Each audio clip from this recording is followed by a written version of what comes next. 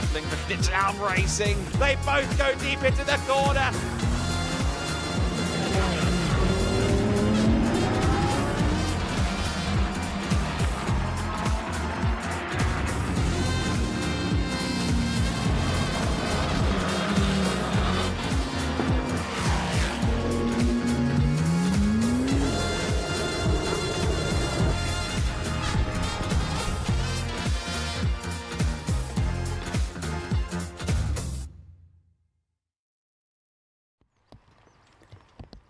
What a difference a day can make. The conditions have shifted significantly over the skies of Estoril today as we join you for day 2 of the first round of the GT4 Racing Winter Series.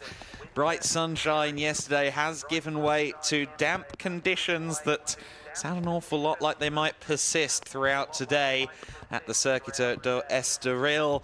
Nonetheless, our drivers and teams will not be deterred, nor will the Alpha Live camera crew, as we get ready to bring you the action. Myself, Adam Weller, in the commentary box with Andy McEwen and Izzy Browning down on the grid and in the pits.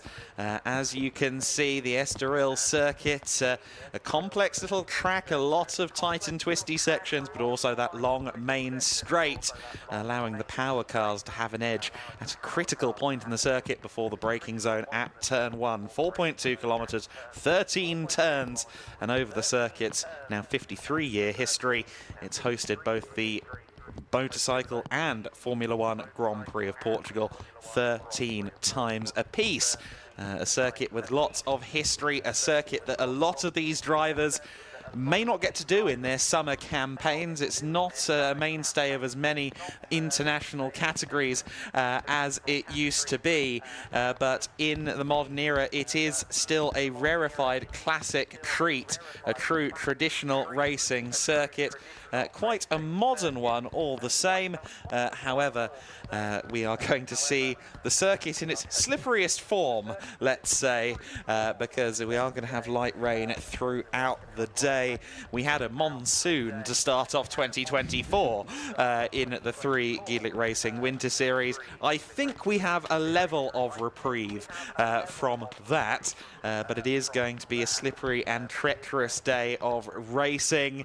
As a result of what the weather radar is telling us, we're expecting 2 formation laps on all of our races for the rest of our event. So there will be enough time to get some heat into the tyres, into the brakes, and indeed for drivers to familiarise where those puddles may be lurking. Yes, because I don't think they've had any wet running really all week. Certainly the last couple of days it's been glorious sunshine. I hadn't seen a cloud in the sky until I woke up this morning, so this may be the first wet running that they've had through what's been a fairly extensive week really of pre-event and pre-season testing for a lot of the teams. So yeah, this will be a challenge. We saw last year, didn't we, how tricky this place can be in the wet, particularly that big braking zone into the first corner. It's a challenge in the dry to pick your braking point down there at the end of a nearly kilometre long straight, a downhill, bumpy braking zone, throw in a bit of moisture as well. Very, very easy to snatch a brake and go straight on there. And then we also mentioned yesterday, lots of first and second gear corners, slippery traction zones going up and downhill. I would not be surprised, Adam, if we see a few drivers maybe flirting with the limits of adhesion this morning and making a few mistakes. But hey, the racing yesterday was exciting. Throw in some unpredictable weather, and that should only increase the amount of fun that we have. I think it's going to be very compelling to see what driver backgrounds do for today's racing. The GT4 Racing organisation as a whole, quite a lot of the people behind the scenes are rather close to the Nürburgring with full intent, be it marketing manager Mart, be it Robin Selbach, who did the classic event at the start of the year, or sorry, at the end of last year, in a BMW E36. He did a young timer race at the Nürburgring, and Markus Giedlich himself, who raced the N20 2024 several times. And the fact that the organisation is so embedded into the Nürburgring means that a lot of our teams hail from that area as well. And if you're someone like, say, Kenneth Heyer in the GT Winter Series, who's logged probably an inordinate amount of laps around the Nürburgring, or someone like Peter Turting in the GT4s as well, who's on the second row of the grid for the first race of the day that we will see shortly. Those guys, I think, might have a little bit of an edge because they're well used to seeing lap on lap, or indeed at the Nürburgring, sector to sector, changes of adhesion. It is the GT4 Winter Series that we will be bringing you first today. You can see that on the bottom of your screen. That will be followed by the Prototype Winter Series with their second race. It'll be a half-hour sprint for GT4s once again, a 50-minute plus 1 lap race for the Prototype Winter Series. That starts at 10:15. At 11:35 in the morning, it will be the GT Winter Series with their final sprint of the weekend. There will then be a lunch break for an hour before the GT4 Winter Series has its hour-long pit stop race, and we wrap up with the GT Winter Series 55-minute pit stop race to end the weekend.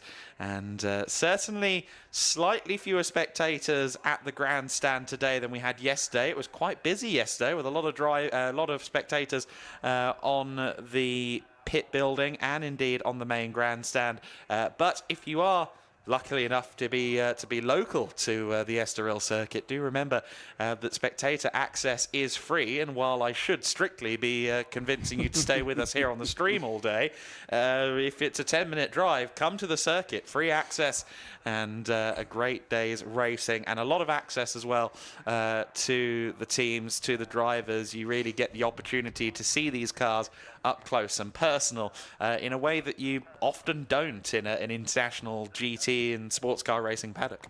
No, absolutely. Very accessible, very friendly paddock as well. And honestly, Estoril, a nice place to spend a weekend as well. It really feels, it has that old school racetrack feel, doesn't it, Estoril, which I really, really like.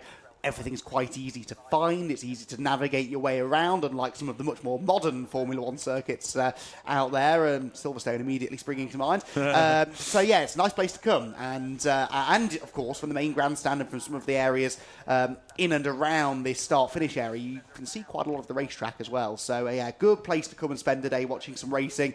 Hopefully the weather isn't too miserable for us today, but as I said, with this sprinkling of rain we've had now, and perhaps heavier rain to come later, it certainly will, as you said yesterday, throw the cat amongst the pigeons, Adam, and yeah, should provide us with plenty of entertainment. I'm interested to see how the change of conditions overnight will perhaps mix up the running order as well. For many of the races, of course, we will have different drivers in the cars anyway, compared to what we had yesterday, but looking towards the GT4, for example, the likes of Mackenzie Creswell, winner yesterday, he's back in the Elite Motorsport McLaren for race number 2. Is he going to be as dominant in these conditions as he was yesterday? Because in the dry, you know, they'd had all of this dry testing. He's relatively new to this specific form of racing.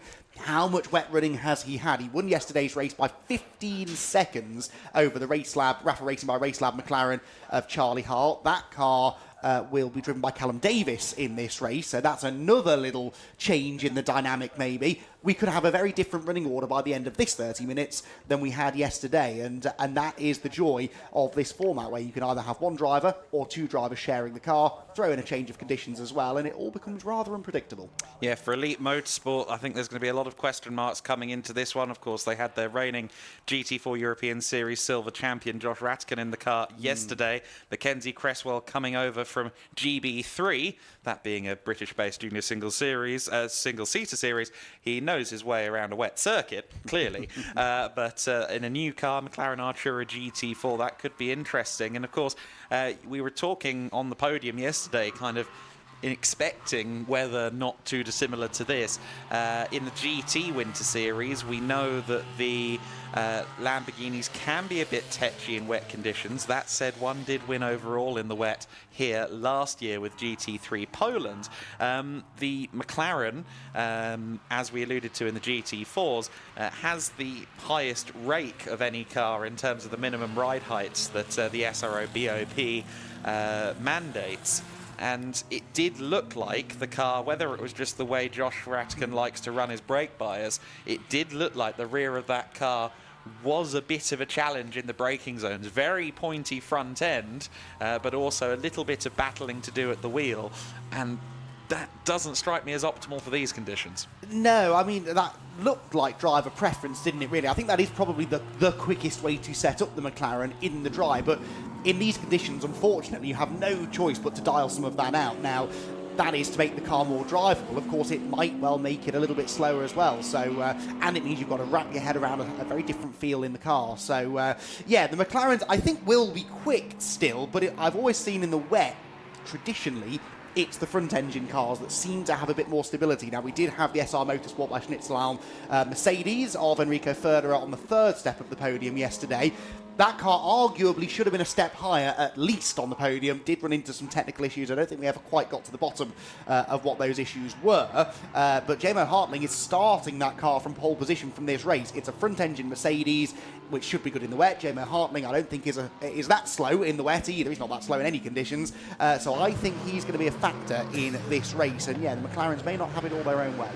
I was going to start this anecdote with famously, but I don't think famously is the word. Back in 2000 actually, in the British GT Championship, a production-based kind of homebrew Viper very nearly won the race because it was so much more soft as a chassis than the purpose-built cars around it. And we will see, I think, a bit of that in this as well. A purpose-built race car like the Ginetta, a carbon tub car like the McLaren, I think is going to struggle in comparison to some of the cars that are typically softer anyway, like the McLaren, like the BMW M4. Of course, it's going to be an interesting test for the BMW M4 GT4 Evo that will be in this race. Ravi Ramyed at the wheel once again, and that car new to the team. They're going through the motions of learning and troubleshooting a new car this weekend, running in an invitational class because the car isn't formally homologated till March, and it's going to be very interesting to see quite how Ravi stacks up in these wet conditions. Again, it does sound like I'm merely making fun of my home country, and that is often my want. But Ravi has done a lot of racing in the wet just by geographic proxy.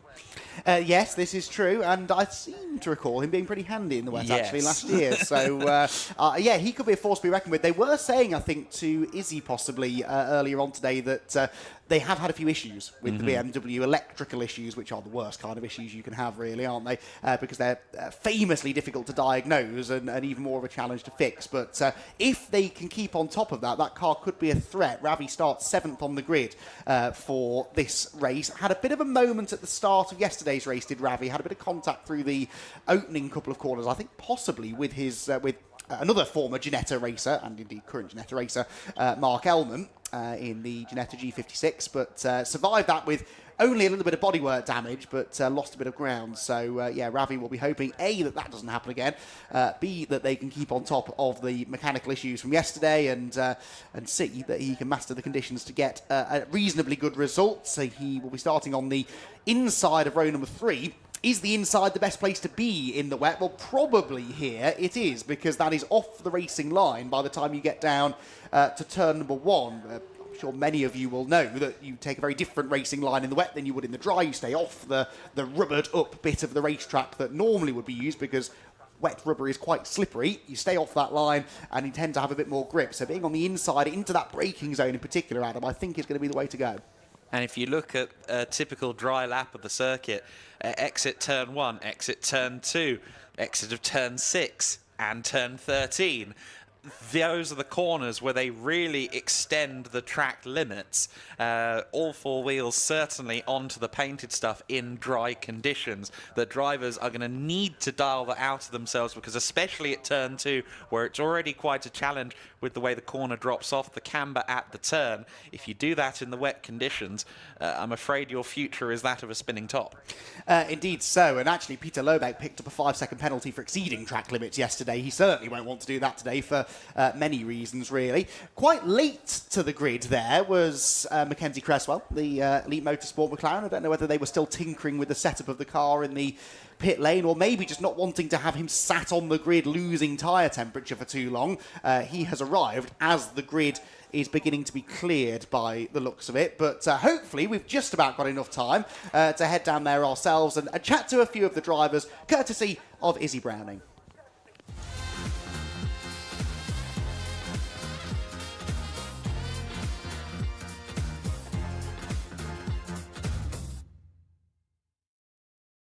Hello everyone, welcome down to the grid. As you can see, I probably don't need to tell you this, there's a wet track. Of course, because it's raining down here. The other thing I would say is, of course, with the GT cars, we're probably not going to get many driver interviews this morning, as the cars tend to fog up if they open the doors. So I doubt that drivers will be wanting to speak to me, but what we'll do instead is we'll take you down a little walk down the grid, but very, very wet. I think this is going to be a very wet day for me. You boys up in the commentary box have the nicer position, I think. But we do have the number 11 on pole position once again. Jamo Hartling will be in that car today. They did have a couple of issues with the car yesterday, so hoping that those are fixed and we can see their true pace as Adam and Andy have been saying. Obviously, Enrico Federer was in that car yesterday. Enrico, you were in the car yesterday. You had a couple of issues. Are the issues sorted for today? Yeah, so now we fixed everything yesterday. And yesterday we had a problem with the ignition coil. But now the car should be running and I think we have a good race. All right, well, let's hope so. Obviously, Jamo's in the car this morning. You'll be back in the car this afternoon for the endurance race. You guys are used to this kind of weather, being out on the Nürburgring and things like that. So Jamo's got it, hasn't he? Yeah, it's really good in the rain. We have a lot of... we drove a lot of in the rain at the Nürburgring, and I think Jamo has the stuff to do in the first place. All right, well, best of luck for you guys today, and we'll see you later. Okay, we're going to continue walking. We've got the number 77, of course, our winners yesterday in race 1. Mackenzie Cresswell will be in that car today. He is taking part in his first GT4 race, as the boys have said, stepping up from GB3. We're going to continue walking. The rain is getting heavier, I will tell you that for free. And then on the second row, we have got the number 69, our first Pro-Am car on the second row. But we're going to go to you guys because they're clearing us off the grid.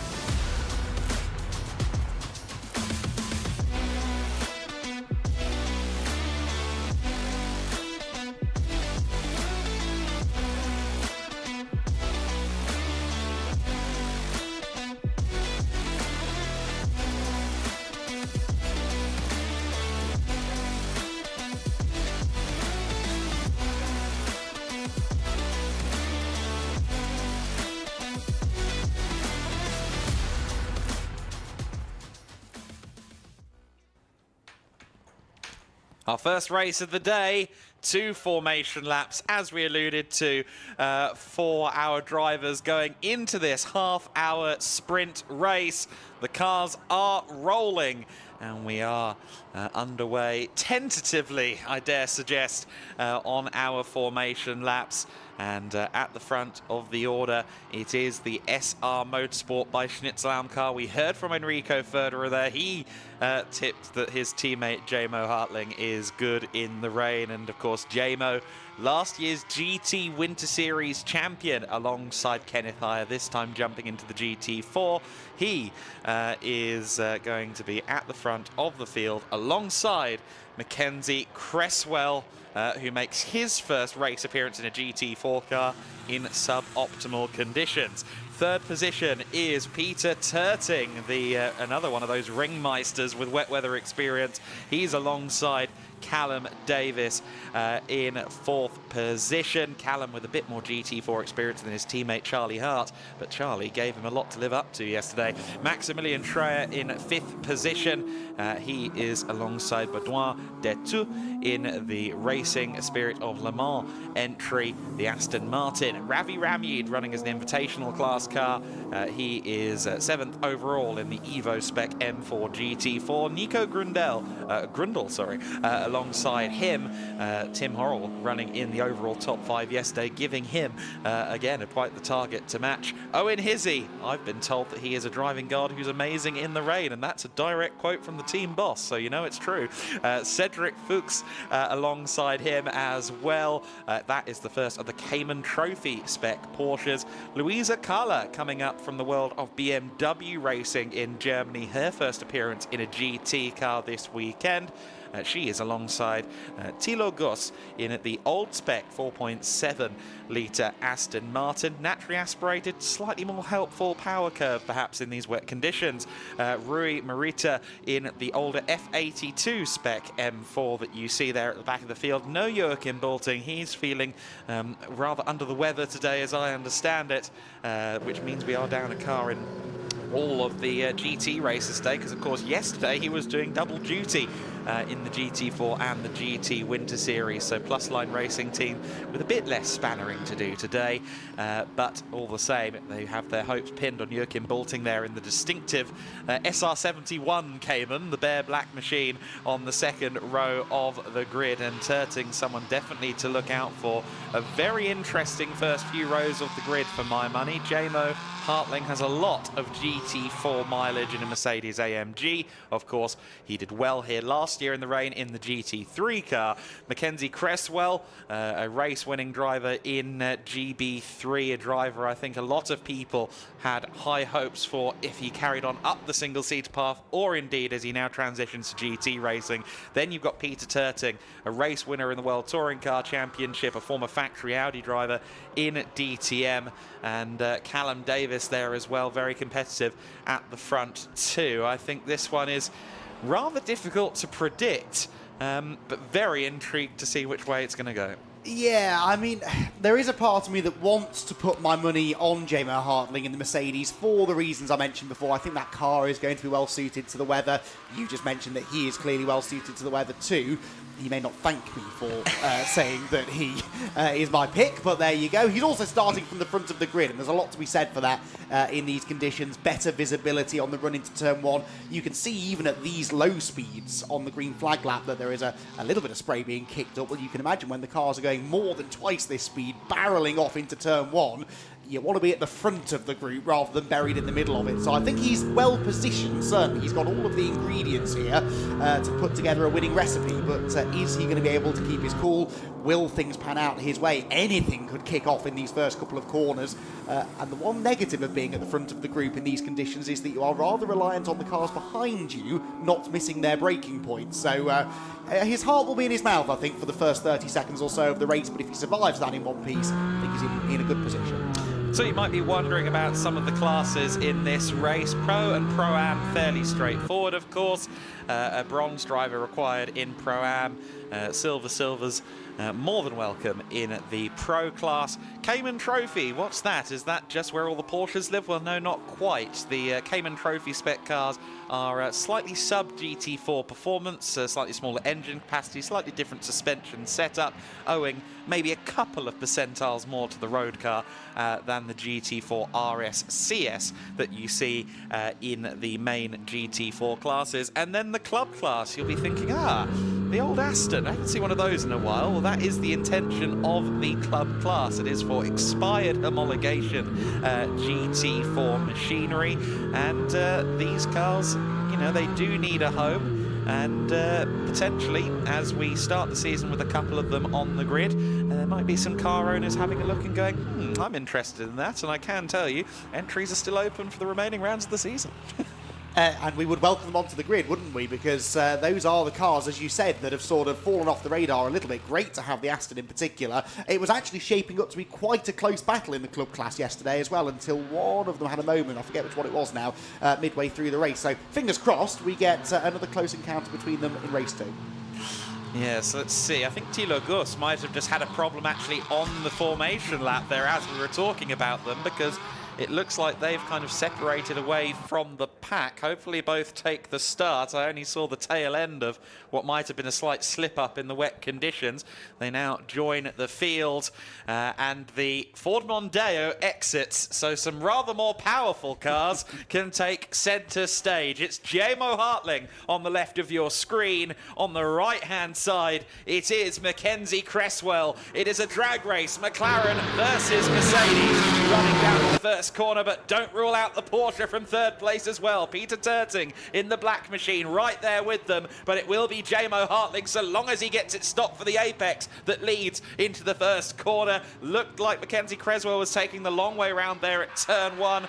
Looks like just about everybody's gotten through. Cresswell, I think he's performed an undercut there. He's got himself to the inside at turn 2. He's through into the lead of the race. Looks like Ravi Rami being very tentative towards the rear of the field. Not sure if that car is quite on song, but Cresswell and Jamo Hartling still almost side by side. Cresswell with the advantage. We were wondering how his relative lack of GT experience would play out. Well, very early on, it's not been a hindrance, but they're still side by side for first and second coming out of the corner. Cresswell has the lead by less than a car length, and there's battles all through the pack in this first lap of the race. Fantastic stuff from Mackenzie Cresswell. Jamo Hartling hunting around on the inside line, but of course that's not where the grip is in these conditions. So Mackenzie Cresswell unflappable so far, positioning the McLaren exactly where it needs to be, managing to hang on to the lead for now. Side-by-side action further back as the SVG Owen Hizzy driven Ginetta makes some progress around the outside, but it is Cresswell who leads from Jamo Hartling in second position, and Mackenzie Cresswell full of confidence, Adam, as you said, despite his relative lack of experience, particularly in these conditions in these cars. You wouldn't know it, would you? You wouldn't. Owen Hizzy is moving up through the field in the Pro-Am entered SVG Motorsport Ginetta. Oh, the number 31 in a spin. Maximilian Schreier is going to get stuck on the grass. He's going to have to wait for the field to go by, and then hopefully he can at least reverse out of the scenario, which he now does. But Schreier there out of a strong starting position. That moves everybody else up a position. Hizzy gets a free place. Baudouin de Two gets a free place as well. Oh, and Mackenzie Cresswell there experiencing the limits of traction. We thought it was going to be fairly light rain. I don't think it's light rain at all. Izzy's forecast was completely accurate down the grid. It's heavy rain out there. And here comes Jamo Hartling to the inside. He's not close enough for a move into the first corner. He's going to try and do what he had done to him a lap ago and get a good run towards turn 2, but he's not close enough. Meanwhile, Owen Hizzy there had a nose ahead for fourth place at the line, and as they exit turn 1, Hizzy is already up to P4. I was talking about that Ginetta perhaps not being one of the cars well suited to the rain. Never mind. But you were told that Owen is rather handy in the wet, I and was. he is proving that point, isn't he? Started 9th on the grid, Owen Hizzy. 4th at the completion of lap 1. That is remarkable. And now he's in clean air. I'm going to be very interested to see the pace that Ginetta has. Can he close in on the leading group of 3? I wonder. There are the leading group of 3. Cresswell, Hartling and Terting the top 3. Hizzy up into 4th then, ahead of the Aston Martin of Detu in 5th position. Callum Davis only 6th. So Callum has sort of done almost the opposite of an Owen Hizzy. He started 4th. He's lost a couple of positions. Doesn't necessarily look quite as comfortable in the Rafa Racing by Racelab McLaren. Might just be betting himself in perhaps, but at the front of the field, the Elite Motorsport McLaren is going great guns. Absolutely right. Yes, the conversation I had regarding Owen Hizzy this morning implied a level of divinity that might allow him to walk on water. So we'll see if that proves to be the case. Peter Terting there in a solid 3rd position now, keeping a watching brief. And of course, he's the Pro-Am leader. Hizzy is 2nd in Pro-Am. So not only will Hizzy be looking to close in and go for 3rd overall, he'll also be looking to try and claim this Pro-Am victory for he and Mark Ellman, as well as SVG Motorsport, in what is their first weekend of international GT racing. Big plans going forward for SVG, who've always been Ginetta specialists. And that front end looks like it's riding especially high, doesn't it? I was just about to mention that. We didn't see a lot of the Ginetta yesterday. It had a bit of a lonely race, I seem to recall, but I don't remember it running that high above the ground. So yeah, I think, oh my word. That is a car that's well set up for the wet. This, I fear, might not be. This is the number 31 machine, which is Maximilian Schreier Porsche, which we've already seen in some strife and looking a little bit like it's lacking grip out there through the final sector, makes it safely onto the main straight, at the end of which there is a battle going on between Callum Davis and Cedric Fuchs, and Callum Davis slips wide, snatches the brakes, he runs almost completely off the racetrack.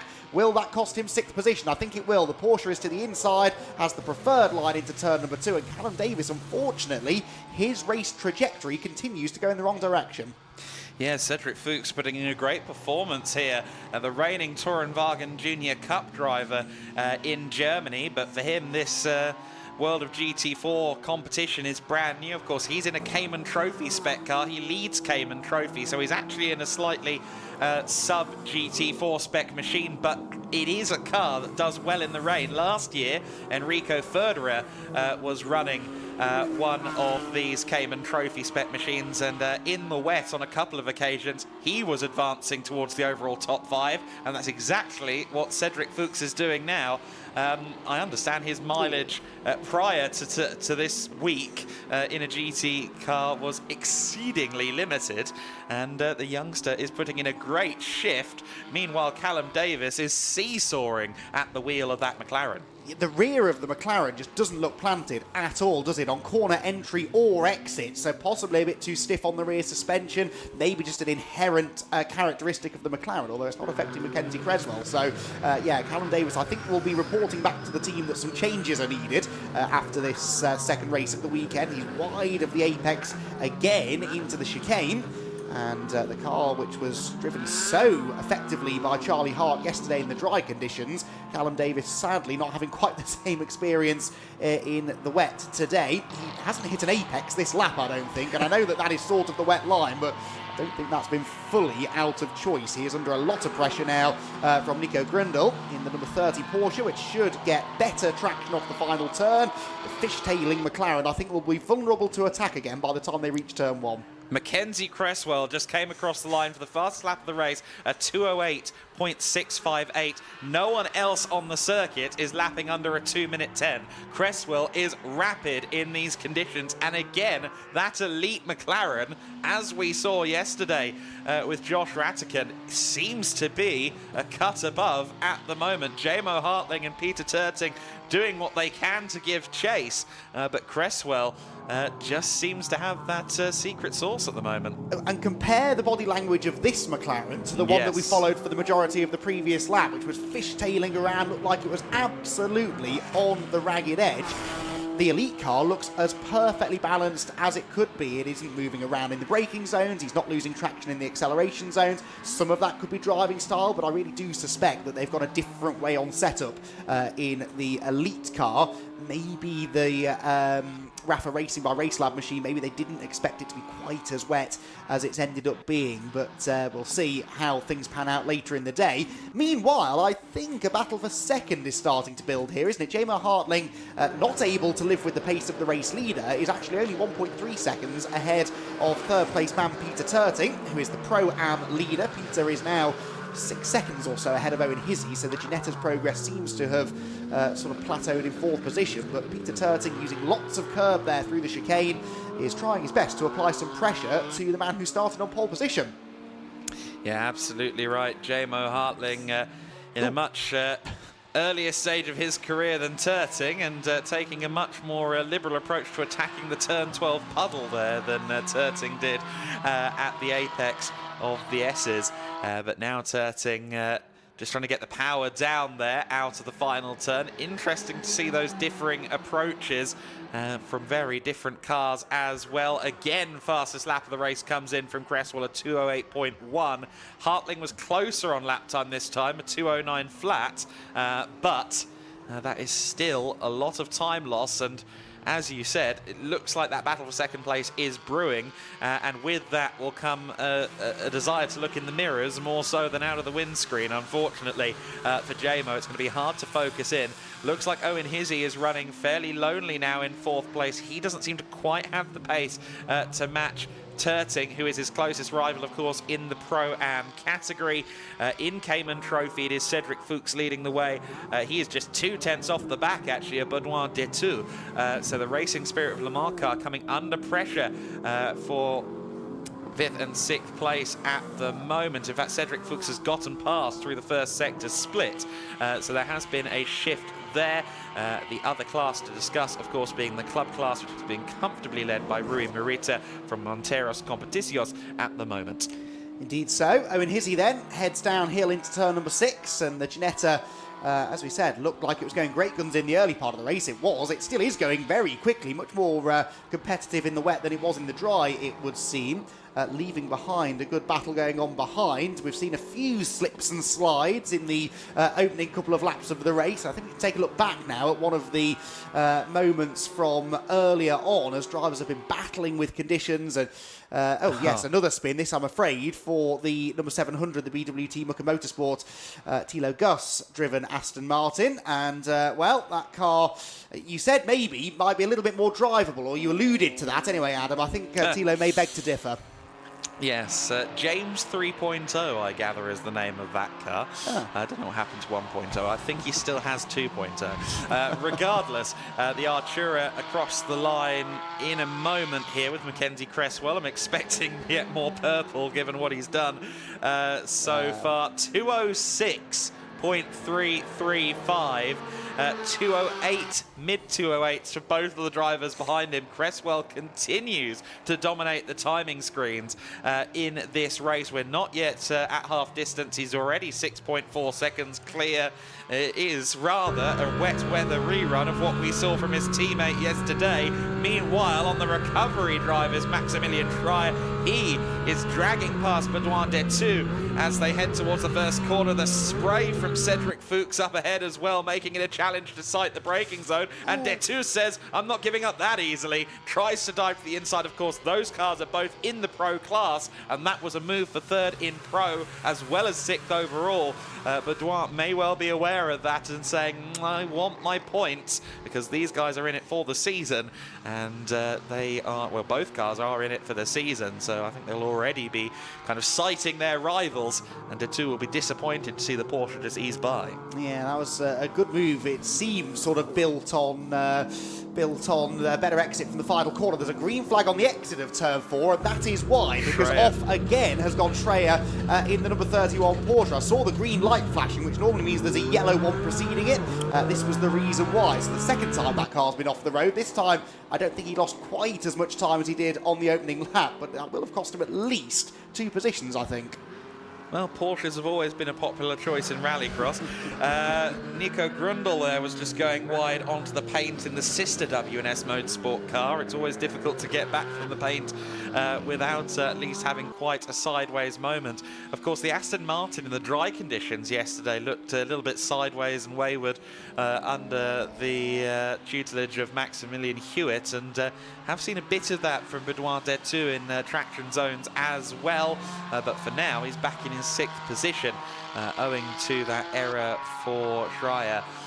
Terting, meanwhile, was 1.2 seconds off last time by. I think he's lost some time to Jamo Hartling over the course of the previous lap. Indeed, he's dropped about a second that time in the battle for P2.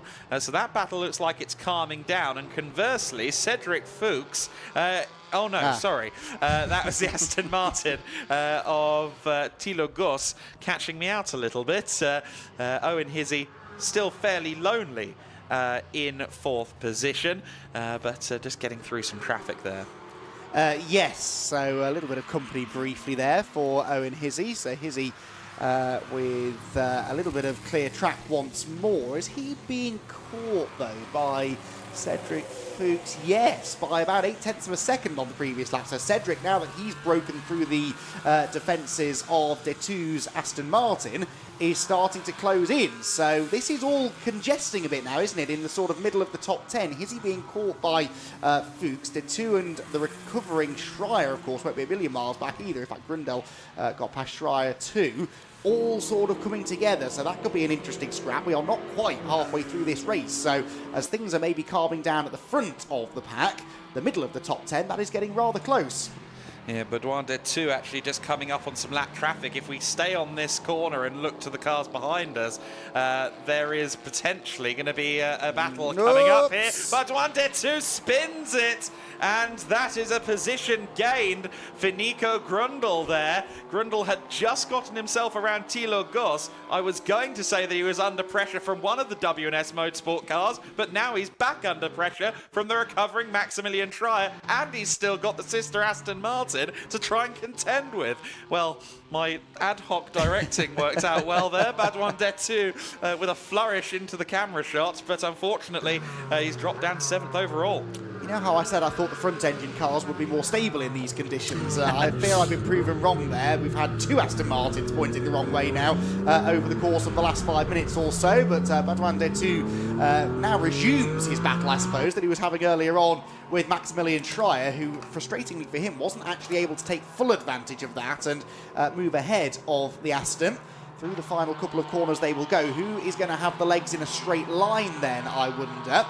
There is Thilo Goss, and not far behind, Callum Davis, only 9th, and a lonely 9th place at that. So things not going really to plan for the Rafa Racing by Racelab McLaren. Here comes the drag race. The Porsche, I would say, maybe with a slight advantage. It does have the benefit of a slipstream, of course. To the outside will go Schreier. He's on the brakes, but that's the slippery side of the road. He snatched the front brake. Look, locked up, almost went straight on. Just about keeps it on the road and now tries to set himself up for the switchback, which he does. He's got the inside line now for turn number 2, and I think Maximilian Schreier will force his way through. He certainly didn't leave Baudouin de 2 a lot of space there. De 2 didn't like that, fights back to the inside, and we have a second positional change in as many corners with the Aston Martin back in front, at least for the time being. But as they approach Curve of VIP, here comes the 31 once again. Schreier fighting the car every inch of the way. He wants that inside line at Curve of VIP, but surely the traction will be in de 2's favour unless he gets squeezed out by the Porsche, which is exactly what Schreier tried to do. This is fabulous stuff. Is Schreier going to try it again as he heads towards the Parabolica interior turn 6? He looks to the outside this time. It looked like he was the quicker of the 2 drivers earlier on when they were together on the circuit before Schreier had his second mistake of the race.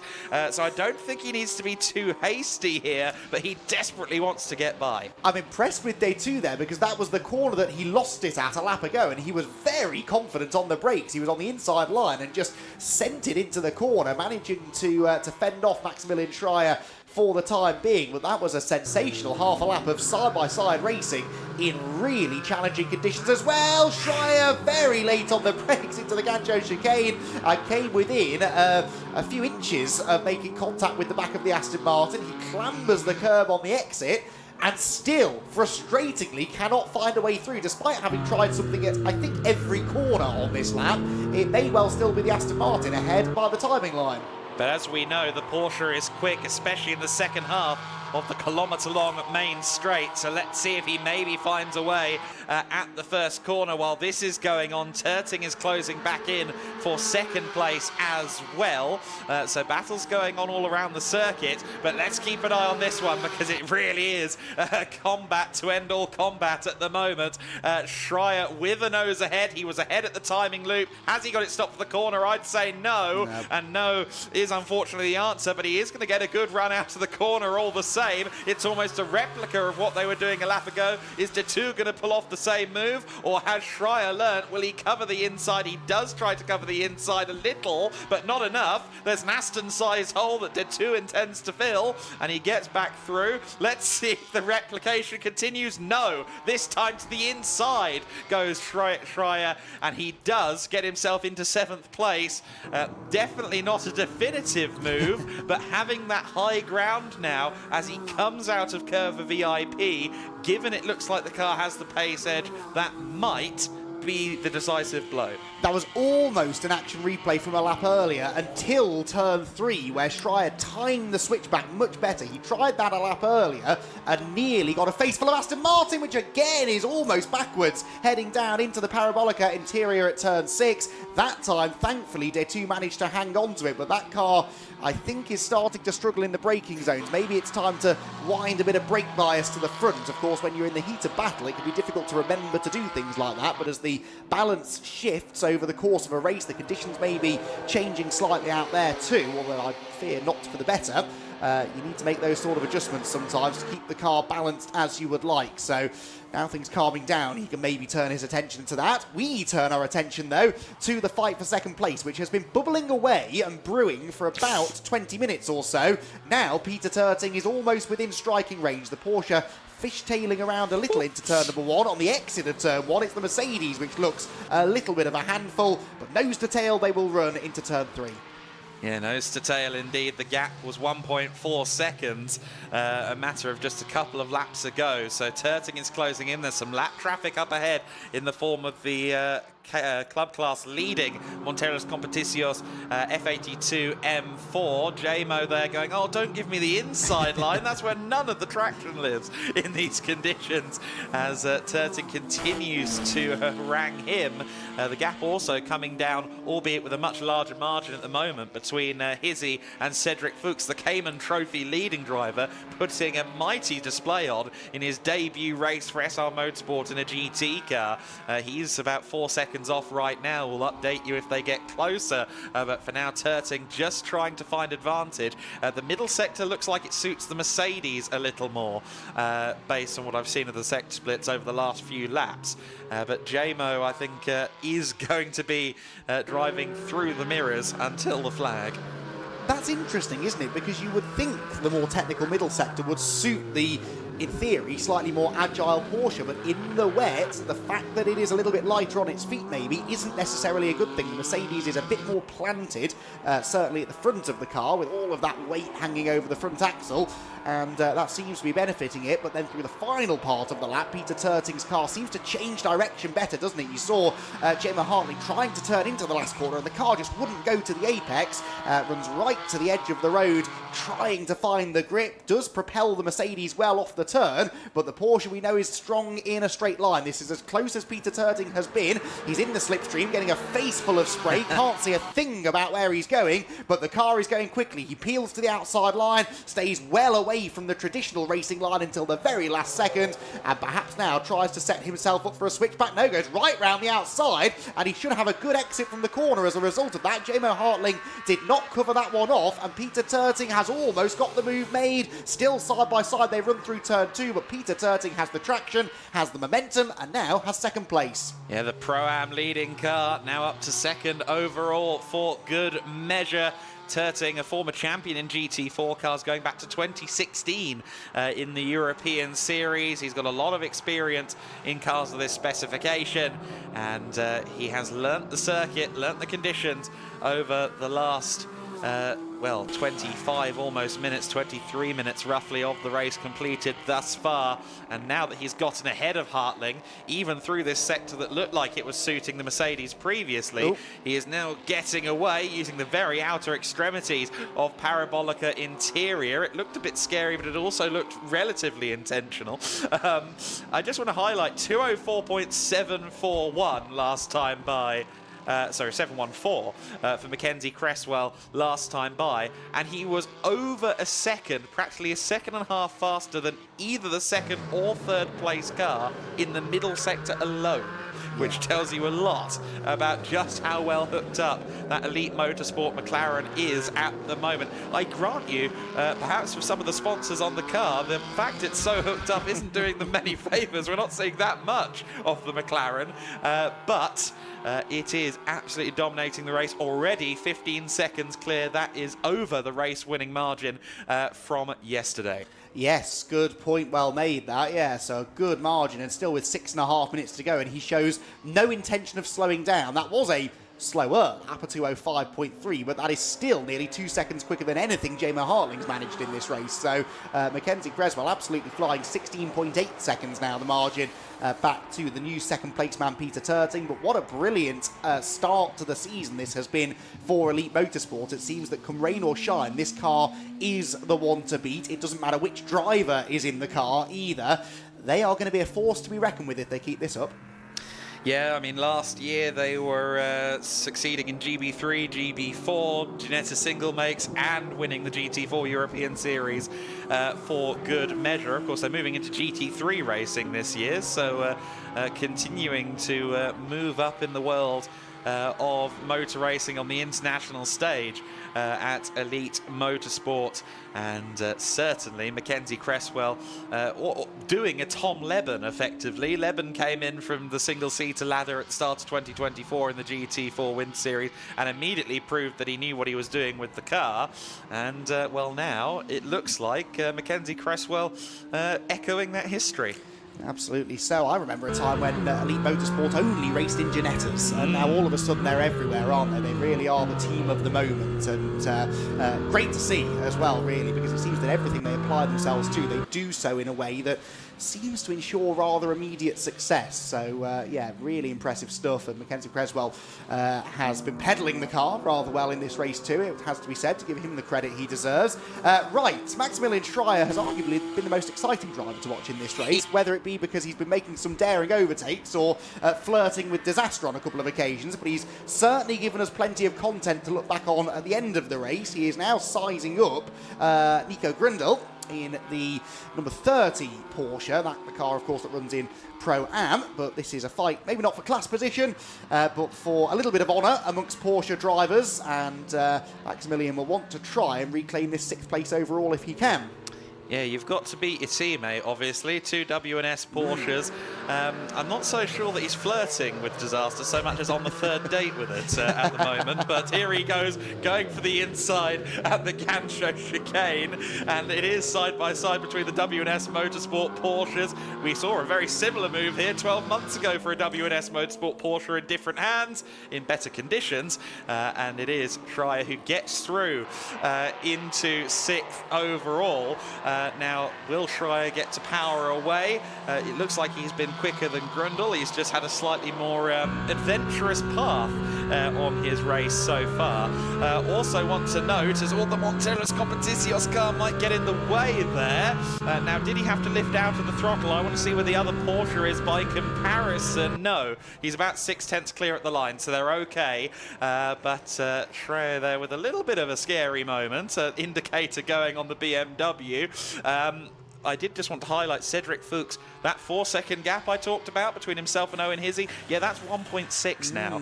There's 3 minutes left of the race. I think we might get just 2 more laps, including this one. It's touch and go on that front. We might get 3 more. Regardless, before the end of the race, Hizzy might have some company. Well, and interestingly, Nico Grindel coming back at Maximilian Schreier there slightly. So 6th place may not be fully settled yet. Here is the battle Adam was alluding to, though. And Owen Hizzy, 4th position overall.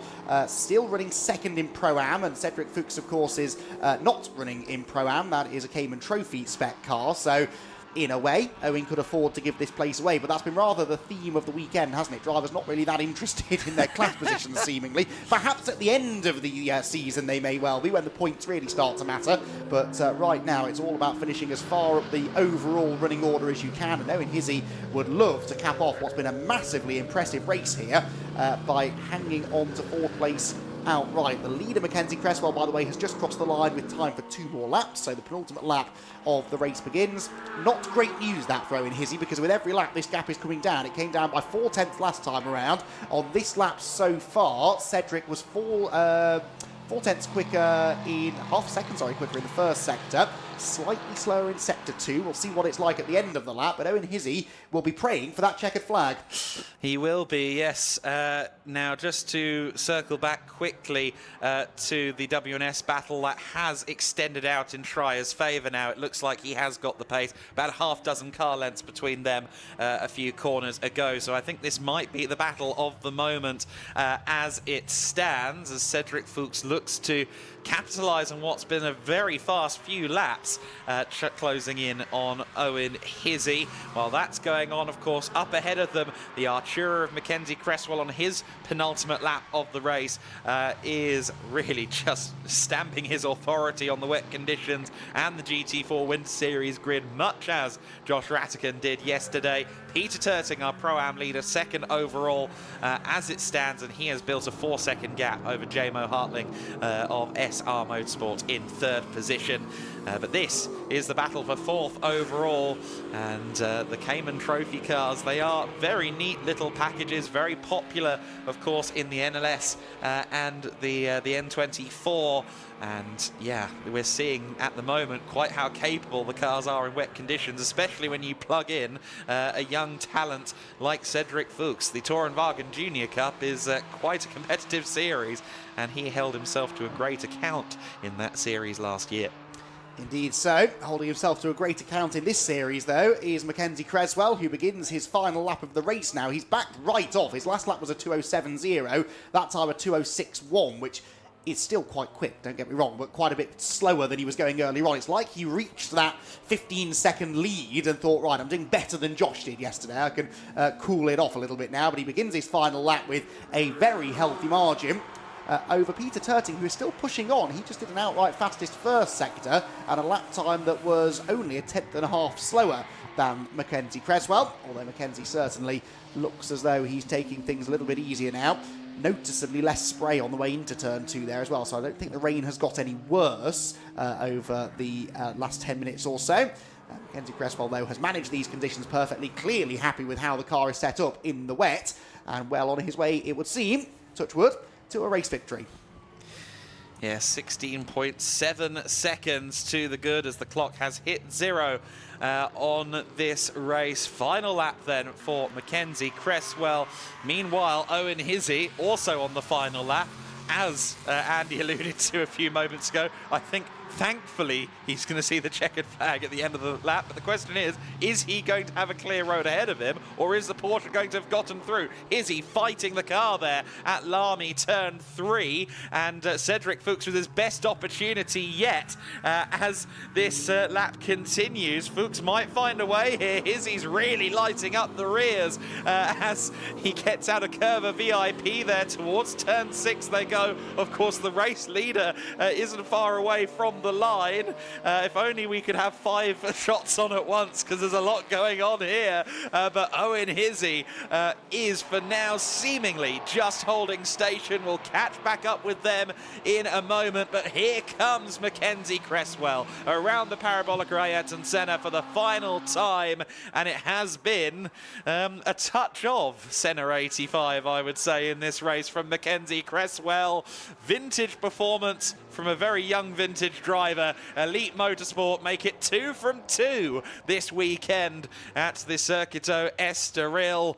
2 wins, 1 for each driver. That bodes well for the Enduro. Peter Turting will cross the line in second place. He will win Pro-Am ahead of JMO Hartling, 3rd overall and 2nd in Pro. And it looks like Owen Hizzy may have just done enough. As long as he gets the traction out of turn 13, he'll be okay. If he doesn't get the traction, we're in for a drag race. Cedric Fuchs looking to get the power down, but he has a little bit less of it than the Ginetta with the big Chevy sourced V8, and 4th place and 2nd in Pro-Am goes to Owen Hizzy. Cedric Fuchs, of course, regardless, will win the Cayman Trophy class and 5th overall.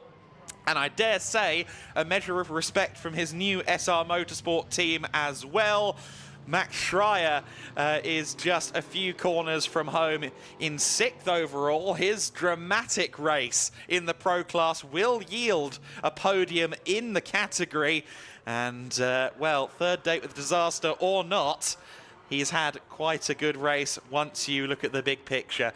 Nico Grundl in 7th, Baudouin Detu in 8th place. Overall, a good result for the racing spirit of Le Mans car, albeit with a fairly challenging setup by the looks of it. I think they might have some tweaking to do. Same applies to the car we'll see across the line next. Callum Davis has been rather anonymous in this race, in the 2nd of the McLaren Arturas from Race Lab. Rafa Racing. The car looking very unsteady when we saw it, but he gets to the flag, Callum Davis, in spite of what looked like quite a hairy car that he was dealing with. Ravi Ramyid rounds out the overall top 10 in the new generation BMW M4 GT4. Luisa Kala crosses the line in 11th place to finish second in Cayman Trophy. Rui Morita in 12th position in that older F82 BMW M4, and the thundering first generation Aston Martin Vantage of Thilo Goss rounds out the finishing order in what was a dramatic race in the GT4 Winter Series. That one was rather banner stuff. Mackenzie Cresswell, I think already almost back in the pits. I think he might be back in the pits already. Such was his advantage. He almost lapped someone on his in-lap. But really amazing stuff from the elite team so far. It would take a bold man, and there's plenty of bold gamblers here, given Europe's largest casino is down the road, but it would take a bold man to bet against Elite in race 3 based on the performances we've seen so far. And Mackenzie Cresswell, GT4 race 1, finishing position P1. Delight from Elite as they celebrate together a great result. The team will be delighted with that. I believe they're confirmed for Estoril and Portimao at the moment, with an eye to doing more if the season is going well. Well, as it stands, I think we'll see them in Valencia because they will be, of course, leading the championship as it stands, but also just putting in a mighty shift. And Peter Terting, I think, intimating that he had a fun time as well out there on the circuit. You can see him in the factory Hyundai colours that he has represented in the Nürburgring 24 hours previously, and well used to the wet conditions. Has driven most GT or touring cars over the years. But I imagine that was one of those challenges that reminds you that you've never seen it all in motor racing. For the very experienced Peter Terting, of course, he is a big part of Plus Line Racing Team, one of the co-founders of the team, along with Thomas Muskens. So that Pro-Am win will mean a lot to him. It's his team as well as his achievement. JMO Hartling third overall, a good result for them. Of course, they were third yesterday as well. In the overall and indeed in the pro class. This time they're second in pro, so they'll score some more valuable points for the season. JMO Hartling and Enrico Ferderer. Ferderer, who celebrated his 18th birthday just a few days ago. Let's go down to the pits then, where Izzy Browning hopefully has some shelter. No, I don't have very much shelter actually down here, but that doesn't matter. With our race winner, Mackenzie, living up to the team's name, that was an elite performance. I mean, once again, we didn't really see all that much of you because you were kind of driving your own race out there. And if you and Josh have got a competition of who can cross the line with the biggest gap, then it's 1-0 to you at the moment, but great drive to start the day. Yeah, it was a good race. Carl was on it all the way through, so huge thanks to Elite Motorsport. They've done a great job. It's my first time ever racing a car with a roof, so I didn't really know what to expect going into it, but yeah, I've had a great group of support around me for the last few days to get me up to speed quickly, and yeah, it's huge credit to them for that. Well, at least you've got a roof so your head's dry then, unlike the single-seaters. You had pace, well, Josh had pace yesterday in the dry. You've obviously got pace in the wet. We think it's going to remain wet for the rest of the day. So you're a bit of a force to be reckoned with at the moment, the elite team, aren't you? Yeah, let's keep it that way, hopefully. As I said, the car was amazing, both in wet and dry conditions. So yeah, we've been up there all week, all in testing in any condition. So really happy to get the result, happy to kick off 2025 in the right way, and yeah, hope to keep it going later on. And the endurance race later, of course, you I doubt you will have done a pit stop change, a driver change. So how are you feeling about that, and is that a challenge that you're looking forward to?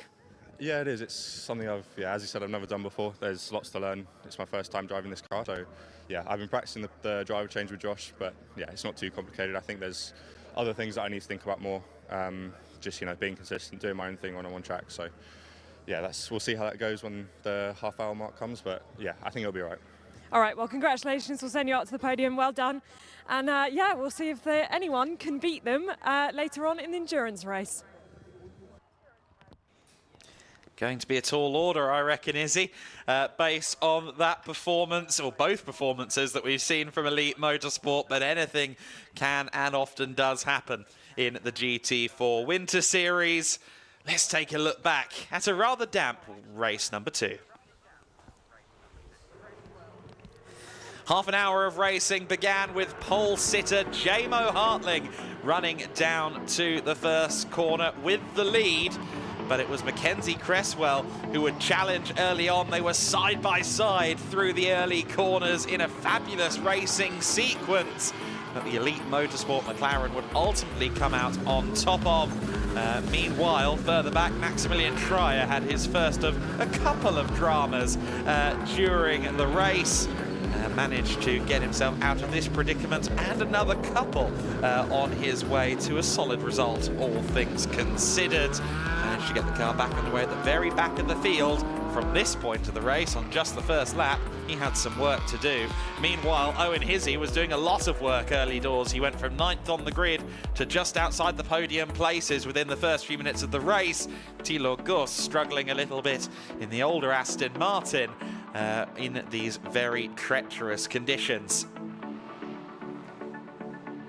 The club class, therefore, would go quite nicely to Monteros Competicios.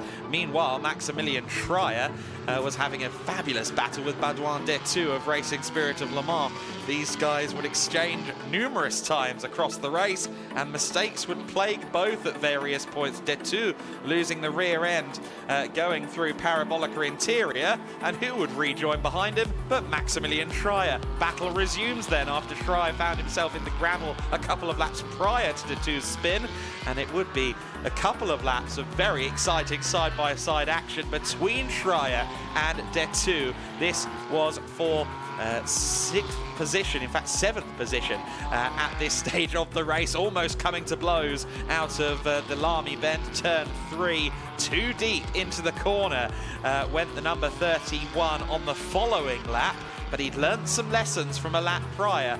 He had the outside line going into Lamy, but this time he made the cut back to the inside at the perfect moment and surged through into 7th place, and he wasn't done yet. Meanwhile, Mackenzie Cresswell was all on his own out at the front of the order, building a 15-second gap and then retaining and gradually growing it as Peter Turting found his way past Jamo Hartling for 2nd position overall, the Pro-Am winning Porsche, as it would prove to be, having a great race with the ex-DTM and World Touring Car star at the helm of the controls. Hizzy would finish 4th position despite a late challenge from Cedric Fuchs. Meanwhile, Mackenzie Cresswell just negotiating the circuit to perfection.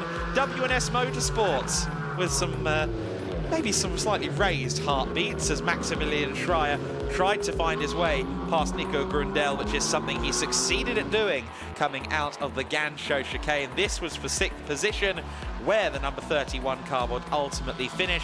Both cars would finish 3rd in their respective classes, Pro and Pro-Am.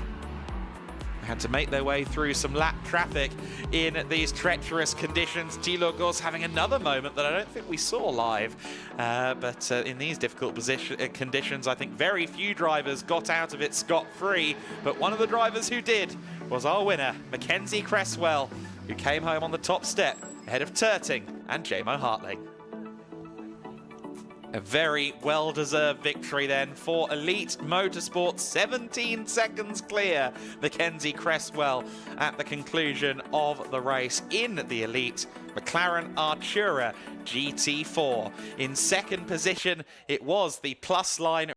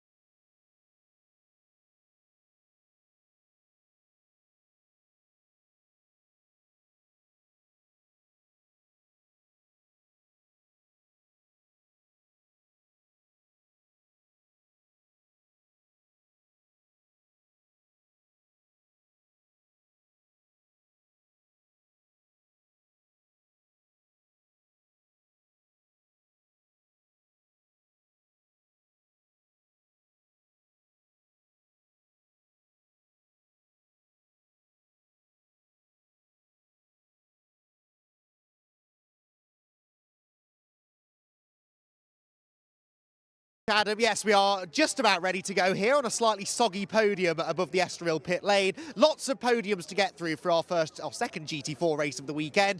We will begin with Club 2 and our second placed driver, Tilo Goss, who is hiding around the back of the podium. Onto the podium he will go.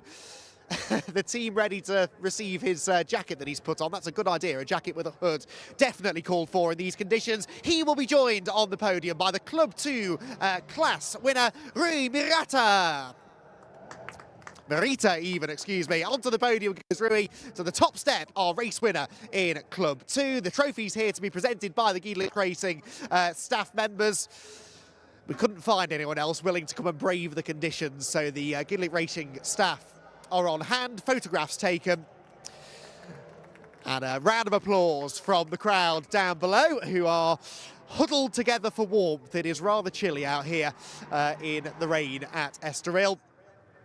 A few more photos to be taken and then we'll move on to our next class on the podium. Congratulations once more to the Club 2 podium finishers, Tilo Goss and Rui Mirita.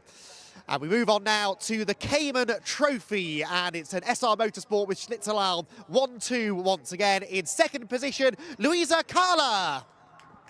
Congratulations, Luisa, onto the second step of the podium to be joined by teammate Cedric Fuchs. Congratulations, Cedric. A very strong early start to the day for the SR Motorsport team. Once again, trophies going to the Porsche pair. And handshakes from the GT3 staff. Been a strong weekend so far for the rebranded SR Motorsport with Schnitzelalm Racing team, and they'll be hoping for more silverware a little bit later on today. We've got prototypes lining up on the grid, and I can tell you the rain is intensifying, so I think the drivers are quite keen to get back inside. We will, though, usher back outside now our top three finishers from the Pro-Am category. In third place in Pro-Am, Nico Grundle. Congratulations, Nico. Third step of the podium for him. Second position for SVG Motorsport after a fantastic start to the race, Owen Hizzy. Well done, Owen. Second place within the Pro-Am category. And our class winner after a brilliant second place finish overall, Peter Turting, who is very, very happy with that. His celebration when he got out of the car was probably the most excitable of all of our podium finishers. A second place finish overall after a storming drive and a late race battle with Jamo Hartling, from which the Porsche Cayman driver emerged on top. Drivers will gather together for photos on the top step of the podium. And congratulations once again to Nico Grundle, Owen Hizzy, and our Pro-Am class winner, Peter Turting. Congratulations then to our Pro-Am top three. We've got three more drivers to welcome onto the podium, and they are our top three finishers in the Pro category. And we start with the WNS Motorsport driver, Maximilian Schreier. Third place finish for Max. In second position for SR Motorsport, Jamo Hartling. Well done, Jamo. But the dominant race victory overall and within the Pro class went the way once again of Elite Motorsport, this time in the hands of Mackenzie Creswell, who gets a great reception from the Elite Motorsport team down below and clambers on to the top step of the podium. A brilliant start to the season for Elite Motorsport. Can they do the hat-trick in the longer race later on this afternoon? We will have to wait and see. But so far, things are going perfectly to plan for the Elite squad, come rain or shine. So, as the drivers gather together for their final photographs, the rain intensifying, I'm going to head inside, which is not a luxury, I'm afraid, that can be afforded to Izzy Browning, who I can see sheltering on the grid. We'll join her shortly for Prototype Winter Series.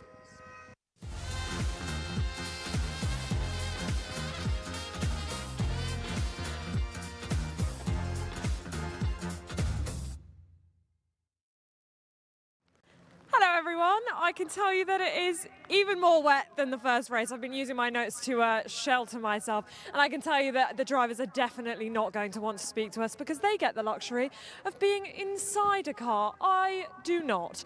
I think this is going to be a very quick grid walk, but we will just run you through very quickly. So we have got pole position, Danny Sufi. Once again, of course, he won yesterday. Can he do it again? I think he might be challenged a bit more, if not by the other drivers, by the conditions today. And then, of course, we have got Lawrence Herr as well on the front row, who is opening the door for me. So maybe I will get to chat to a driver. Lawrence, thank you very much for opening the door. Great to see you. Tricky conditions, but you're one of our most experienced drivers, so you should be fine out there. Yeah, as you said, the rain is increasing right now quite a lot. There's a lot of water on track, but let's see. We have a good race director, so he will take good choices. All right, well, we wish you best of luck. Thank you so much for speaking to us. We'll come out of the car just so he doesn't get too damp in there. Lots of electricals in there that I wouldn't want to get any water on them. We will continue back to the next row of the grid. We have got the number 12 car of Matthias Bjerre Jakobsen. He actually won a shootout for that seat. So this will be his second race in an LMP3 car. And a second race, this is somewhat a baptism of fire with these conditions. But we will hope to see some great racing. I'm sure they will give us some great racing. And then the number 87, David Drew, will be starting in that car. And the race director has very kindly just let me know that they will start behind the safety car. So thank you very much for keeping me updated. And we will get ourselves off the grid now whilst they start behind the safety car. As I've just said, enjoy this race.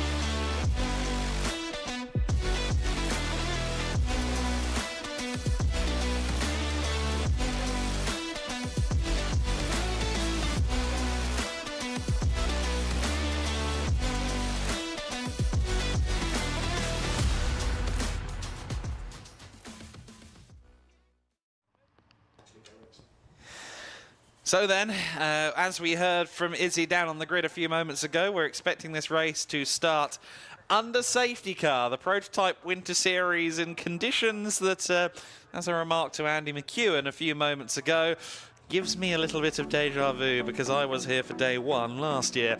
Danny Sufi is on pole position for this race in the Conrad Motorsport Ligier JSP 320. Lawrence Herr, who very kindly volunteered to speak to Izzy on the grid, lines up second in the field alongside John Brownson, of course, sharing that car.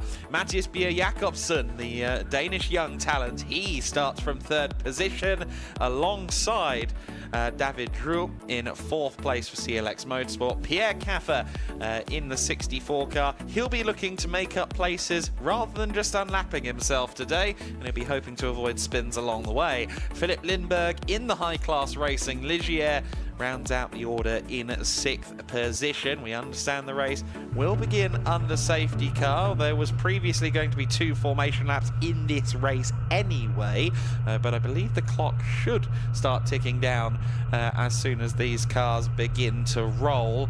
Danny Sufi, I think, will be looking out of his windscreen and thinking, yeah, no, I remember this scenario.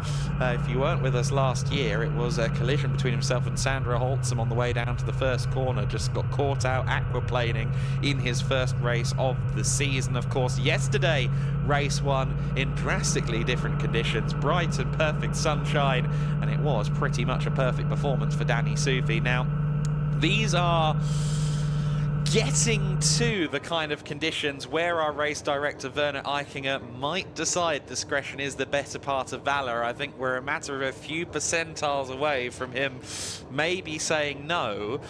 One bonus, with no disrespect to anyone else on the grid, is the fact that everyone out there on the circuit is a relatively experienced silver or gold driver for this first phase of the race. So that does somewhat help Werner with decision making potentially, but we are going to have to wait and see and bide our time here as to whether we get to go green flag racing. All that said, if we do, with the caliber of drivers that we have in these cars, yes, there are only 6. Anyone who's played Gran Turismo knows that's enough for a fun race.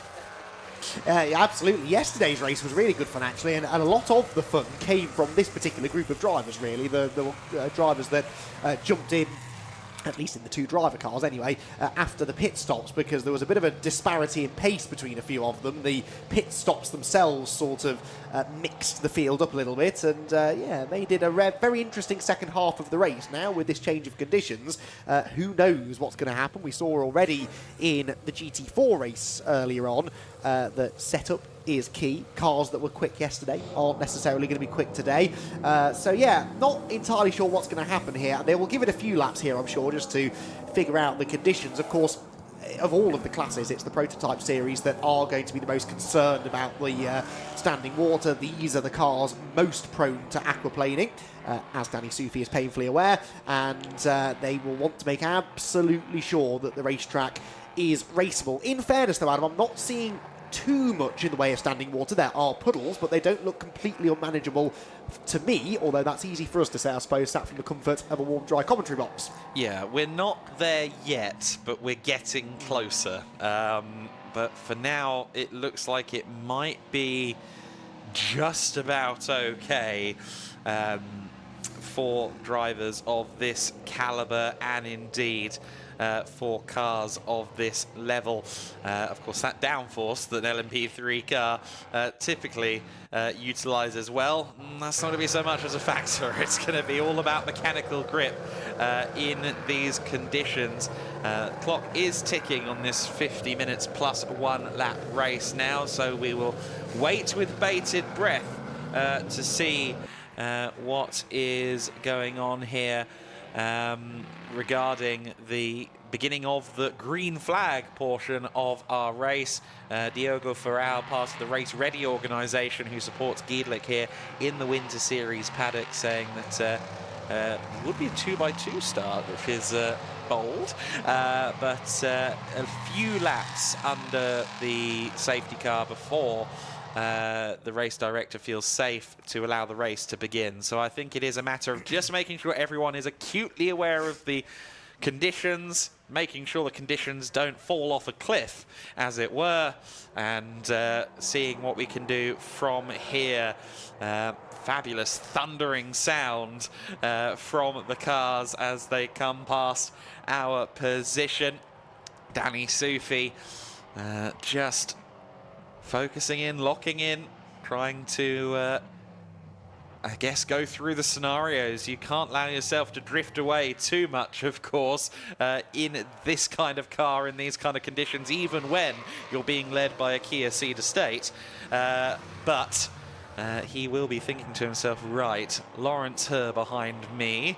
That's interesting. Those two have come to, well, not blows, but they've had a couple of battles in the Prototype Winter Series previous. Then you've got the X factor of Matthias Bier-Jakobsen, the 18-year-old who is here by dint of winning his team Racing Experiences shootout program towards the end of 2024.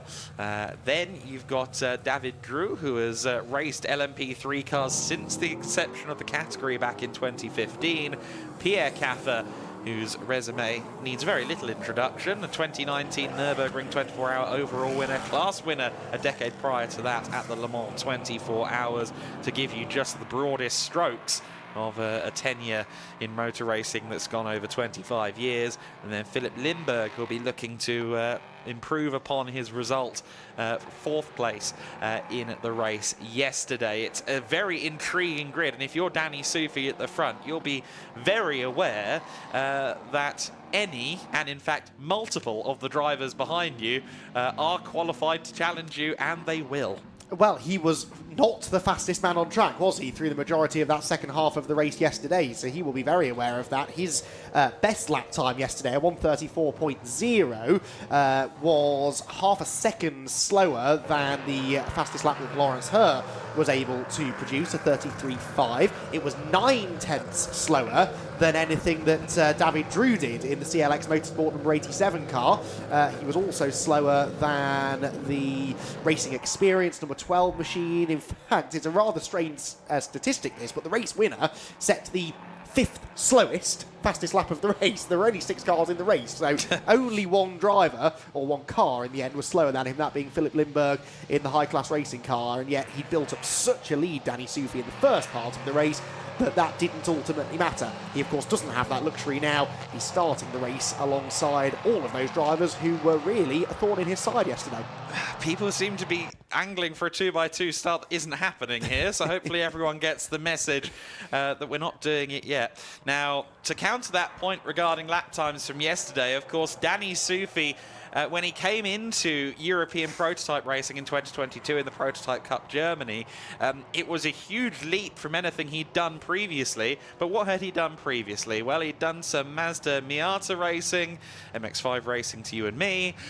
He had done some amateur level endurance races in the United States. But what else had he done? He'd been drifting high-powered Corvettes to quite a good standard in Texas and surrounding states, and I can tell you from personal experience, I've seen him use that car control bag on several occasions previous in LMP3 cars too. If anyone is going to be able to push the limits, lean into the edge of control, it will be Danny Soufi, and he might have to do that in just a few moments because the safety car is in this lap, according to a bulletin on our timing screen. So 3 laps apparently is enough for our drivers, and I was somewhat concerned that we weren't going to get action out of these cars in the Prototype Winter Series, but in but a few moments, the bottle will be uncorked. It may have stopped raining, Adam. I can't see a lot of precipitation out of the window, so perhaps conditions not getting any worse right now, at least at our part of the track, and they'll clear more water the faster they're going. So there is some logic to this, I suppose. It will be a bit of a tentative run through the first few corners, I'm sure, but yeah, Danny Soufi at the front of the pack knows what he has to try and do, and that is to get through the first corner in the lead. Of course, Gemma Hartling had that job in the GT4 race earlier on, wasn't quite able to do it, so starting on pole in the wet doesn't guarantee you good track position once things shake out through the first few corners, and Lawrence Herr will know because he had the raw pace advantage yesterday over Danny Soufi. He'll want to try and get into that clean air and maximise it in the first part of the race, so that in the second half of the race they perhaps have an opportunity to grab a win. It's going to be an intriguing 41 minutes or so of racing, this. Very intriguing. As I said on the podium yesterday, as I said at the top of this segment of the day today, all silver and gold drivers here at the front, all drivers with resumes that point to being able to handle these types of conditions, and some X factors in there as well. Danny Soufi, our reigning Prototype Winter Series champion for Conrad Motorsport, is going to have to deal with Lawrence Herr from DKR Engineering, who gets loose there trying to get the power down out of the final corner. We are underway with green flag conditions in the Prototype Winter Series.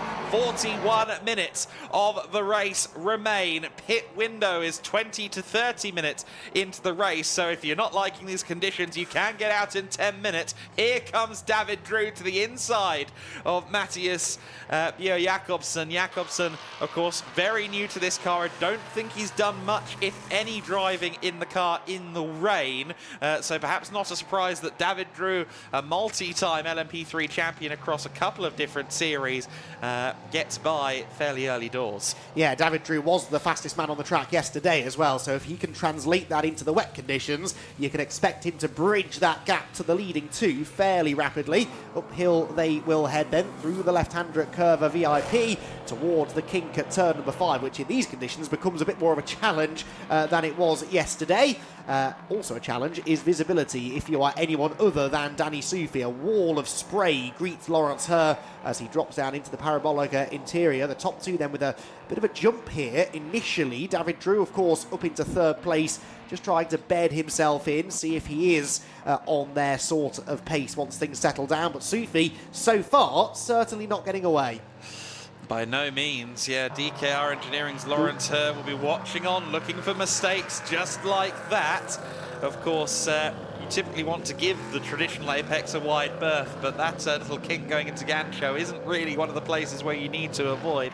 That was just a hiccup there for Danny Sufi, and realistically, in these carbon fiber prototypes, everyone, including Sufi and Lawrence Herr, is going to have those crossed up moments. It is all about surviving them. You can't really avoid them. Yeah, absolutely. Both of them struggling to get the car into turn 12 there before the Parabolica Ayrton Senna. Across the line they go then. What is the gap? It is, as they cross the line, 1.7 seconds. So it grew by a second, but half of that second was in the final sector, where I think Lawrence Herr's moments were slightly more costly than Danny Sufi's. Behind them, David drew a 59.7, so not on their pace as of yet. These two then with a bit of a margin. Drew third, Jakobsen in fourth, Pierre Caffer still fifth position, but right behind Jakobsen. So that is going to be the battle, I think, to focus on, isn't it? Fourth position at the moment. The number 12 machine with Pierre Caffer right behind. Pierre was going great guns in his stint yesterday,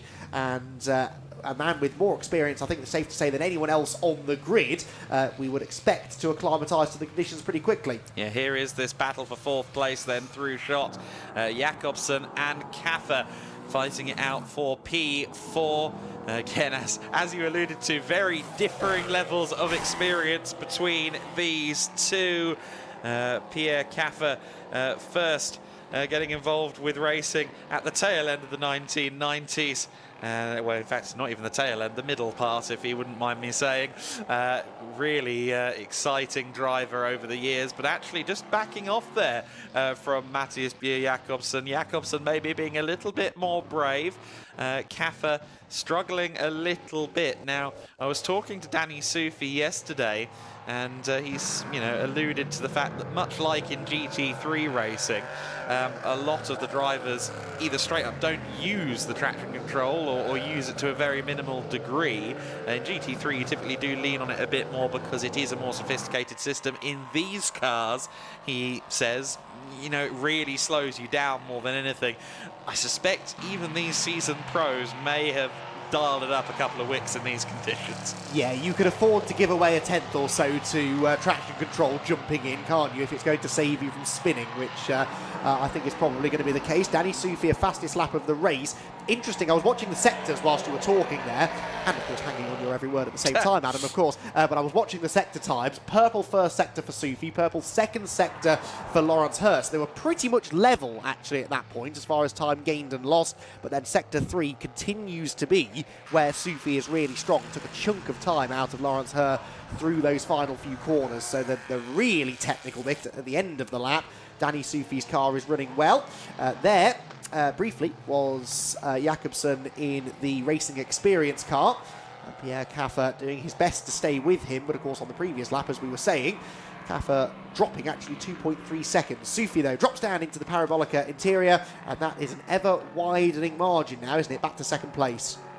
It is, yeah, 2.1 at the line, but that will no doubt have gone up already as the DKR Engineering car falls back slightly. Lawrence Herr matching the team's best result with a second place within the Prototype Winter Series, of course, yesterday. They're yet to win in this series.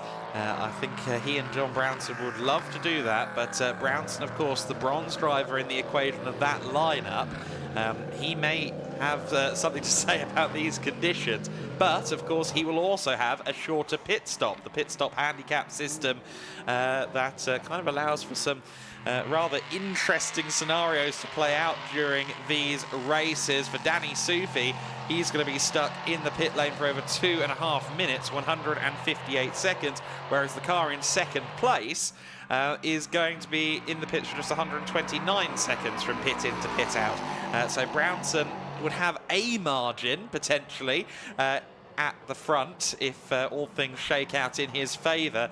It would be hard to try and maintain it, mind you, but he does potentially come in with an advantage to his stint of the race. Also a 96-second pit stop would come if you had a bronze driver. Sadly, we don't have an all-bronze lineup this time, but in these conditions, that would be a huge leg up.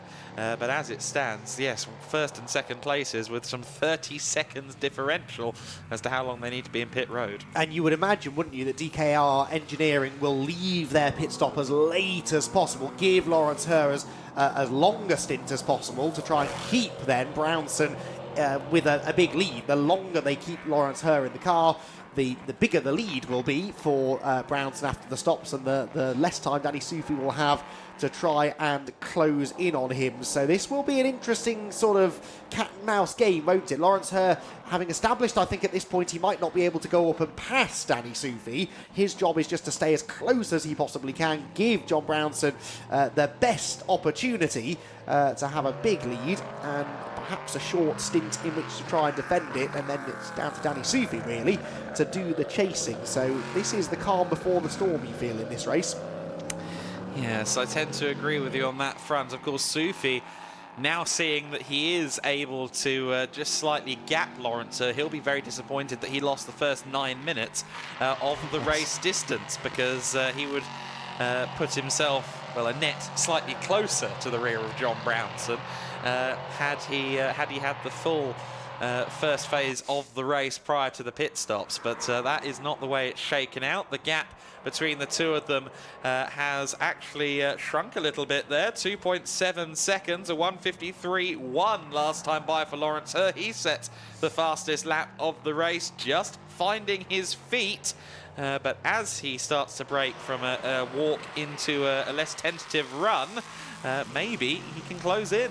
It continues, though, to be the third and final sector that Danny Sufi has the advantage in. When they went into the final sector, Lawrence Herr was about 4/10 quicker than Danny so far on that lap, and then that halved through the final part of the lap. So something that Danny Sufi is doing, or that his car is allowing him to do maybe in the final sector, is just not matchable if you are Lawrence Herr, but he's doing a reasonably good job of staying there. We now have a fastest first sector for Matthias Bjerre-Jacobsen. Not doing badly for his first wet race in the car, and yeah, fourth position. He's 8.2 seconds behind David Drew, but half a second faster than David on that previous lap.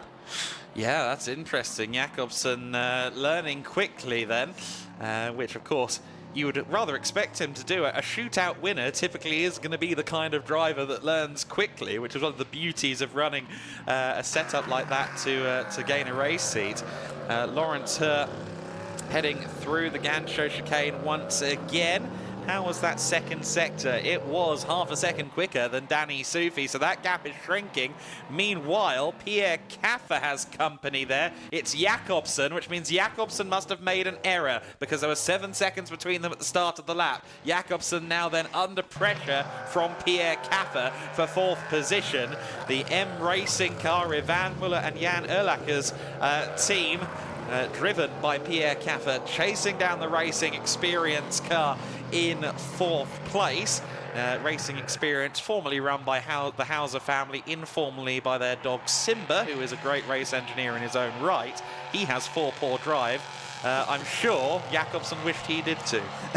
Indeed so. He dropped about 8 seconds in the middle sector, so that's an off-track, isn't he? He's been exploring a gravel trap. So in fact, we might have an answer momentarily. Let's get them through turn 1 first and see whether Pierre Caffer is close enough to attack. Now, I don't really think he is.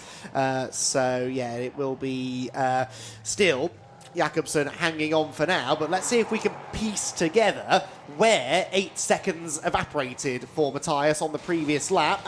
That's where. That's the gravel trap, I think, at the Parabolica interior, which was probably the corner that caught the most drivers out in the GT4 race earlier on today. He bounced his way through the gravel. Thankfully, in the wet, the gravel compacts, so the car doesn't get stuck, and he just about got back on the road in front of Pierre Caffer.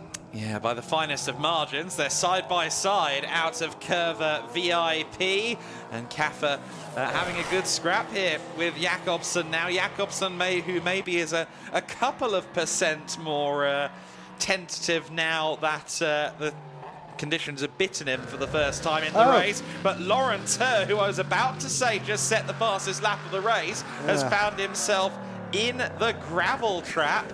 and that is an unfortunate conclusion to potentially his stint in the race. I believe that might be down at Orella. In fact, no, it's just going into Gancho. So turn 8, unfortunately. And as we alluded to earlier on, that's not one of the more extreme corners on the circuit, but maybe got caught out on the paint. But the safety car is out regardless. So the safety car comes out. Now, the safety car comes out during the pit window, which is interesting. There is a provision in the regulations to run full course yellow during the window to make sure things don't get jumbled up too much, but we are under safety car, and it of course makes perfect sense for us to be under safety car in conditions such as these. So no qualms with a car stranded there in these conditions with going safety car, but that does open up some possibilities. Pit window closed. It comes up on the screen as I start saying this. Pierre Caffer and M Racing are in, and if they make their driver change now, what happens? Well, they were in the pit lane, Adam, before that message appeared, which will be their argument. You saw it too. I'm sure. So I think they will probably, well, they are going ahead with a driver change, and they're going to argue the case later, I think, aren't they? But they were, I'm pretty certain, in the pit lane before that message appeared. So they possibly have played this pretty well. The real beneficiary here, though, is Danny Sufi, isn't it? Because that 30 seconds or so extra that he's going to have to spend in the pit lane will be negated slightly. Back out goes Caffer. They didn't change. Right, okay. Yeah, because that was quick, wasn't it? It was too very quick. So that has cost them slightly, although not really, because he was fourth anyway. He will be fifth now, but yeah, that car will be back into the pit lane. But yeah, Danny Sufi, I think, will be pretty satisfied with this, really. Okay, he will have to wait until after the pit stop. The safety car has returned to the pit lane to make his stop, but everyone's going to be an awful lot closer together than they would have otherwise been. Right, let's see if we can figure out what happened here to Lawrence Herr. He had just set an outright fastest first sector off the back of an outright fastest lap. Is it the curb? Possibly the painted white line, but he was right to the edge of the road. The rear of the car broke traction, and from there, I'm afraid, Lawrence was a passenger. Yeah, there was little hope from that point on, unfortunately, but that has brought out our first safety car of the weekend in the Winter Series opener at Estoril. In these kind of conditions, we knew the Kia would see some use, and some use it has. Now, why am I making a big deal about the branding of our safety car? Well, it's because we had some rather spectacular safety cars last year. Many of you will have seen the prototype Winter Series in the context of a widely circulated clip of a Fiat Panda leading the field last year at Motorland Aragon, and the Mondeos and Kias of Estoril are up there in my estimation as well, especially the dad spec 2001 Mondeo. Yes. That they tend to lead the formation laps with. Danny Sufi then, as you said, now in a point of stasis, and we'll have to just sit here and wait to see what comes next. I think the conditions haven't gotten any worse, so I would think that there's no reason not to go green again. And of course, once it does go green, I reckon we're going to be doing the pit lane scramble. Yes. Now, when will the pit lane reopen? Will it be upon the restart? In other words, can they anticipate and pit with the safety car, or do they have to do another lap? The sensible approach would be to have them do another lap, I would say, but we'll see what race control decides on that one. But yeah, they won't be hanging around in getting into the pit lane, will they? This is good news. Lawrence Herr's car already out of the gravel trap. There's no damage to it, so he can probably drive it back to the pit lane under his own steam to further speed the process up, which is exactly what he'll do. He'll dump a nice load of gravel right on the racing line into the Gancho chicane. I'm sure his fellow racers will thank him for that. And to the pit lane he heads. And I think there were sparks in addition to gravel there. It looked like it was riding low on the left-hand side of the car, unfortunately. So perhaps a little bit of dislodged carbon fibre causing issues for him there. So then, Sufi will see a bulletin, or hear a bulletin now, and it's one he might not like. Safety car in this lap. Now, I believe the window remains at 10 minutes, and of course this swings in favour of the teams who have a bronze driver coming up next with shorter pit stops. One of them would have been Lawrence Herr, except of course he is now a lap down, having got the car going again, and in fact he has powered by. He didn't go into the pit lane, so he has continued on his merry way, albeit he is down a lap. But for the likes of CLX Motorsport, for racing experience and M Racing, all of whom have bronzes to switch to and are still on the lead lap, they could pose significant concern for Danny Sufi should they elect to make their pit stop at the end of the 10-minute window, which you'd think they will. Yeah, that's true, actually, and they're a bit closer to him now than they were, so I think I may have got that wrong earlier when I said this was good news for Danny Sufi. I think the exact opposite may be true. David Drew is keen to get on with this, isn't he? Pulling some Max Verstappen tactics here as we build up towards the restart, pulling alongside Danny Sufi to try and distract or intimidate the race leader, maybe.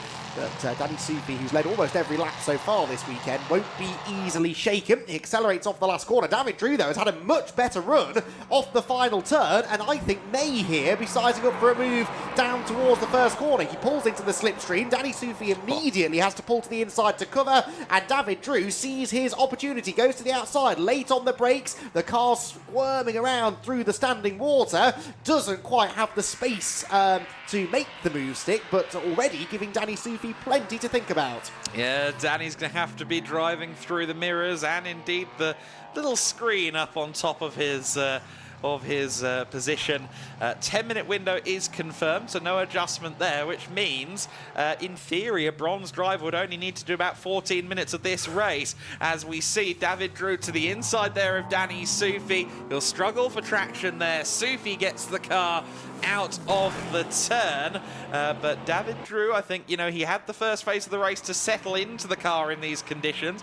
Again, he's been racing LMP3s for 10 years and winning championships along the way, of course, as has Sufi here in the Prototype Winter Series, but this is going to be a very compelling scrap, and it's one that will probably continue on for the next few laps. I do wonder, though, if Conrad may elect to bring Sufi in now so he doesn't have to do all of this defending.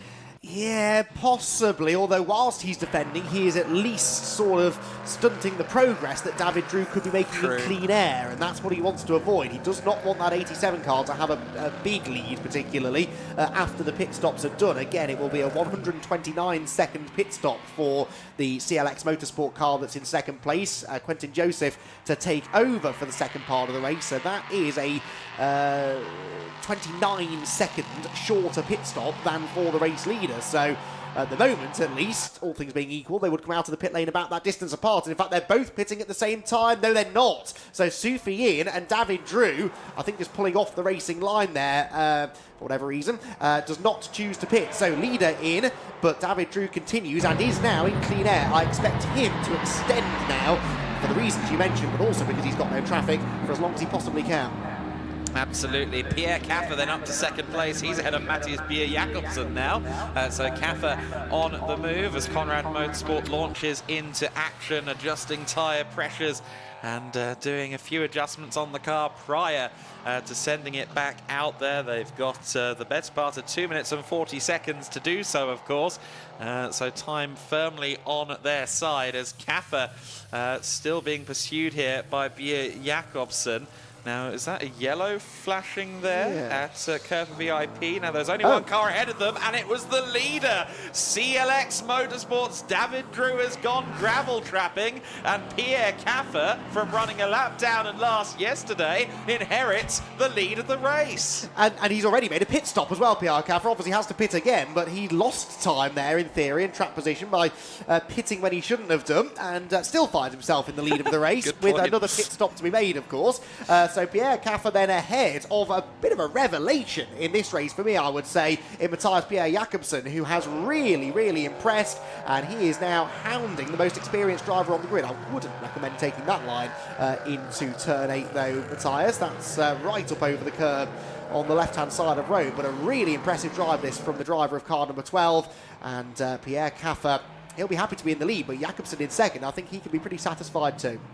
Yeah, this is a great performance from Jakobsen. Pierre Caffer leading the way, though, ahead of the Racing Experience Duquesne. David Drew will be rather frustrated with himself there. And Quinton Joseph, or Quentin Joseph, as his mum would call him, and I kind of want to as well, it sounds cooler. He will be waiting, of course, in the CLX pit, ready to take over, and he has done very little racing in general. He has done a couple of meetings in LMP3s. He did some mid-jet races, only cameo appearances, though, really, in mid-jet racing prior to that. So the racing experience is fairly limited for Joseph. He's going to be... I imagine experiencing something rather new to him in terms of these conditions and this track. There is John, no, not John Brownson, sorry, it's David Drew, recovering from his gravelly excursion just under a lap ago, heading in towards the scene of the crime. Don't know what he did to get there previously, but manages to avoid a repeat of that fate again. So we've now got a situation where the top three drivers are actually covered by less than 5 seconds, which is all pretty close. Of course, it will change slightly once the pit stops start to happen, but pretty competitive at the front of the field. Danny Sufi, of course, is still stuck in the pit lane, so Danny Sufi going nowhere anytime soon with a long pit stop, the longest pit stop really now of certainly the front-running cars. Jakobsen there turns through the right-hander at Oralha at turn 7 towards turn 8, which caught out earlier on. Lawrence Hurt, having now handed over that car as well. Lawrence Hurt, there is that car, in fact, car number 3. John Brownson at the wheel, heading down towards turn number 1. So, interesting part of the race this, pretty close at the front, pit stops to come. How far back, I guess, will Danny Sufi be? That is the big question. So about halfway through the pit window, which will end at 10:46 a.m. local time. We're just approaching 10:42 as we speak. So I think these drivers could do 2 more rotations of the Circuito Estoril before being forced to hand over or indeed simply make their mandatory stop, although I believe, well, only one of our solo drivers, this man, Danny Sufi, has already made his mandatory stop by the looks of it. Sufi continuing on his way, and of course in these conditions I think being a solo driver even more advantageous than it sometimes is. Having a first-hand experience of exactly what the track is doing is always useful, but in these kind of conditions it becomes invaluable. Yeah, indeed so. I think that is a definite advantage for Sufi. Drops down into the first corner then, back up to speed already. And in fact, his 3rd sector on that was his personal best. He's certainly pushing, isn't he? The car was getting very squirrely there on acceleration off the first corner.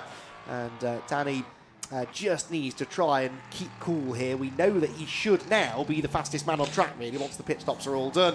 Just needs to utilise that performance to try and close in. But of course, he's not only going to have to catch Adam, but he will have some overtaking to do more than likely if he wants to win this race once all is said and done with the stops. And that won't be the easiest of things to do in these conditions.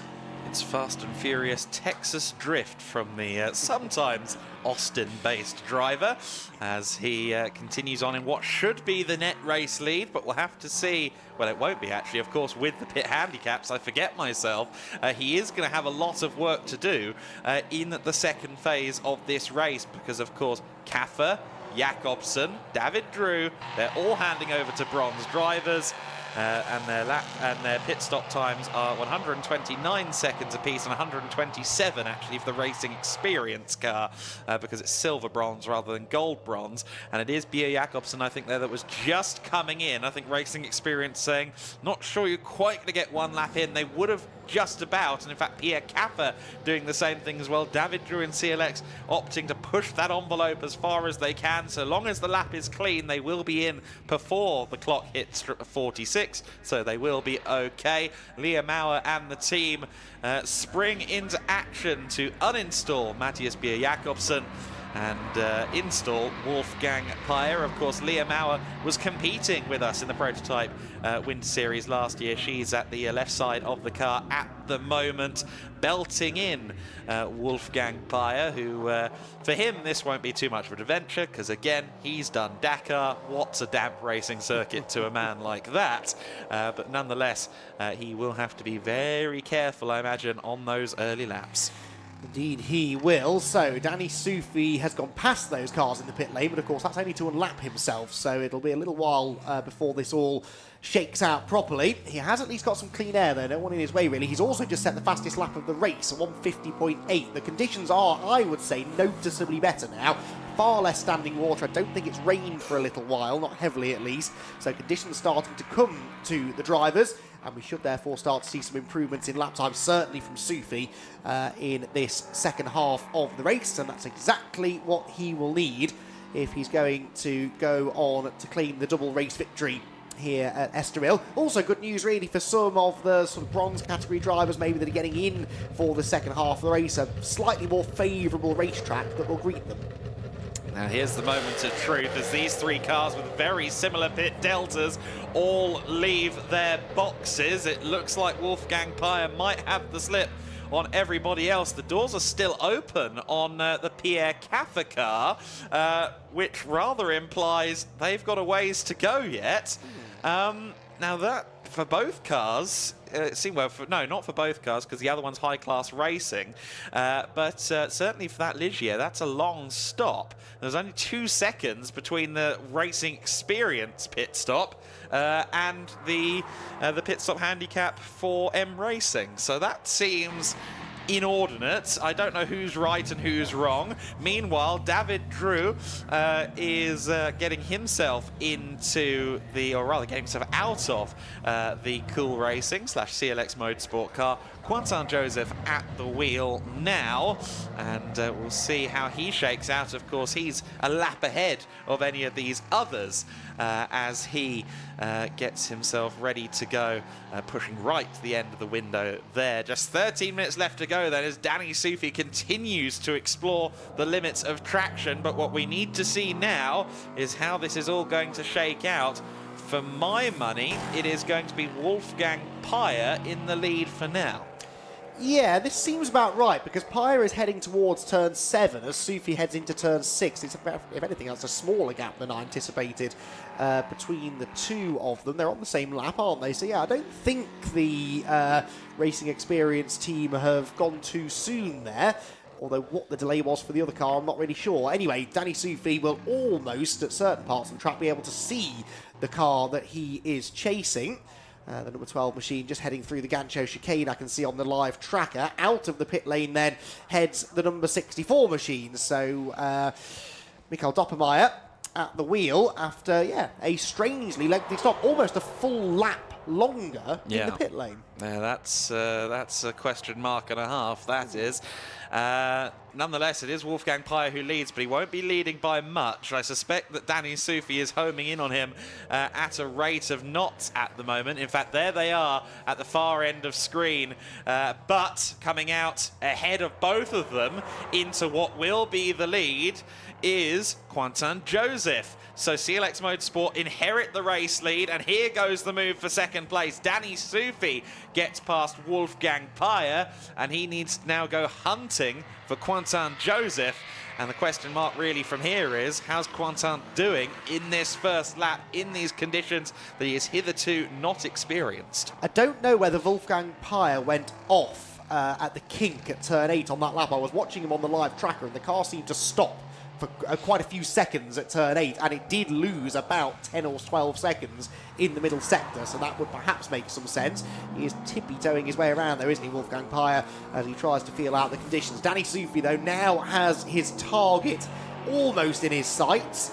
Fair gap, that is, though. With only 11 minutes plus 1 lap to go, is Danny Sufi going to be able to get there? We'll let Quentin Joseph get through to the end of this lap, and then we'll start to be able to monitor his sector and lap times. But, well, there he is, and I don't think he's going quite as quickly as Danny Sufi. Absolutely not. Quentin Joseph, our race leader then. Did we have a car off there in the foreground of that shot as well? Maybe we did. We could have just been some service vehicles at that particular camera angle, actually.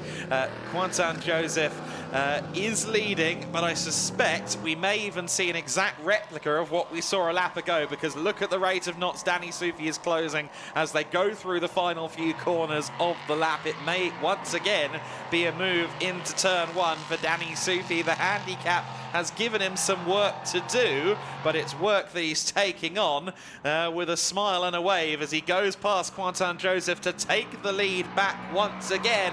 The defending champ with the number 1 is back in P1 once more.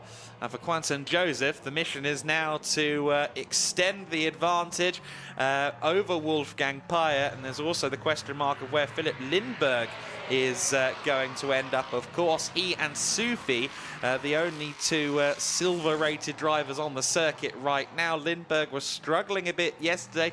Didn't look like he was fully in the groove in this race in the first phase earlier on, but you would think Lindberg will do some closing. In fact, he was 5 seconds faster than Wolfgang Payer through the middle sector of the lap they're currently on. Trouble is, he's half a lap behind him. He's just crossed the line now, has Philip Lindberg, 26.5 seconds adrift of Wolfgang Payer. He was, though, 12 seconds faster on that lap, so that is doable. You've got to sort of recalibrate your brain now, haven't you? A 26-second gap is actually very closable over the course of 9 minutes in this particular situation.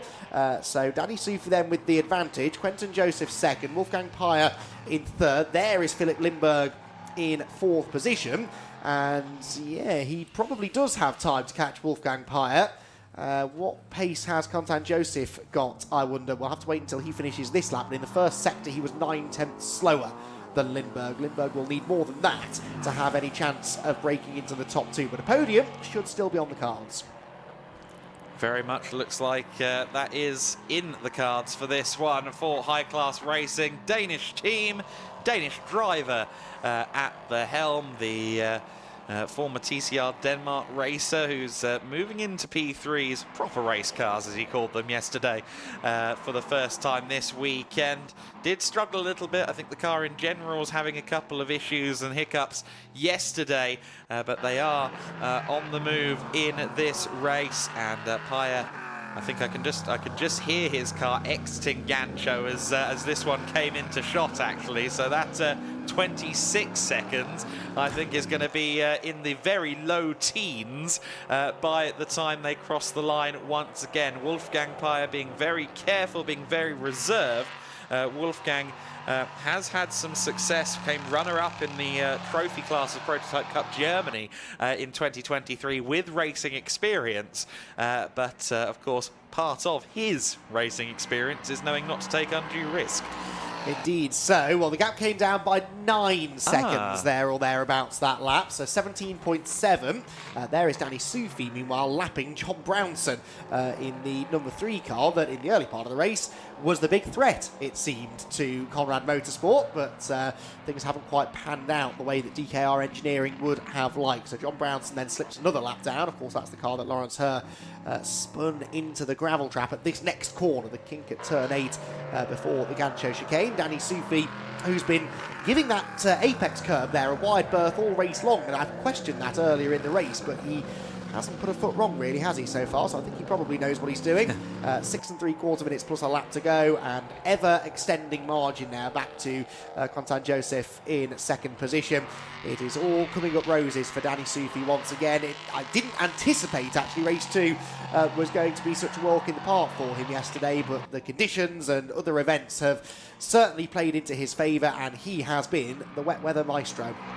Yeah, Soufi is very good in the rain, and we have seen his performances in the Prototype Winter Series previously, of course, yield that championship in 2024. Conrad didn't win the team's title in 2024 because there were some teams in stronger numbers than them. But they will be looking to add that accolade to the 2025 trophy cabinet if they possibly can. Danny Soufi currently well on the way to setting them up nicely for the season to come. Of course, we are racing again next weekend with the Prototype Winter Series at Portimao de Autodromo Internacional do Algarve. And we then take a break. We're not at Valencia with the prototypes because the Asian Le Mans Series is reaching its conclusion during February. And of course, there is an amount of crossover there between the personnel, both driver and garage. But then, of course, they rejoin the Winter Series package for Aragon and Barcelona in the closing phase of the season. There is Michael Doppelmayr, who looked like he was being very steady. Meanwhile, Wolfgang Peyer has had a spin. Yes, I think we just caught him recovering from that spin, didn't we, coming out of turn number 2, and that means that Philip Lindberg, who was 7.9 seconds behind him at the start of the lap, is now about 7.9 car lengths behind him as they exit the fourth corner at Curve of VIP. Maybe less than that, actually, because the gap is coming down visibly corner by corner. Of course, Peyer, having had a spin, may have dirt on his tyres, may have lost some confidence as well. Philip Lindberg, I think, will see a reasonably easy opportunity here to slip to the inside into the Parabolica interior, and does now claim third place for himself. So it was made a little bit easier for Philip than it looked like it was going to be, with Wolfgang Peyer making some sort of an error, but there's no major damage, I don't think, to the number 12 car, and he should be relatively safe in fourth place. Oh, he says. Well done, first of the season. Sorry, Wolfgang. Now, is that car beached on the curb? I don't think it should be, but he is. Has he stalled it? Yeah, that is the other question. There is not. Is there traffic coming up? No, he's got a good half lap or so before the cars come by, so he's just trying to get it underway. I think he'd spun to the inside of the track. Yes. It was hard to see from this angle, so he was trying to find reverse. Not the easiest thing to do normally in a racing gearbox, particularly when it's quite warm at the end of the race. So I think he was just finding reverse and executing a bit of a three-point turn. But his second moment of the lap, not an ideal way to finish the race for Wolfgang, unfortunately. Certainly not, but a fourth place finish all the same. Of course, valuable points. We know these guys are in for the full season, so just getting to the flag in conditions like these will be a good achievement. He's well clear of Michael Doppelmayr in fifth, so he should be relatively safe, so long as he takes the, let's call it data that he just picked up, and applies it to get to the flag. Indeed. So, Danny Soufi gathering data as well. He has clearly found a quick way around the Estoril circuit in these conditions. In fact, he could be on course to break his own fastest lap record here. He did a 150.391 on the previous lap. That was the fastest lap of the race, but he's beaten his sector times in both the first and second parts of this 20th lap of the race. Crosses the line. Well, it's not a third purple sector, but it is the first 1 minute 49 lap time of the race. So 1:49.932, the fastest lap of the race, and that, to put that into some sort of perspective, is about 2.2 seconds quicker than anybody else has managed in this race so far. Danny Soufi on another level. Absolutely, and you meant, oh, that is the Michael Doppelmayr Ligier that has been found facing the wrong way at turn 12, and that rear axle, it's in the trap, and that is not going any further forward no matter how hard you plant the throttle, and that is an unfortunate end to his stint at the wheel, and I suspect it's going to be an unfortunate conclusion to this second Prototype Winter Series race of the weekend as well. Doppelmayr facing the wrong way then, and Soufi will be the next car to come up on that, actually. And I suspect before too long we're going to see yellows of a more than local variety. You mentioned Danny picking up data. Of course, he is doing that literally this weekend. He is his own data engineer this weekend. Another Daniel from the Conrad team. Unfortunately not here with us this weekend. He's going through some family bereavement along with the rest of his family this year. And we hope to see him again in a couple of weeks' time later in the season. And well wishes to him as we get a look back at what caused the scene we see before us for Michael Doppelmayr. Yeah, so it's the penultimate corner then, isn't it? Turn 12. We've seen a few cars snapping sideways there, and Well, that's exactly what happened to Mikael Doppelmayr, really. It didn't look like he was going particularly quickly, maybe on a slightly tighter line than normal, but the rear broke traction and around he went gently into the gravel trap. No damage done, except to perhaps his pride. Yeah, the rear end snapped. He heard a crackle from the gravel, and then he heard a pop from the exhaust when it didn't move forward. 36 seconds of the race left to go, plus 1 lap. So this is the penultimate lap of the race, and we are being warned of imminent full course yellow. So these cars are going to slow to a crawl, which they now appear to be doing. Yeah, don't accelerate, Danny. Good job. Hard to tell whether that was just apex speed or FCY speed in these conditions. And yes, the clock will hit 0. And I think from here, this race might be exclusively contested at this reduced pace. We'll have to see how quickly that car gets removed. But nonetheless, for Danny Soufi, it's yet another obstacle that he's navigating well. It hasn't been the most simple of 50-minute encounters, I think, for Danny in this race, but he's managed to get through everything with a degree of grace.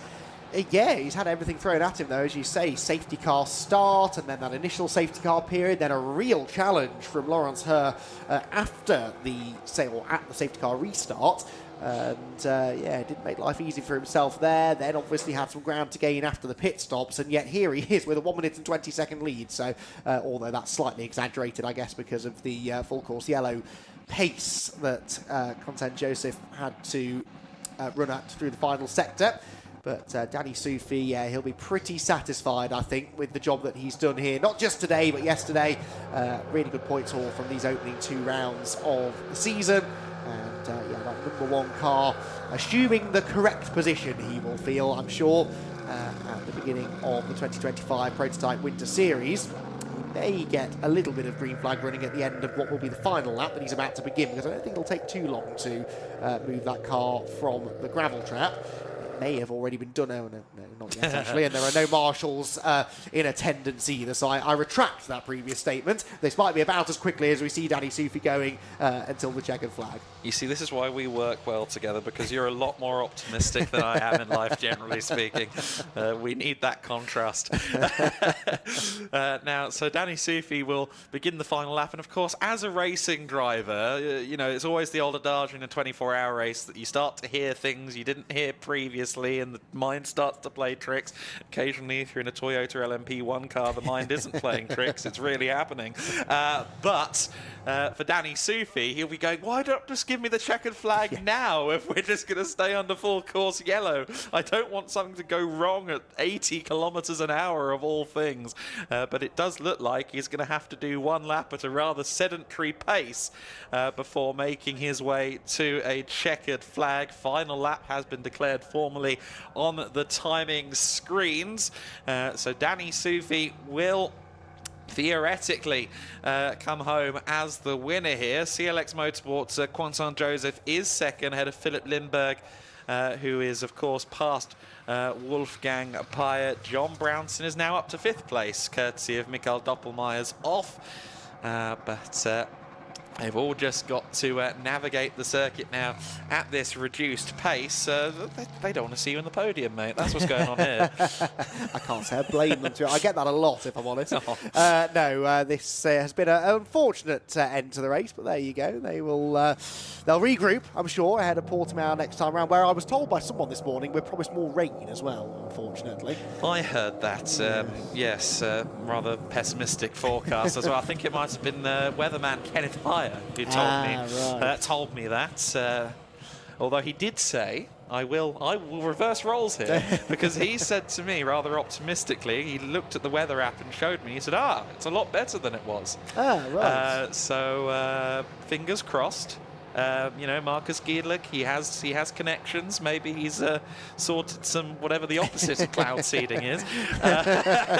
So we get a good weekend at the Autodromo Internacional do Algarve. And of course, that is a wily circuit at the best of times. If we do have slippery conditions with some of those crests and complex curves, it will be a very exciting day, again, for us in the commentary box, in the dry and relatively unadrenaline centric part of the paddock.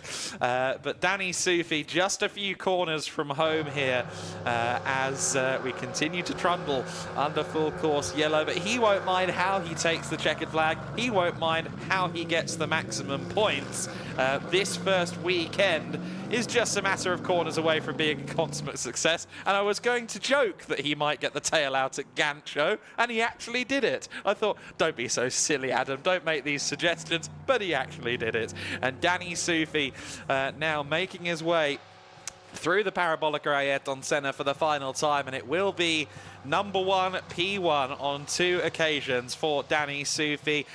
He really enjoys this series. The laid-back atmosphere, I think, gels well with the driver who, well, is no longer primarily based in Austin because of the amount of work he does with Conrad Motorsport. But that is where he has hailed from in the more recent years of his life. And the American driver, with I'm sure his family watching on bright and early at home, receives a second checkered flag. Possibly the slowest checkered flag he's ever performed in his life, but he crosses the line nonetheless to win the second race of the weekend and the season in the Prototype Winter Series. Quentin Joseph will take second place, but just crossing the line at the back of shot there, I believe, was Wolfgang Peyer. Yes, the racing experience car safely across the line in 4th place. Quentin Joseph for CLX Motorsport on course to claim second position here for he and David Drew as they continue on in their Prototype Win Series season, which I believe is also set to be a full-on campaign, and that will be exciting to see how Quentin Joseph continues to develop as a driver. Self-admittedly still very new to racing. I think less than 10 meetings in his career thus far. So he is on a learning curve, and he's got a good teacher in the form of the deceptively experienced 27-year-old David Drew.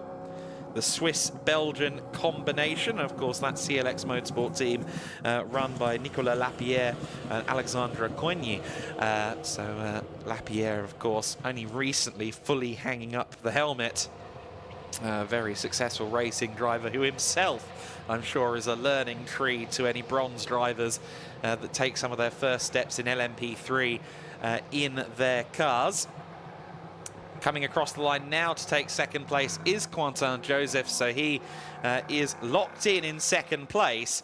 For Philip Lindbergh, he'll be disappointed because he was not far behind the CLX car at the time of the full course yellow being deployed. Only 3 seconds between them at the line at a trundling pace, mere car lengths apart at the end. Lindbergh would have had that runners-up spot had the race gone green to the checkered flag.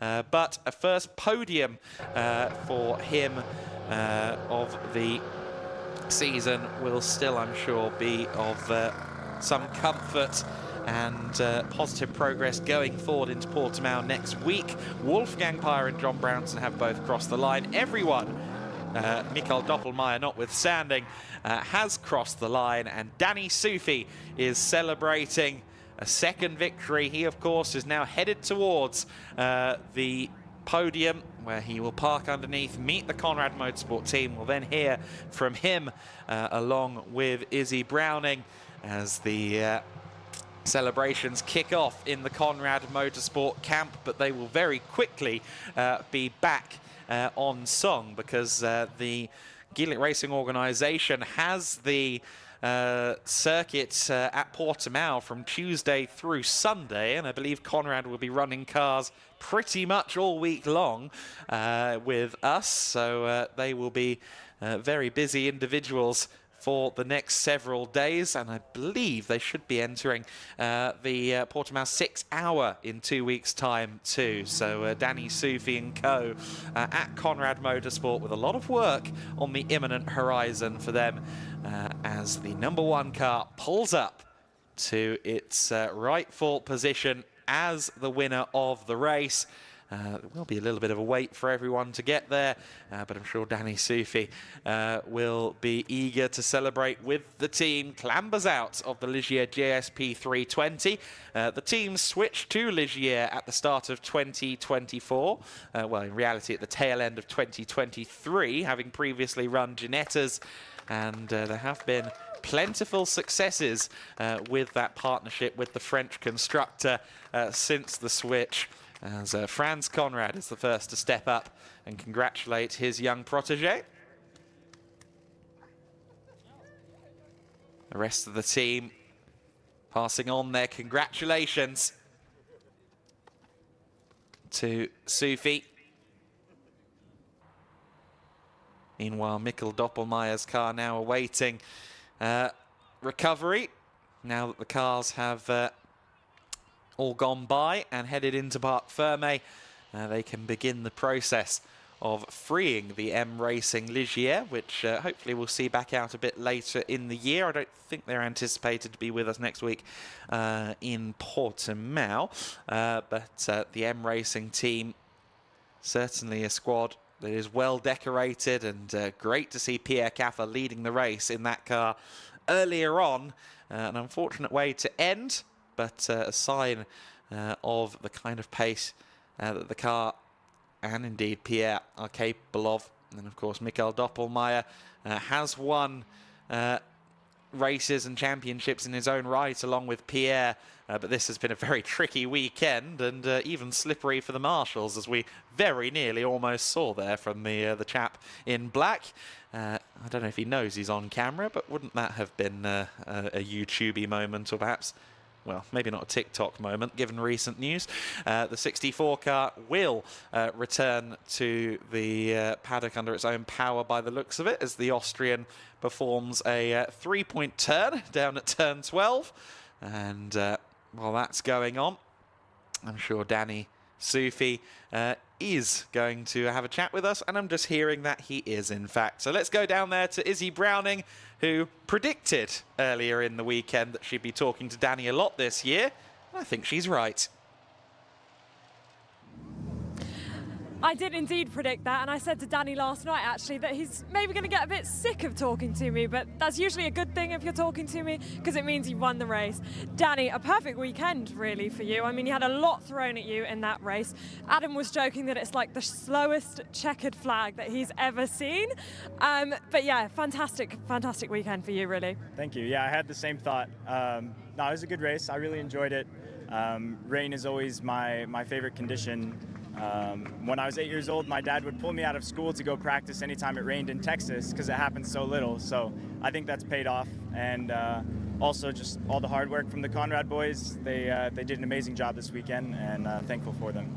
Yeah, definitely. The conditions out there tricky, but reminding you perhaps a little bit of your drifting days, using all your car control to keep it on the black stuff, weren't you? For sure.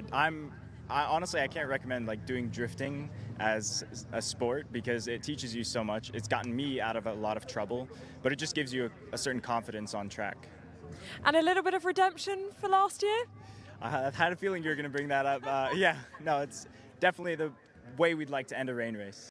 Absolutely. Okay, so end of the weekend for you guys. As I said, perfect weekend for you. Portimao in a few days' time. How are you feeling about that one? Are you going to be able to repeat this? I'm for sure going to try. I really enjoy Portimao. It's going to be a mixed conditions weekend, so I think it'll be difficult for everyone. But I'm looking forward to getting out there. All right, well, congratulations. Go celebrate. Perfect weekend. And we'll let you get up to the podium, and we will go back to you guys in the commentary box for the highlights of that race. Thank you very much, Izzy. The journalistic integrity of Izzy Browning, she had to reference last year, because it is a very, very pertinent point that this could not have been a more different weekend, at least a very different wet race than it was in 2024 for Danny Soufi. Let's take a look back at a successful wet race for Soufi and the rest of the grid in the Prototype Winter Series. So then, as the race got underway under safety car, we had a few laps of learning before, after 3 laps under the safety car, the race control said, let's do this. And David Drew immediately responded by moving into 3rd place at the expense of Matthias Bjerre-Jacobsen. The CLX Motorsport car would make some heady progress towards the front of the order, while Bjerre-Jacobsen did a very good job, in some cases outpacing the man behind him, that being Pierre Caffer. Bjerre-Jacobsen in his first appearance racing in an LMP3 car, putting in a mighty performance. The number 1 of Danny Sufi with some slides along the way, as we saw, but slightly better conditions than we had in 2024. A little less fear of aquaplaning this time around for Sufi. Matthias Bjerre-Jacobsen running off the circuit at one point, and that put him back into the clutches of Pierre Caffer as he rejoined, spraying gravel all over the place. Caffer would try and make a move, but unfortunately further forward in 2nd place, Lawrence Hurt let go of the rear of that DKR Engineering car, possibly just touching the white line and pirouetting him away into, unfortunately, an early bath. They would very shortly thereafter switch over to John Brownson and would continue the race a lap down. I did think there were sparks coming out of the car there, but it was gravel after all. My eyes deceived me earlier on. Nonetheless, after a brief safety car period to recover that DKR Engineering car, the race would go green. And from there, the pit window would open a little later than scheduled, and that meant that Danny Sufi would have to do some overtaking over the remaining 15 minutes or so that were left once the once the pit window had come to its end. This was the pit stop for Pierre Caffer, which seemed to take quite a long time. Caffer was in the pits for the best part of a lap longer before handing over to his co-driver Michael Doppelmayr. Racing experience in installing Wolfgang Peyer in place of Matthias Bjerre-Jacobsen, and Peyer would briefly be at the front of the order. However, Danny Sufi was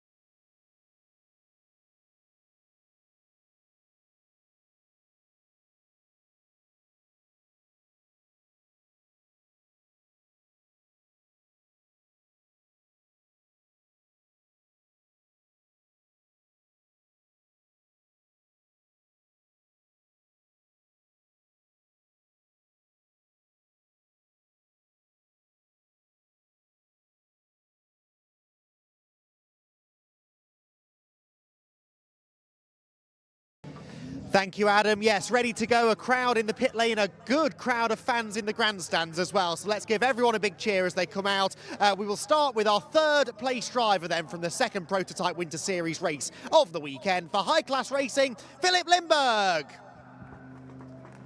Congratulations, Philip, onto the third step of the podium. We've got 2 drivers now to get onto the second step, the CLX Motorsport pairing of David Drew and Quentin Joseph. A brilliant drive from the pair of them in very tricky conditions, but it was ultimately another fairly dominant victory for Conrad Motorsport and Danny Sufi. Danny very calmly makes his way to the top step of the podium. It's a trip he is very familiar with. Several wins last season in the Prototype Winter Series, and again, looking on strong form at the beginning of 2025. The Giedlick Racing team are here to hand out the trophies and photographs taken by the crowd down below. Very fancy trophies this year as well, I've got to say, for all of the Giedlick Racing Winter Series championships. And we also have on the podium today 4 bottles of champagne provided by our champagne provider, Quinta-Arcas, and those champagne bottles are being uncorked as we speak. That is my cue to hide around the back of the podium and perhaps hand over in a moment or two to the pit walk, because we will have the GT Winter Series drivers heading onto the track momentarily. I think Quentin Joseph was a little bit slow on getting the cork out of the bottle, but the celebrations well and truly kicking off here on the podium. GT Winter Series racing to come next, and if it's half as exciting as yesterday's race, we're in for a treat.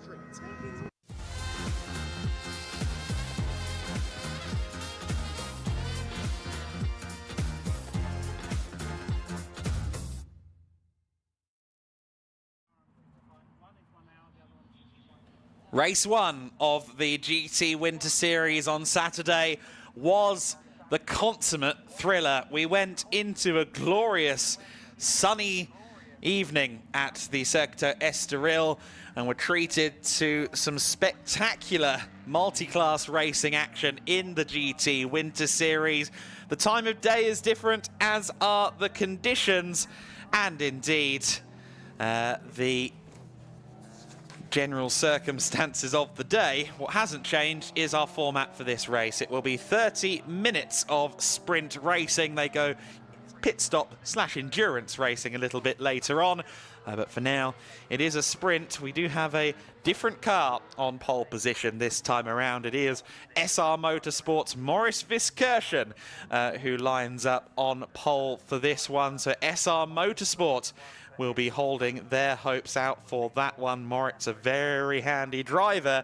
However, he has a missile next to him. GT3 Poland's Lamborghini Huracan Super Trofeo that we saw was both very good on the brakes and very fast in a straight line. Yesterday, Severin Mazur, the overall race winner from Saturday, is on the front row of the grid. And if he gets a good launch, he might well be leading by turn 1. You've also got to consider row 2 of the grid, where there's another one of those Lamborghinis. Unique Racing's Jerzy Spinkovic is there, and he is joined by SPS Automotive's Dexter Muller. Now, one story we can pick up from yesterday is that of Jerzy Spinkovic, who had an electrical issue. I think that electrical issue might have been causing the car to not allow him to change gears, because it did also look like he was stuck on the limiter for a long time. But electrical issues was the official diagnosis, I am informed. But SR Motorsport also had an issue. I'm not too sure what was going on with the GT3 SR Motorsport car, but of course that came in right towards the end of the race as well. It was a race of attrition in some camps at the very least, but for us, civilian viewing, it was absolutely fabulous. And I'm pleased to say we will have an extra car this time around, because the 333 Autosport racing car of Alessio Raffini, a Lamborghini Huracan Super Trofeo that had an issue in qualifying, had an accident in qualifying down at Parabolica Interior, didn't take the start yesterday and will be joining us this time around, which rather makes up for the fact that Joachim Bulting is possibly watching from his hotel room today, unfortunately, not feeling on top of the world, but it's going to be very interesting, I think, Andy, in general, to figure out what the lay of the land is going to be in these very, very contrasting conditions from what we had yesterday? Well, we didn't really predict correctly what was going to happen yesterday, did we? And we've now got even more sort of unknown factors. We were both, I think, quite surprised at the initial leader of the race. We didn't necessarily have any money on the Ferrari being the form car, and it was for the first few laps. Of course, the Huracan Super Trofeo cars we know are ballistically quick in a straight line compared to the GT3 cars, but will that still be the case in these conditions? Because top speed is not all about horsepower. A lot of it around here especially is about how well you get off the preceding corner. Those Super Trofeo cars in particular, notoriously tricky to get off the corners. They don't have a lot of rear grip. Another driver who I fear was lacking slightly in rear grip was Alfredo Hernandez, who is pointing the wrong way on his outlap to the grid, which is a little embarrassing. There's a lot of grass there as well, so he's been off the road properly. I'm hoping, Adam, he didn't make any contact with the barrier to the inside of the track. I fear he may have done. Possibly. I mean, that right front wasn't rotating a moment ago. Now, this is between turn 7 and turn 8, Arella and the kink prior to the Gancho chicane, where that car is stranded. That is a GT3 spec Mercedes-AMG GT3 Evo. It's not a single make class, but Mercedes exclusive in the GT3 class this weekend. You've got Cup 1, which is for Ferrari 296 challenge cars, and it was Andreas Bug Sorensen of AF Corsa who led overall for a good chunk of the race on Saturday in one of those cars. Cup 2 is for Porsche 992 GT3 Cup cars. Cup 4 belongs to the Huracan Super Trofeos, and there is a Cup 5 class, a single entry there for Oscar Rinzovic in his first weekend of racing. In a Myrtle Motorsport entered Ferrari 488 Challenge Evo. But as we can see, the personnel is there. The cars are largely there. And I understand that Izzy and cameraman Johnny are also down on the ground for us. We are indeed down on the ground and very pleased to say that no rain is falling on my head right now, which is lovely. I hope it stays like this for the rest of the day, but I'm sure you guys will give us a weather update. We are just waiting for a few more cars to come to the grid, a couple of cars slow to come to the grid, but we have got our pole sitter and our P2. As you've already said, our pole sitter going to be the number 1 of Moritz Viskirchen. Now, this car had some issues yesterday. I did just speak to Kenneth, a couple of electrical issues. But they're hoping that everything is fixed today, so we will hope for a good race from them. Moritz, a couple of issues yesterday for Kenneth, electrical issues. We're hearing that they're all sorted now, so hoping that this will be a good race for you. Yeah, we had some issues, but they're all fixed. So yeah, now the bigger issue is the weather. So we will see. It's not raining anymore, but the track is still wet. But yeah, we see how the race goes. Yeah, on the outlap, of course, as you've just said, not raining anymore, but how tricky is it out there? Is it still quite slippery? Yeah, it is quite slippery. There's not more standing water, but it's still really slippery. Okay, well, we wish you best of luck in this race and hopefully no more electrical issues. So there is Moritz Viskirchen on pole. We've also got yesterday's overall race winner, Saruhan Mazur, in the Lamborghini on P2. Yeah, quite slippery from what I saw on some of the cameras still around the circuit. Of course, we've had a lot of rain, but not raining anymore. So hopefully a fantastic race ahead of us. Alongside me now is Dexter Miller in the number 54. Now, he's the next GT3 car, of course, a GT3 car on pole. And he won the GT3 category yesterday. Dexter, a great character, had a good chance to catch up with him last night and really enjoying being in the Winter Series, which is what we love. So I'm going to see if I can just dive in with him. Can I dive in with Dexter? Dexter, winner of the GT3 class yesterday. You sounded like you had a great time out there on the track. Bit slippy today. How are we feeling? Yeah, I already had the spin just on coming onto the grid. Pretty tricky out there, and I saw one of Mercedes is already out, so let's see. It's going to be a real tricky one. I think it's about survival today, so let's see. Absolutely about survival. Of course, we'll hope that you don't have another spin in the race, and we'll wish you very best of luck. Thank you for speaking to us. Good luck. Okay, so a spin for him on the outlap, and he's just said to me that the other Mercedes is also in a bit of trouble, so potentially not going to be taking the start of this race. Yeah, I think testament to just how tricky this race is going to be. Of course, very many cars on our grid, and yeah, having to keep it on the black stuff is not always as easy as it sounds. I think we say, you know, keep it on the track, but it's not always that easy. And if I were in that car, I'm not sure I would be able to do that. One thing I will say though is because it's stopped raining, we've got so many spectators up on the top of the pit building. So great to see so many people joining us. If we continue back on the grid though, we have got the first of the Ferrari Challenge Cup cars, the 296 cars, the 150 here. We're going to just continue back for a little bit longer. I think we've got just a few seconds before they throw us off the grid. And perfect timing. We're going to go off the grid now, and now we're going to head to the race.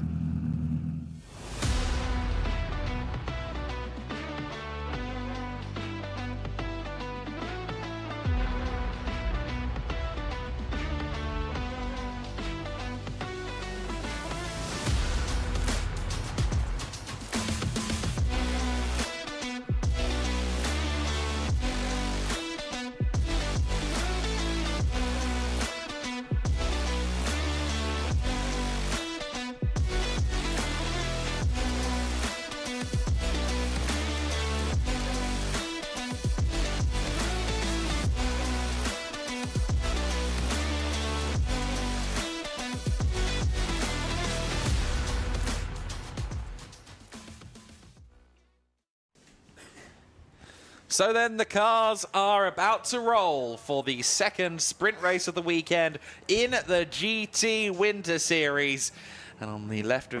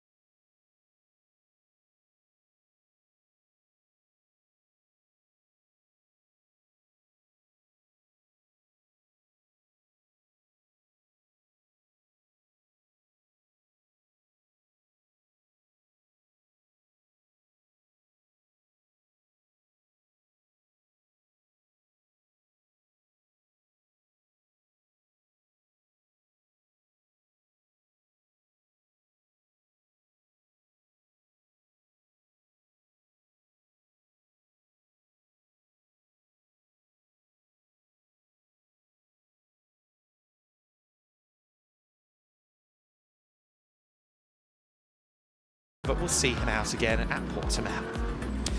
Yeah, it's nice to see that he's still showing an interest though. What's going on out there? He was keen to find himself a good vantage point, I think, for the start of this race. But yeah, already 3 cars that we know of that have been facing the wrong way. We haven't even started the race yet, so clearly going to be tricky out there. And of course 2 of them full-blown GT3 cars, which we really thought would be a bit more manageable in these conditions. So this could be a bit of a battle of survival as much as anything else, really. They've got 2 formation laps to try and sort of get their head around the conditions, so we're not going to go racing this time, but next time by, they'll be heading off to that first corner at full racing speed, and quite a few of them, I think, will be a little bit apprehensive about that.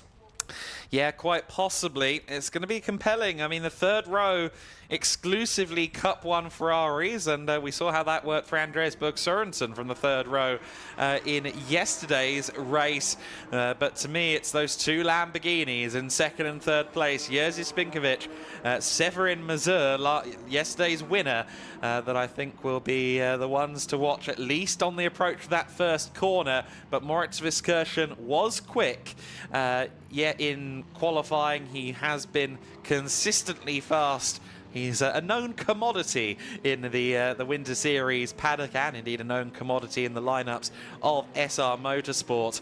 And we will see how he performs in this race. Of course, yesterday we saw the example that while, yes, the GT3 cars should be quicker on paper, with that straight line speed advantage that some of the single make cars have, that advantage can be offset just simply by the run to turn one. The car gets ahead of you, and then you've got to find a way by. That's it, and it's very difficult to get past a car that is quicker than you in a straight line, because it will always be a distance away from you going into a braking zone, and you just can't drive over the top of it through the corners. So, yeah, it produces a fascinating dynamic for us neutrals, but must be massively frustrating for the GT3 crash drivers in particular, who are only really interested in doing well in their class, because that is how you score points. And your overall finishing position, in a way, matters relatively little. But, yeah, the run through the first corner yesterday caught us all by surprise, and I would not be surprised if the same thing happens again today. So, the GT3 SR Motorsport Mercedes, Moritz Viskirchen on pole, then Severin Mazur and Jerzy Spinkovic in those Lamborghinis behind. And as Adam quite rightly pointed out, keep an eye to the 3 Ferrari 296 Challenge cars. We did see those cars really rocket off the start yesterday. Haven't seen Leandro Martins reappear, by the way, Adam, after that rotation, so I fear he may well have headed to the pit lane, if nothing else, just to have the car checked over. Yeah, he's in the pits at the moment. We understand that the rain has started to fall as well from... I imagine that was Izzy's feedback, or perhaps one of the cameramen around the circuit as well, possibly giving that information. So rain starting to fall, noticeably drier than it was, of course, at the start of the Prototype Winter Series race. Well, just over an hour ago. But let's see what happens then off the start. We had a thriller yesterday as the strengths and weaknesses of these different specifications of cars made themselves known, and it was the Cup 4 Lamborghini, the 79 car that you see there on the front row, that won out thanks to that straight line speed and some pretty brave braking as well, some Severin Mazur. Can he do it again? The smart money suggests he may well have a nose ahead into the first corner, but let's see how it develops from there. It's Moritz Viskirchen on the inside, on the front row. It's Mercedes, Lamborghini, Lamborghini, Mercedes on the first 2 rows of the grid. We're underway in racing for half an hour in the GT Winter Series, and it's a great getaway once again from a Ferrari. This time it is the Gonçalo Arau car, but it's Severin Mazur trying to fold across to the front of the order, and he succeeds. Andreas Berg Sørensen to the inside of Moritz Viskirchen as well, who has been swallowed by both Lamborghinis. It's the nightmare scenario for SR Motorsport's #1 car. Severin Mazur back to the front. It's an all-Polish Lamborghini team fight as Jerzy Spinkovic follows him in second. Well, again, did not expect that, particularly in these conditions. Thought the GT3s might have the edge, but on acceleration at the start, that simply isn't the case. They're all on top of each other, though, as they turn through turn number 4, Curva VIP, and the Ferraris now really starting to buy into this. I think the best of the GT3 cars is now almost 5th position. The pole sitter, Moritz Viskirchen, plummeting down the order. That might now become 6th as they head towards the Parabolica interior. There's a challenge for the race lead, but no way through for the time being. The Ferraris, though, they are doing battle for 3rd position. That, of course, is the battle within Cup 1, so it is of some significance, and a lead change there, I believe, Adam. Yes, indeed. So we're seeing a lot of shuffling there in the Cup 1 deck, but it is the Araujo competition car driven by Gonçalo Araujo that leads the class, or is it? Because Andreas Berg Sørensen is right there with him. As you can see, it's very congested at the front of this order. 7 cars split by a couple of seconds. Here comes the number 50 AF Corsa machine being driven by Cristiano Mathiel. As they're all over the place. The Lamborghini's struggling. Severin Severin Mazur, I think, might have got crossed up through the chicane, and that's allowed Jerzy Spinkovic into the lead. And now, watch as the 5 cars at the front disappear away from the GT3s down the main straight. We're going to have a drag race, Ferrari versus Lamborghini, as Araujo goes all the way around the outside. He leads, and Jerzy Spinkovic is going to have to use some of that braking we saw out of the other Lamborghini to try and get the lead back as they approach the first corner. But it looks like the Ferrari is even more of a missile than the orange Lamborghini. It is Goncalo Araujo that leads the way at the front of the order. Spinkovic is losing out now to Cristiano Maciel as well, as the Ferraris once again come to the fore. But it's Andreas Berg Sorensen, the car that caused all of that drama and excitement yesterday, who's actually at the back of the Ferrari 296 equation. I don't think I've ever seen a first lap quite like that, Adam. That was remarkable. I think we had 4 different leaders at some point over that lap, and the Ferraris quite clearly are the car to have. I think they've got the perfect blend of top-end speed and drivability, whereas the Lamborghini's ballistic in a straight line, but I just don't think they've got the traction coming off the corners. So the Ferrari Cup cars, I think, are the cars to have in these conditions. Yeah, Severin Mazur has dropped all the way down to 6th place. Yesterday's winner, not replicating the performance that we saw less than 24 hours ago. I believe the Cup 1 Ferraris have a somewhat narrower tyre width than the GT3s and indeed the Super Trofeo cars, which in the wet conditions is also usually a bit of a help. You don't have as much of a contact patch to go aquaplaning. So that might also do something to explain just how far ahead the Ferraris are going right now. Meanwhile, Dexter Muller is following Severin Mazur, as they did at Checkered Flag yesterday. Unfortunately, they're not 1-2, they're 6-7, but running second in their respective classes, Cup 4 and GT2 at the moment. Behind them is Kalle Bergman in 8th overall, leading in the Cup 2 class for Porsche 992 GT3 Cup cars. But what about Gonçalo Araujo? He is having a mighty race. He's 1.8 seconds clear and looks very much in control in that Ferrari 296. Yes, although the fastest sectors on that, the first full flying lap of the race, were shared across the top 3 drivers. Araujo in Sector 1, Maciel in Sector 2, and Andreas Berg Sorensen in Sector 3. So the 3 Ferraris all pretty equal over the course of the lap, but in different areas of the circuit are they excelling. Then you've got the best of the Hurricanes, with Jerzy Spinkovic's car for now at least running at full pace in 4th place. Then Viskirchen leading the GT3 class. Further back, Kalle Bergman is at the head of Cup 2 by about 12.5 seconds, actually, over Biankowski. So a big margin there between the 2 Cup 2 runners. And of course, Oscar Rinzovic still the only Cup 5 entrant here this weekend. But an intriguing battle setting itself up here. There's not a lot to choose between these 3 Cup 1 cars. Track position advantage to Araujo, but Maciel, to me, Adam, seems to be closing.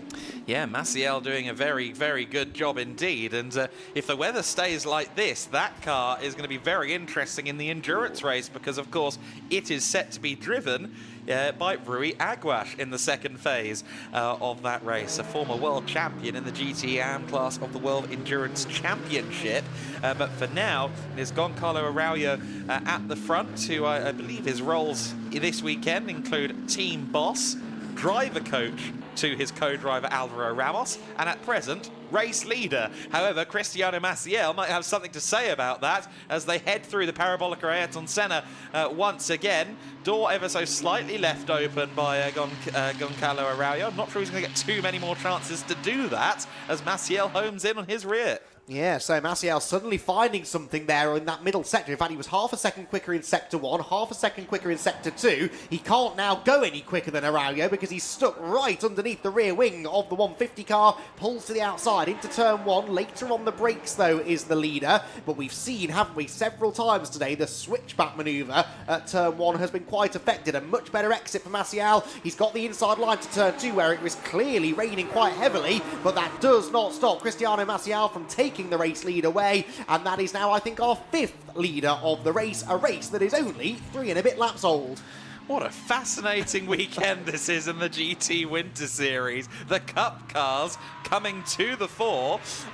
Meanwhile, have we had a change? No, we haven't. That is still Kalle Bergman there in the Cup 2 lead. I forgot quite how much white was on the front of that car, if I'm being totally honest. But it's the Cup 1 Ferraris, 1, 2 and 3 overall at the moment. Of course, this is still a relatively new platform, the 296 Challenge car debuting in 2024 as Goncalo Araujo there, like many others before him today, really testing the limits of quite how late, how hard, and how much stopping you can do on the brakes going into the Parabolica interior.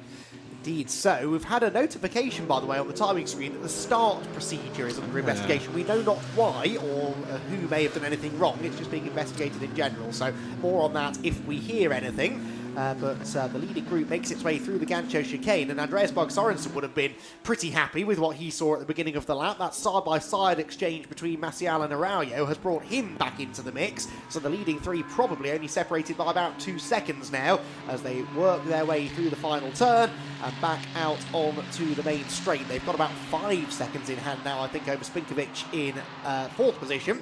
Excursion a few seconds behind him. Then a good side-by-side battle here right at the back, I think this is, isn't it? That is Rindzovic trying to find a way past Alex Bijatovic. Can't quite work a way through yet. Again, running both different classes. Rindzovic in Cup 5. Bijatovic is a Cup 4 runner, but a good battle to be had nonetheless. Rindzovic to the inside. That's not really a place to be going door-to-door, though. And sensibly, I think he realises that and backs out of the manoeuvre. Yeah, Rindzovic for now just trying to pick the bones on his first racing weekend and doing nicely here, doing all the right things. He tries to find his way past Bijatovic. Believe the Lambo should have the legs on the 488 down the straight, but it might actually be fairly even play, both in that middling 600 horsepower region. I say that as if it's a small amount of power. 670 horses in that Ferrari. That is no mean amount of horse. So then they are running down the straight. You can see just ahead of them there on the foreground, Biankowski and Alessio Ruffini. Good to see Ruffini out there in the now carbon-nosed Lamborghini. It wasn't like that at the start of the weekend. Bijatovic and Rindzovic, I think, may well hold station. Bijatovic a few tenths ahead at the line. Meanwhile, Dexter Muller in 5th position now. Severin Mazur, therefore, has dropped down to 6th overall. Muller... next target would be 16 seconds up the road in the form of Moritz Viskirchen, but for now he needs to make sure he doesn't straight line turn 6. It's going to be a hard ask, I think, for Dexter to get much further up the road, given how much of a gap he already has between himself and the car ahead. Yeah, he has been held up a little bit by Severin Mazur up until this point, so now he's unleashed. We'll see what performance he's got, but yeah, I suspect that Moritz Viskirchen will be feeling reasonably comfortable in the lead of the GT3 class. Whoops, that was Miller getting very sideways through the kink. I think it was Dexter said on the grid that he'd had a little excursion on the outlap as well, so clearly the GT3 Mercedes AMGs are a little bit of a handful still in these slippery conditions, but he's getting away definitely now from Mazur, with Kalle Bergman not far behind in the Cup 2 leading Porsche. That's a 25-second lead that Kalle's got over Przemysław Biankowski behind. And the final turn goes Severin Mazur then. The rain intensifying, the spray therefore intensifying as well, and of course the track changing lap by lap. Each time you get to a corner now, it will have a little bit more standing water than it had a lap ago, and a little bit less grip. Yeah, absolutely the case. It's a challenge of adaptability in these kind of conditions. And the conditions from lap to lap will definitely be changing one way or another. You can see some of the bits of quasi-standing water clearing as the racing line re-establishes itself after the gap between races, and other areas is doing anything but clearing with the rain, as you can see, pelting down on turn 2. Meanwhile, Goncalo Araujo is falling back from Cristiano Maciel. Equally, he is falling into the clutches of Andreas Berg Sorensen, who is third overall, which is where he finished yesterday. He'd like to be a couple of steps further up the overall podium. Of course, there isn't an overall podium ceremony, but at the moment, the Cup 1 podium would serve as just that. Indeed so, and Andreas Berg Sorensen here starting to come good now, isn't he? It was interesting that it was Araujo who seemed most confident at the start of the race, bursting to the front and initially pulling a little bit of a gap actually over his Cup 1 rivals, but then Maciel found a way through. Sorensen now really asking some questions of the second place man, and Sorensen taking a slightly wider run into the final turn to try and tee up a good exit, but I don't think it's quite panned out that way. There is Cristiano Maciel, the race leader. The gap back to Araujo is increasing because he just had a new fastest lap of 56.9. It's 3.9 seconds the gap back, and another second then between Araujo and Sorensen, but Sorensen frustratingly gets close elsewhere around the lap, but not really close enough to do anything into what is still, I think, the best overtaking opportunity at turn 1. Yeah, Sorensen had a big old snap of oversteer coming out onto the main straight, which I don't think helped his progress particularly. Spinkovic still in 4th place in the non-Ferrari element of this race, leading Cup 4 and about 4.5 seconds clear of Moritz Viskirchen, who will be rather frustrated by this. In these conditions, the GT3 car not quite performing as we would have expected based on that qualifying performance. A second up the road from everybody, we thought Viskirchen would be well placed, but there he is in 5th overall. He's some 24 seconds away from Dexter Muller though, as Andreas Berg Sorensen gets to the inside and then gets all sorts of crossed up.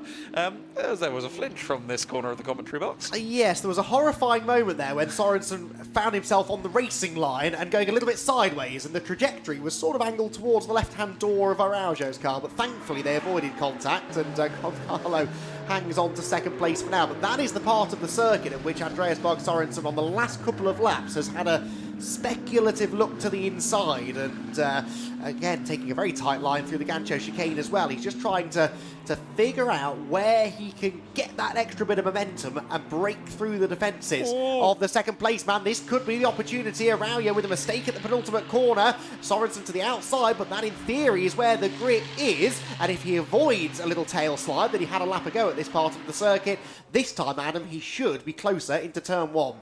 Quite possibly even keel when it comes to machinery, so it's going to be bravery on the pedal and air being broken in front of him as they're side by side. Outside line for Andreas Berg Sorensen, and wow, he really must have been flat out from corner exit. I guess Araujo might have been fighting it a little bit more on the pedal down the straight, as Severin Mazur is certainly not having a repeat of his Saturday race, falling back further there with a spin down at turn 7, rejoins the race, I believe, somewhere behind Alessio Ruffini, but that is unfortunate for Severin Mazur. Indeed, if Ruffini has gone past, that means a position lost in Cup 4 where he's scoring points as well. Also, speaking of Cup 4 drivers, Alex Bijatovic in the number 32 car from the Autosport Racing stable. He has a drive-through penalty for a false start, incorrect starting position. I suspected it would be incorrect starting position for someone, of course, because Leandro Martins was missing from the grid after his spin on the formation lap. Incidentally, Leandro has not ended up heading out onto the circuit, perhaps deciding discretion is the better part of valor here at one of his home circuits, the Portuguese driver. Hopefully we'll see him and Dieter Sveps out there again later on. Meanwhile, it was quite a... Oh, we have a spin for Andreas Berg Sorensen. Sorensen rejoins the race. He was going great guns, getting himself past Araujo, but now he's behind Jerzy Spinkovic and in the firing line of Moritz Viskirchen, so he's lost a good chunk of time, over a dozen seconds, with that error. Indeed so. Well, that's a bit of a shame. It puts that battle on ice for the time being, and yeah, Viskirchen closing in as well in the leading GT3 car, so unfortunate moment there for Andreas Berg Sorensen. We'll see if we can pick up a replay maybe of what exactly happened to him, but it does look like it's getting more and more treacherous out there at the moment, with the rain falling ever more heavily. maybe a bit of standing water that wasn't there a lap earlier has caught him out slightly, but we'll see what sort of recovery drive he can go on. Still nearly half the race to go, so he's got time still maybe to do something about that. Jerzy Spinkovic then inherits third. And we can, I believe... Oh, and he's done it again now at turn 1. So Sorensen, well, so often we see this, don't we? The situation could snowball, frustration sets in, and drivers perhaps start over-driving. This, though, Adam, is what happened the first time around. So into turn 7, quite a shallow entry to the corner there versus Araujo, and the rear end just lets go. He was in the middle of the track. No paint issues or anything like that. It was just simply a loss of rear traction that he couldn't correct in time. Kalle Bergman comes across the line as the leader in Cup 2 then. As we head back to live pictures, he's over a minute off the lead at the moment. Of course, Porsche's sometimes considered to be very, very strong cars in the wet, but Kalle Bergman a little bit off the cars ahead of him for the time being. I don't think it's all that familiar of a steed for him versus some of the other cars he has raced previously in his career. And now this is the SPV Racing Prepared car. It is also run in partnership with the Circuito do Sol, which is a fairly new venue in Spain. And get to see more and more of those exciting circuits popping up in Spain, largely for track use. Sort of in the vein of the Ascari Race Resort. Alex Bjatovic is into the pits to serve his drive-through penalty, of course. No pit stops in this 30-minute sprint race. Cristiano Maciel putting a lap on the 488 Challenge Evo of Oscar Rinjovic, meanwhile, as he continues to build the lead. 5 seconds clear now, with a bit of a snap there of oversteer, but a fairly advanced set of computers helping drivers in these Ferrari Challenge cars. It's always fascinated me how sharp they are as a weapon, with the amount of power and performance they have, and yet also somewhat blunted in the fact that there is a safety net with these challenge cars. Indeed so. Interesting development, by the way. Jerzy Spinkovic just suddenly, out of nowhere, put in his personal best lap of the race and an outright fastest final sector. So he was quicker than the leaders last time by about 0.3 of a second, and continues to do. In fact, he's just in the first sector gone 1.3 seconds quicker than the leader. Yes, the leader was in traffic, but I don't think Cristiano Maciel lost that much time in the traffic. So all of a sudden, something has turned in the favour of the Cup 4 Lamborghini. Keep an eye on Jerzy Spinkovic. Let's see whether he can still bring himself back into this. He's about 7 seconds behind Araujo, 12.5 seconds off the race lead, but at about the point that his race 1 sort of fell apart, race 2 seems to be coming to him. There you see Oscar Rinjovic in his Define-backed Myrtle car. Myrtle, of course, being the home of Ferrari for people based near the Nürburgring, and goodness me, we're almost halfway to the Nürburgring there rather than making apex. Severin Mazur a bit late on the brakes as he continues to explore the limits in these wet conditions. As you alluded to earlier on, the Lamborghinis can be hard to master in these wet conditions. We did see fabulous wet weather driving from fellow GT3 Poland driver Andrzej Lewandowski here last year in the GT Winter Series. And at the moment, we're seeing some pretty solid performances out of Jerzy Spinkovic as he continues to find pace in his Cup 4 machine. Yeah, what's this lap time? A 57.2, so only a 10th quicker that time around, actually, than Araujo. But still, going quicker now all of a sudden than he has all race long. And again, whoops, that's a Porsche going straight on down at turn 1. Was that Kalle Bergman or the... Przemysław Biankowski. Biankowski. I had a 50% chance of getting that right. So Biankowski, the one who skates straight on, and that was therefore Rinjovic going through for position, was it? He was only a couple of seconds behind at the line, so Oscar Rinjovic into the top 10 now. But yeah, I cast my mind back a few hours to the GT4 race earlier on, where we were pondering the different levels of performance coming from the pair of McLaren GT4s in that race. Similar situation here with the Lamborghinis. Jerzy Spinkovic clearly starting to really grow into this race and feel quite comfortable in the conditions, and yet Severin Mazur, who was so rapid yesterday, absolutely nowhere, off the track more times than he's on it and plummeting down the order. So has to be set up again, you would imagine, but Jerzy Spinkovic really looking at home in these conditions, continuing to put in some pretty strong sector times.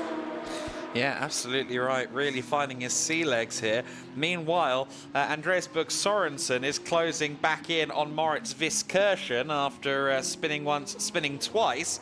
Viskirchen now under pressure for that 4th position at the moment, so we'll keep an eye on that. I think actually there may have already been a move down at or somewhere in the lap, because I think there has been an exchange of position there. They're just heading towards this part of the circuit now. We'll have to see if that is the case. Oh, we're looking for them. There they are. That's the battle for 4th and 5th position. Andreas Berg Sorensen still not afraid of the painted stuff despite a couple of spins, and of course we know what that Ferrari does in a straight line. Yes, this could be a bit of a done deal really, as long as he gets off this corner well. You would probably put your money, wouldn't you, on Andreas Berg Sorensen being in 4th place by the end of the main straight. They have got traffic to contend with, though. So how's this one going to play out? Ooh, bit of a delay there for Viskirchen, and that will do it now, surely, for Sorensen. He had extra momentum coming off the corner, and we know the Ferrari's quicker in a straight line. He's done it by the time they get to the timing line, so Andreas Berg Sorensen straight through into 4th position, needed no second invitation. It's a shame that he won't really now have the opportunity to contend for a higher step on the Cup 1 podium, but he has at least redeemed himself slightly by moving into the top 4 overall. Przemysław Bienkowski a lap ago went wide at turn 1. That time he almost spun it at turn 1. Under power in the PTT Racing Porsche, the pure track technology team, always a huge supporter of the Winter Series and indeed the Giedelijk winter events down here in Iberia. I imagine we'll see more than one car at some of the other events of the season from that stable. I'm not sure how many cars are in the truck this year, but I know that last year they were trying to flog an extra Porsche to Leandro Martins at the end of the season, so they clearly have some in arrears. Meanwhile, Andreas Berg Sorensen now just clearing off from Moritz Viskirchen then, so 4th overall looks to be under his control again at the moment, so long as he keeps it on the straight and narrow. And while the gap has stabilised up the front, one must doff the cap to Cristiano Maciel. He has been on form in this race. Yeah, absolutely, and another bit of a surprise result this really, isn't it? I don't think many people expected this from Cristiano this weekend, but yeah, here he is, showing everyone a clean pair of heels and disappearing on up the road, really. Warning flag for car 27. That's Bienkowski for exceeding track limits. Well, yes, he's been exceeding track limits, but not really gaining an advantage from it, at least from what we've seen. But anyway, rule is a rule. He's gone beyond track limits, so penalty will be incoming if he does that again. Out on to the main straight heads Andreas Berg Sorensen. We briefly caught a glimpse there of Spinkovic, and off, I'm afraid, has gone Alex Mijatovic. I think he went off yesterday, didn't he? And that looks like the entrance to the Gancho chicane, the Lamborghini in the gravel. I doubt that will be retrieved under its own power, so this will need some outside assistance, and I fear that means an appearance of the safety car. If he reverses with feather-light precision, we might be all right, but that will be an ask, I'm sure. Off-roading wouldn't be my kind of thing, that in the best of circumstances, nevertheless in a Lamborghini. So Cristiano Maciel leading the way in the 50 car, and now 5.5 seconds, so the gap has gone up again, and we are continually receiving updates from around the circuit about the weather, and it was actually a camera woman, Emma, that presented our initial it's raining again signal from around the circuit, and very quickly I think everyone else said, yeah, us too. And well, the circumstances are plain to see.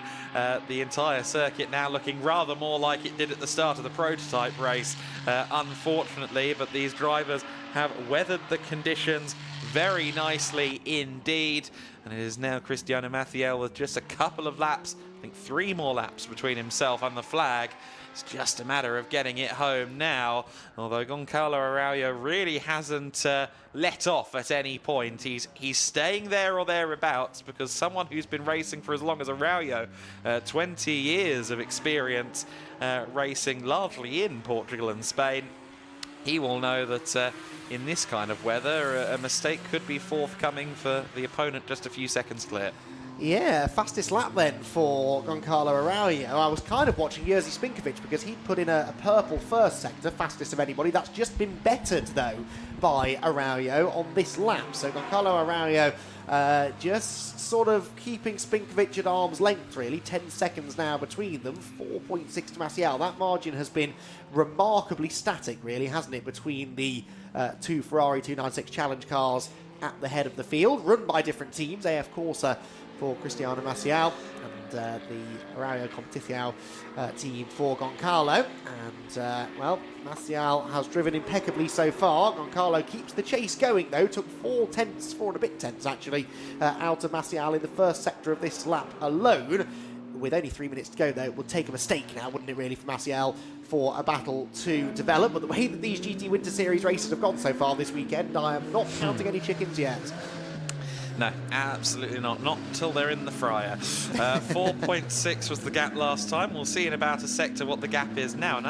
I now see where the 32 car is. I hadn't spotted it previously. Beatovic, somewhat out of harm's way. We continue on with 2.5 minutes to go. Penultimate lap will begin this time.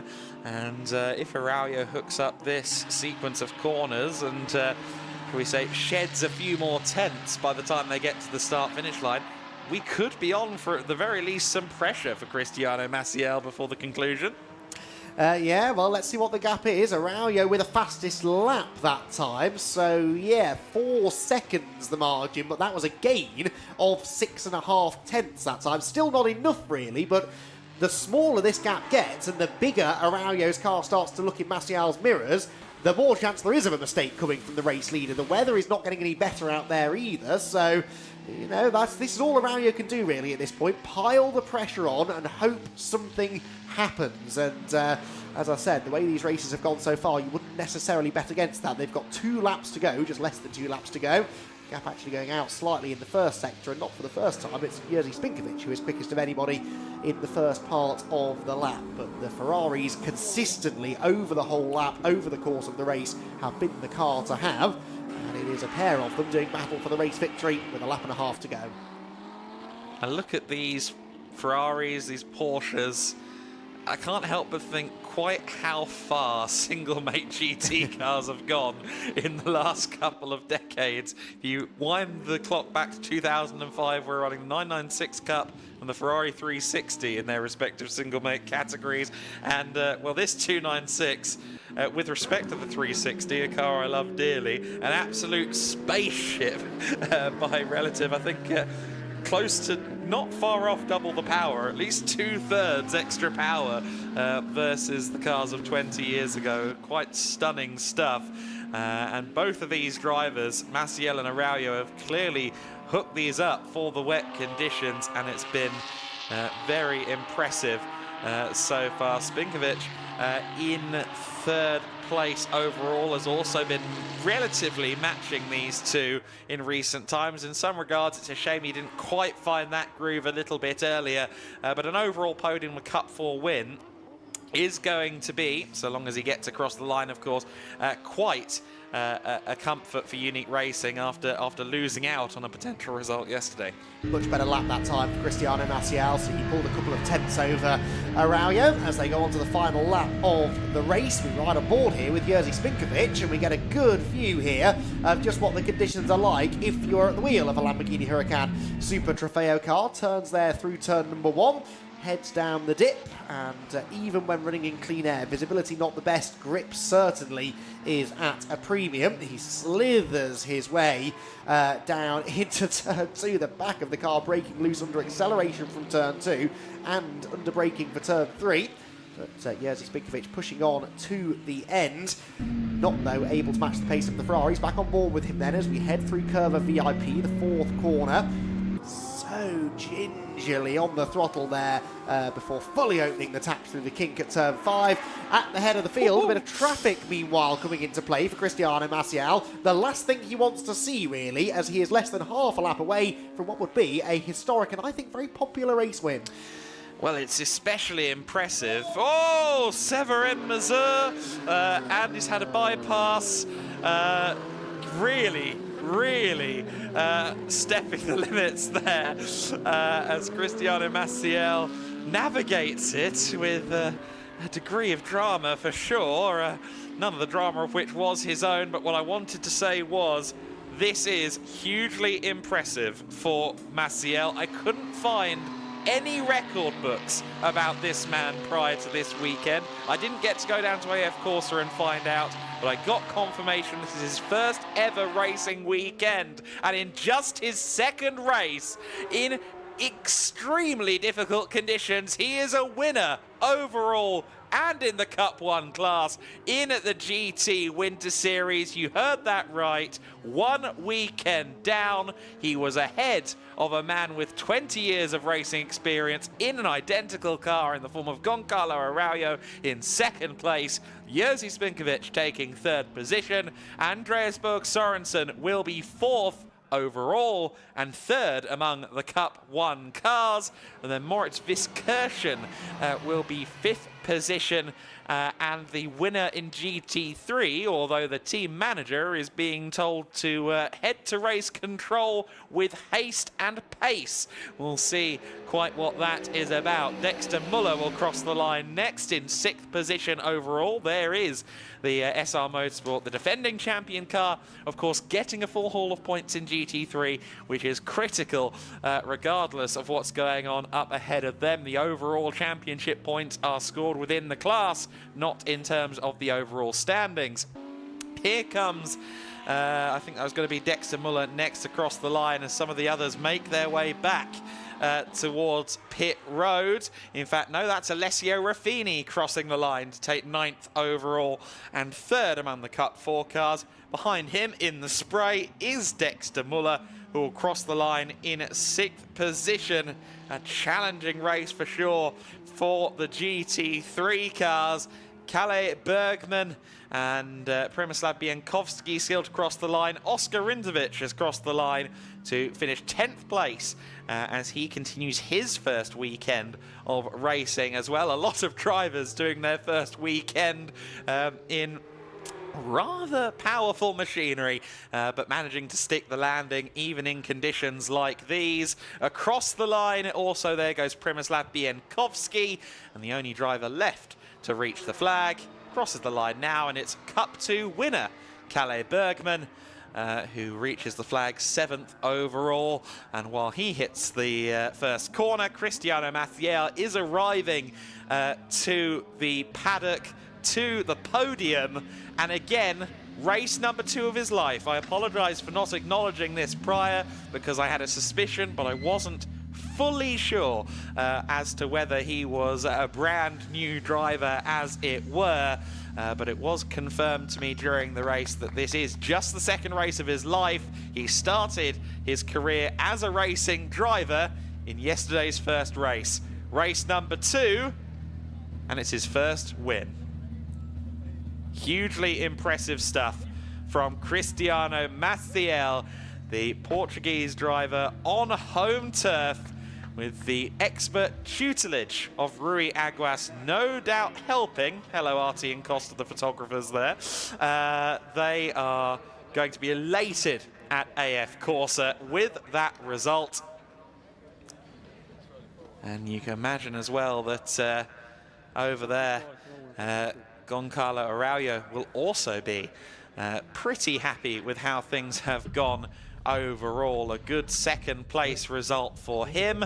Jerzy Spinkovic, of course, claiming third place, and we get a little bit of an onboard look there from the car that Jerzy has already climbed out of. And again, a Cup 4 win, a huge haul of points for him in the championship. With 4 cars in the class, of course, that means he will get a sizable haul, because you get more points if there is more competition in your category. Well, it's been a very different day so far at the Circuito Estoril than what we had on Saturday. But the GT Winter Series again throwing up some drama, lots of action, and a couple of heart-in-mouth moments for us in the commentary box, and I'm sure the drivers on the circuit as well, whether you were correcting the slides or hoping you didn't get caught up in them. I'm sure it has been a fairly intense race for all parties concerned. And I understand that Izzy Browning is going to get the post-race debrief now from our drivers down on the podium. I am indeed. Cristiano, wow. I mean, that was amazing. What a drive. I believe only your second race, is that true? How does that feel? Amazing. So yesterday I did the first one, today the first one on wet conditions, so it was a great performance. So I'm quite happy about the final result. Yeah, incredible, and really, really tricky conditions to do that in. So how did you manage to keep it on the black? Amazing team, look at them. They all work on the car to prepare it better for the rain. Also I have an amazing coach, Rui Águas, so perfect conditions to get a good score. And then one more race later. Are you feeling confident going into that one now? Yes, but let's see later how it goes. All right, congratulations. We'll let you get off to the podium and celebrate. Well done, very well done. There is our GT Winter Series winner, a very popular winner, as you can see. AF Corsa celebrating with Cristiano Mathiel, and I believe Rui Águas will be joining him in race 3 in the pit stop race in the second phase.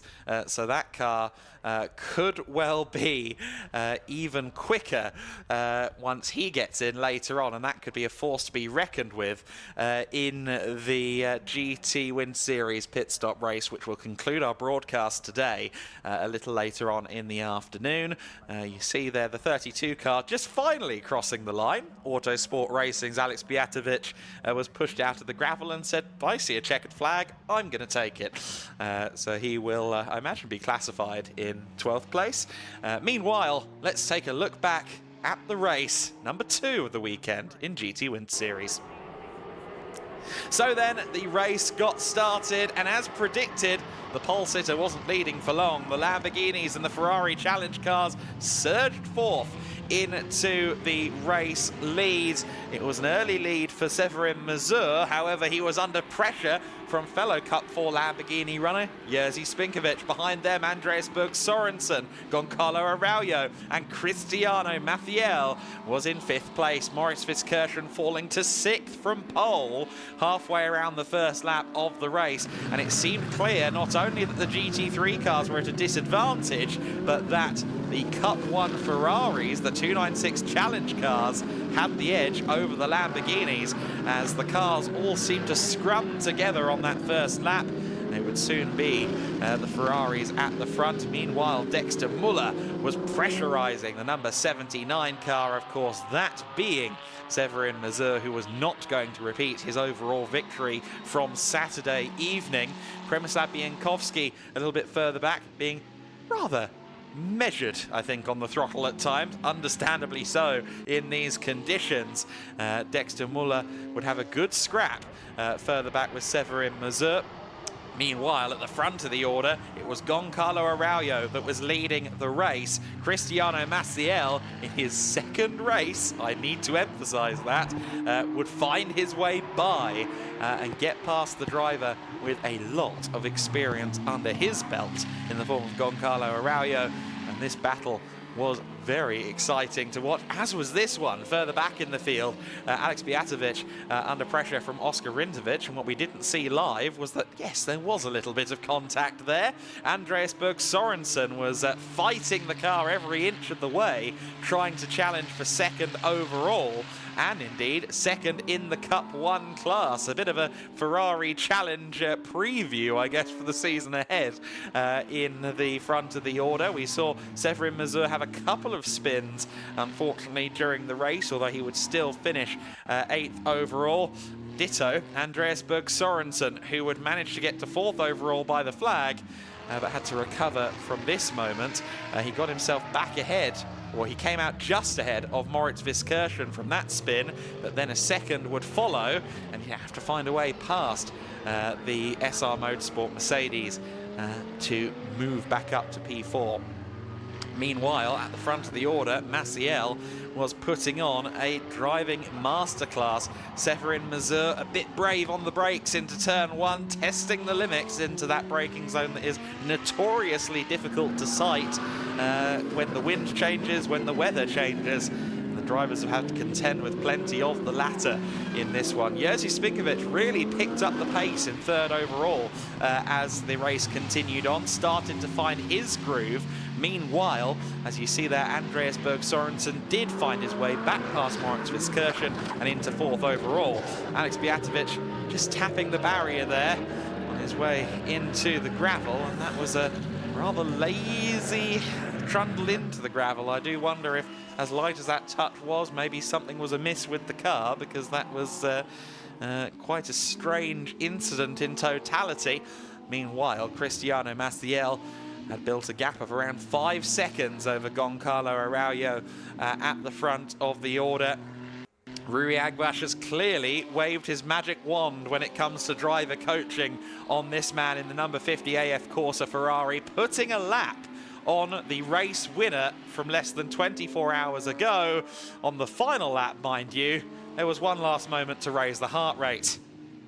Thankfully, Severin Mazur managed to keep the car on the straight and narrow, and it was Cristiano Maciel who came home as the race winner just 2 races into his tenure as a professional driver, or as a racing driver, and he has tasted success in the GT Winter Series. He will be delighted with this graphic that can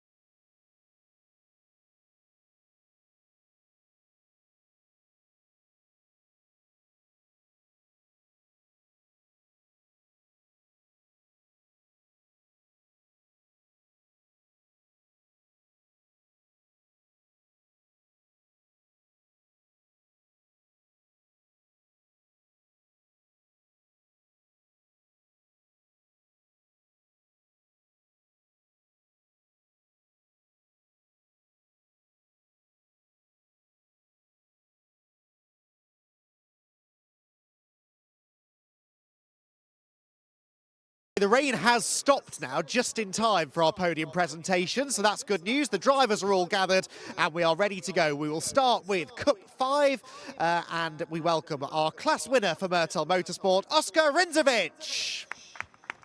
Congratulations, Oscar, onto the top step of the podium as the winner in the Cup 5 category for the Ferrari 488 Challenge drivers. Just the one car entered in the class, but he did well to negotiate the tricky conditions and has earned that winner's trophy that he has just been handed. Photographs taken.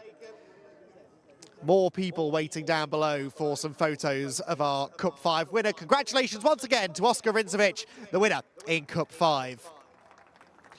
We now move on to the Lamborghini Super Trofeo class, Cup 4. 3 drivers to welcome onto the podium, starting with the third place driver, Alessio Ruffini. In second place for GT3 Poland was Severin Mazur, who I think is hiding inside, possibly. Severin? Where's Severin gone? Let's try that again. Second place, Severin Mazur. He was deep in conversation backstage with somebody. The win, though, in Cup 4, and an overall podium finish as well for Unique Racing's Jerzy Spinkovic. Congratulations, Jerzy, onto the top step of the podium. handshakes all round with his fellow Cup 4 podium finishers. And 3 different teams represented at the top of the podium as well. Trophies are being readied. Geelick Racing representatives on hand to do the honours. And what will we see from the Cup 4 cars in the race later on today? If it dries out at all, you'd have to imagine that Severin and Jerzy in particular will be a factor in that feature race to come in the afternoon. 2 more races to go, remember, here at Estoril, and a lunch break coming up next. We'll be hearing from Izzy Browning later on with some interviews in the pit lane. But for now, we still have a few more podium presentations to conclude with. Congratulations once more then to the Cup 4 top 3. We move on now to Cup 2 for the Porsche Cup 992 runners. 2 finishers in that category. Second place went the way of Przemysław Biankowski. On to the second step of the podium for Przemysław. Well done for a second place finish. The win, though, in Cup 2 went...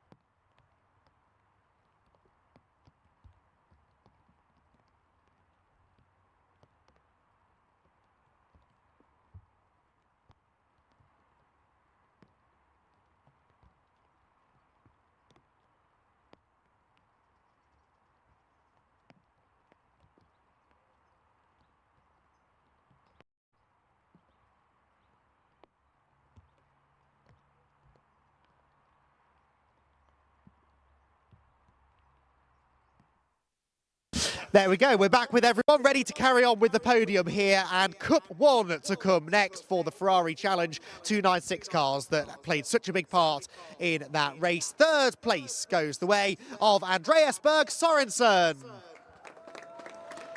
The AF Corsa driver climbs to the third step of the podium. Second place, though, Goncalo Arario.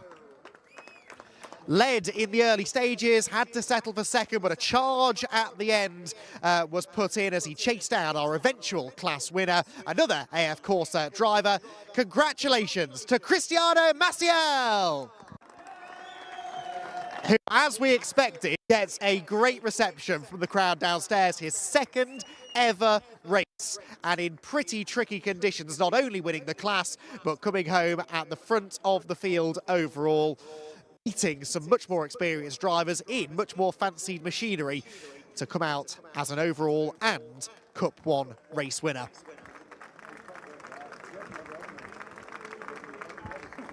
So the drivers gather at the top of the podium for photographs, a memory that will live long, I'm sure, with Cristiano Maciel in particular. Congratulations then to our Cup 1 podium finishers, and we have now just 2 more drivers to welcome to the podium. Our top 2 finishers in the GT3 class. First of all, for SPS Automotive, we have Dexter Muller. Well done, Dexter. Second place in class, but the win in GT3 went to SR Motorsport and Morris Fiskirchen. The car that ran into some mechanical issues yesterday, but coming out on top in GT3 in race number 2. Trophies handed out once more for the final time. The rain starting to come down again here. Hopefully the worst of that will have been cleared by the time races resume this afternoon.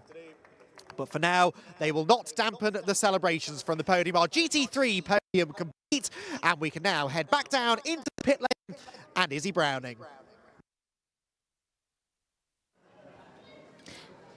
I am indeed down in the pit lane, and we've got the pit lane lunchtime break walk going on right now. All the spectators just walking up and down the pit lane, getting a chance to take some photos of the cars and some of our drivers. And one of those drivers does indeed join me now, Alessio. Alessio, it's great to see you out in the car today.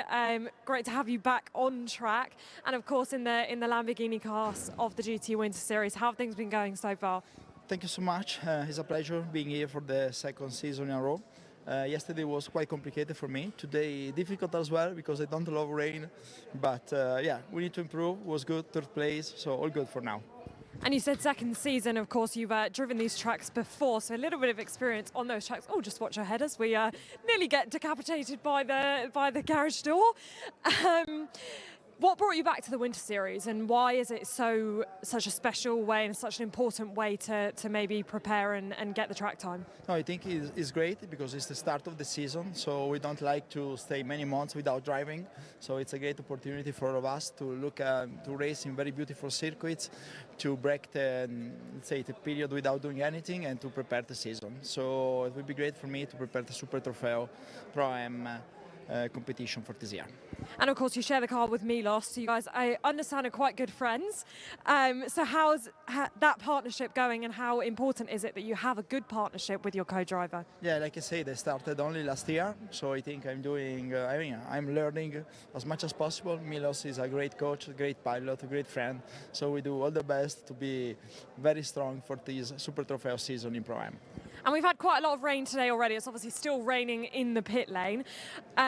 So how are you feeling ahead of the next race, and now that you've kind of got a little bit of an eye for the conditions around the track? Yeah, unfortunately it was not possible to test the track with rain condition in the last free training. But this morning was good. I got a lot of insights to improve in the afternoon. I'm pretty sure I can do better. So thanks a lot. All right, well, thank you very much for speaking to us. We'll let you go and get your lunch quickly while the lull in the racing is allowing us to have a little lunch break. So thank you very much for speaking to us, and good luck later on. Great to speak to Alessio Ruffini. Now, I managed to catch up with a couple of drivers before the weekend racing began. So I think we're going to hear one of those interviews very shortly, whilst we go and try and find some more drivers to speak to. And indeed, actually, we can hear the interview I did earlier in the weekend with Stefan Lenner, the racing series coordinator here at Gaelic Racing, about all the differences coming into the 2025 season. The 2025 Winter Series kicks off this weekend in Estoril. And of course, over the summer months, the team at Gaelic Racing have put in so much work to make this project happen. There's a few changes that have happened in each of our series as well. And in a second, we're going to speak to Stefan Lenner, who is the racing series coordinator here at Gaelic Racing, and tell us a little bit more about what the season has in store.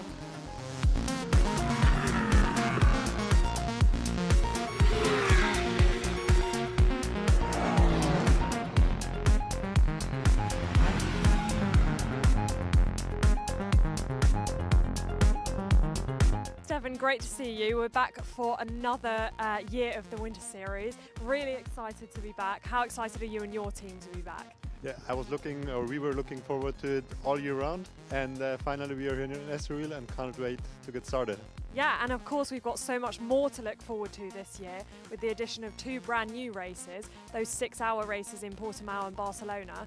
Just tell us kind of the thinking behind adding those races and why you wanted to do that. Yeah, so now we're in the 5th or 6th year of the Winter Series, and so far the only thing that we've done was sprint races, and we thought now it's time to go into endurance racing as well. We've had teams asking about it, drivers are asking about it. So it was really time to add some endurance racing to the Winter Series. So time to give people something more to challenge them, something more to take on. But there's also been a number of other changes in the Winter Series paddock to give some more challenges for our teams and drivers. We'll start with the GT4s because we've got them racing this weekend. They've added a new club class to the GT4 Winter Series. Just tell us why you wanted to do that and kind of the philosophy behind Gaelic kind of being the inclusive paddock that we are.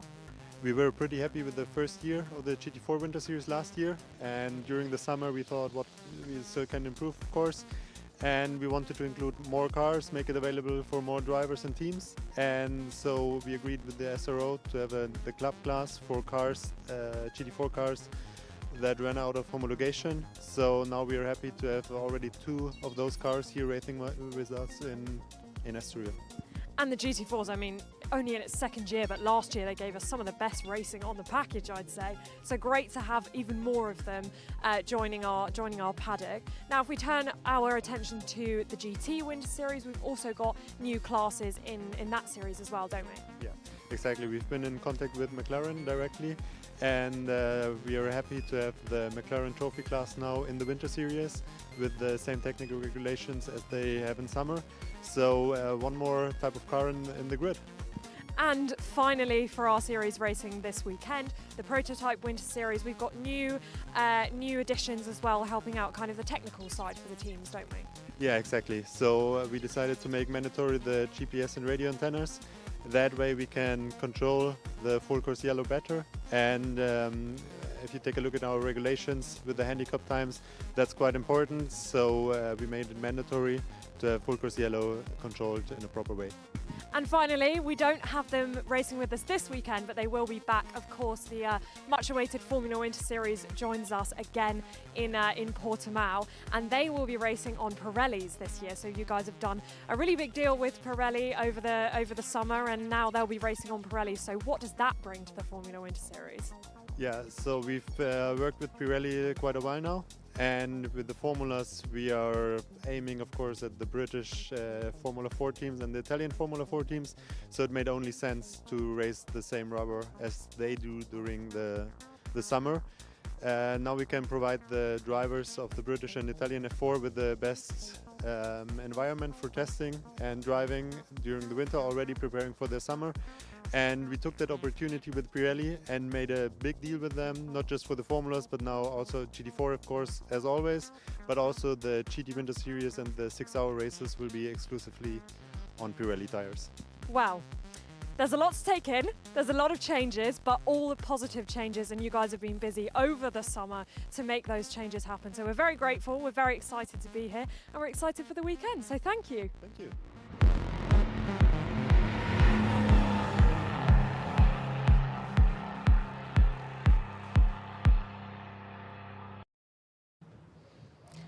Hello everyone, welcome back down to the pit lane where I've managed to corner two more drivers. Thank you very much for standing in the rain and waiting to talk to us. I've got Alan Gabay and Max Schreier with us from the GT4 Winter Series. Guys, first time in the Winter Series, how is it going so far and how are you enjoying your time? It's a really nice championship, the atmosphere is really good. For me, I'm having fun, yes, it's fine. Well, having fun is what it's all about, having fun and seeing some fast cars out on track. Max, you just took part in your first GT4 race. How much are you learning this weekend and how steep is the learning curve from, I believe, stepping up from karting? Yes. So I participated in the KZ2 category last year, and this is, of course, my first weekend in GT4. It's going quite well so far. I have my coach, Janis Fitje, who is able to prepare me quite a lot for the races. The learning curve, especially in the first race 2 hours ago, was quite high. I had two little mistakes from my side, but I managed to recover quite well. So yeah, everything's going good so far.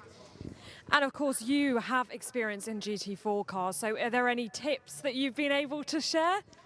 First of all, just push. This is the best option I can give you. Yeah, it takes time to move from karting to cars. I had the same procedure. It's not easy, but it will take time. It's like moving from something to a bath. This is how I saw it. Yeah, but it will be fine. It will be fast. He did a really, really good job today, and I trust him. And the endurance race coming up very shortly for you guys. You'll be contending with a driver swap, of course, halfway through that. So how are you feeling about the endurance race, and where do you think the biggest challenge is going to be in that race? I think the endurance race will be fine. I mean, this is the best condition for us with the Porsche, so I'm sure we'll have a really, really good time in the race. About the challenge, I don't see any challenge. I just want to push, and I think Max will do the same, so we just full attack all the race. Perfect. Well, we're very much looking forward to seeing that race shortly. Max, last question. Of course, you two are with us for the full season. You've obviously seen the calendar. Which track are you most looking forward to? Barcelona, definitely. I think we'll have a full driver field, and I'm looking forward for the good racing. Perfect. Thank you very much for speaking to me, and I'll let you guys go and get dry before this race. Good luck later, and we'll see you on the grid. Perfect. We are going to continue walking down now. I've lost Adam Weller. He was with me, but that's okay. We'll just continue walking down and hope that we can find him soon. I see him, and I'm just going to have to wind my way through the crowd. Hello, Adam. How are you doing? I'm doing well. I'm aware that I'm probably the least interesting person in the paddock to talk to. So we do have here Przemysław Bienkowski, who was just experiencing this. Are you wanting to chat, or shall I? Absolutely. I'll have a chat and then you can jump in as well. Przemysław, thank you very much for speaking to us. As Adam's just said, conditions very, very tricky today. So how are you finding it so far? Yeah, so the conditions were quite slippery, even more than I expected. But the race for me was great because one of the opponents went off the track. So, you know, for me it was just important to finish, but it was fun. Although I was trying to get to the finish line, it was quite slippery, so it took the car a couple of times. So, you know, it was adventurous till the finish line. And quite a technical track as well. How much do you like the Estoril circuit in general? So for me, Estoril is really special because this was my first competition last year. So my debut, and yeah, so this is special. I like the track, so I like driving here. Wonderful. Well, thank you very much for speaking to us. We're going to, I think, continue down the pit lane, but very best of luck for the rest of the weekend, and thank you so much for speaking to us. We'll see you later. All right, we're going to continue down the pit lane. Thank you to all our drivers who are willing to speak to me in the pit lane. Of course, many of them wanting to go and get their lunch, but actually they're giving up time to speak to me, which I very much appreciate. I will say the rain seems to have got a little bit lighter, so that's always a good thing. But yeah, very, very tricky conditions out there for everyone. And for our drivers who it is the first time racing in certain cars, of course, even trickier because they are not only contending with tricky conditions, but also learning new cars as well. And I'm seeing Adam Weller. Hello. You okay? Yes. I've continued my my hunt for interesting personalities, and I don't think it gets much more interesting than a team boss who knows exactly what's going on. Team boss of this car racing experiences, Leah Mauer. Perfect. Over there to chat to us if you All want right. Would you like to take it away for this one? to. Oh, pressure all of a sudden. Leah, hello. Long time no see. This time 12 months ago, well, on a Saturday 12 months ago, you were racing in these conditions. So I feel like you were probably uniquely qualified to tell Wolfgang what to expect. Tell us, I mean, what does it take to drive an LMP3 car in this kind of weather? I mean, the car works still in these conditions very well. It has still a lot of aerodynamics, but yeah, for sure, the lines are completely different. You have to pay attention that you don't brake on the normal line because it's very slippery, and you go a little bit further in the corners. So in the beginning, you have to get used to it. And then, step by step, you get to the right pace and you feel the car sliding a little bit and you know when to go on throttle. But it's fun. But last year, at this time, the race was cancelled. Mm. Yes, it was only 2 laps that you had to endure that weather last year, to be fair. Obviously, you've got an interesting lineup here of, I'm going to say, differing backgrounds with young Matthias, 18 years old. Then you've got Wolfgang Bayer, who used to race Dakar motorcycles, very different. Matthias Bjerre-Jacobsen won a shootout to get this seat. Tell us a bit about that process. How many people was he going up against? What did he have to do to be here today? So we did a shootout with around 25 drivers. We did it in different steps. We had like a part of simulator and a part of real racing in the LMP3 car. And we tested a little bit of everything. How can he adapt to a new car because he's coming from Formula 4, how he is working with the engineers, what is he doing with feedback, how can he improve and everything. And he was really standing out because when you tell him something, he thinks about it and then he goes into the car and he does it immediately. So he was really, really good. And you saw over the weekend it was his first time. It was very, very good. I see Matthias is behind us, but I have one more question for you, though, before you go, Leah. I can't help but notice there's a second chassis. Any chance we're going to see you doing dual duty? We are just using it for on Thursday for a test day in Portugal. Let's see. There's time. You know, Aragon is a long way away. It's great to see you guys again, and great to have a young talent like Matthias with us this year. If you step forward, sir, we'll chat to you as well about the race you just had. We were talking about the early phase of that race. Around you was all sorts of experienced silver and gold rated drivers. You're brand new to this car. You did very well, I must say. How did it feel for you? Yeah, thank you. It was not easy to drive a car and win with 3 times more horsepower than I'm used to. The car is more heavy, but I took it step by step and not overshoot. Of course, I did overshoot at 10.6, but I have to get used to it. So I think it was a good race for me. The whole weekend I have taken it step by step, and yeah, so a good weekend after all. A very good weekend. I mean, you spoke about it briefly there, how different of a car this is than your first generation F4 car that you won the Danish championship in last year.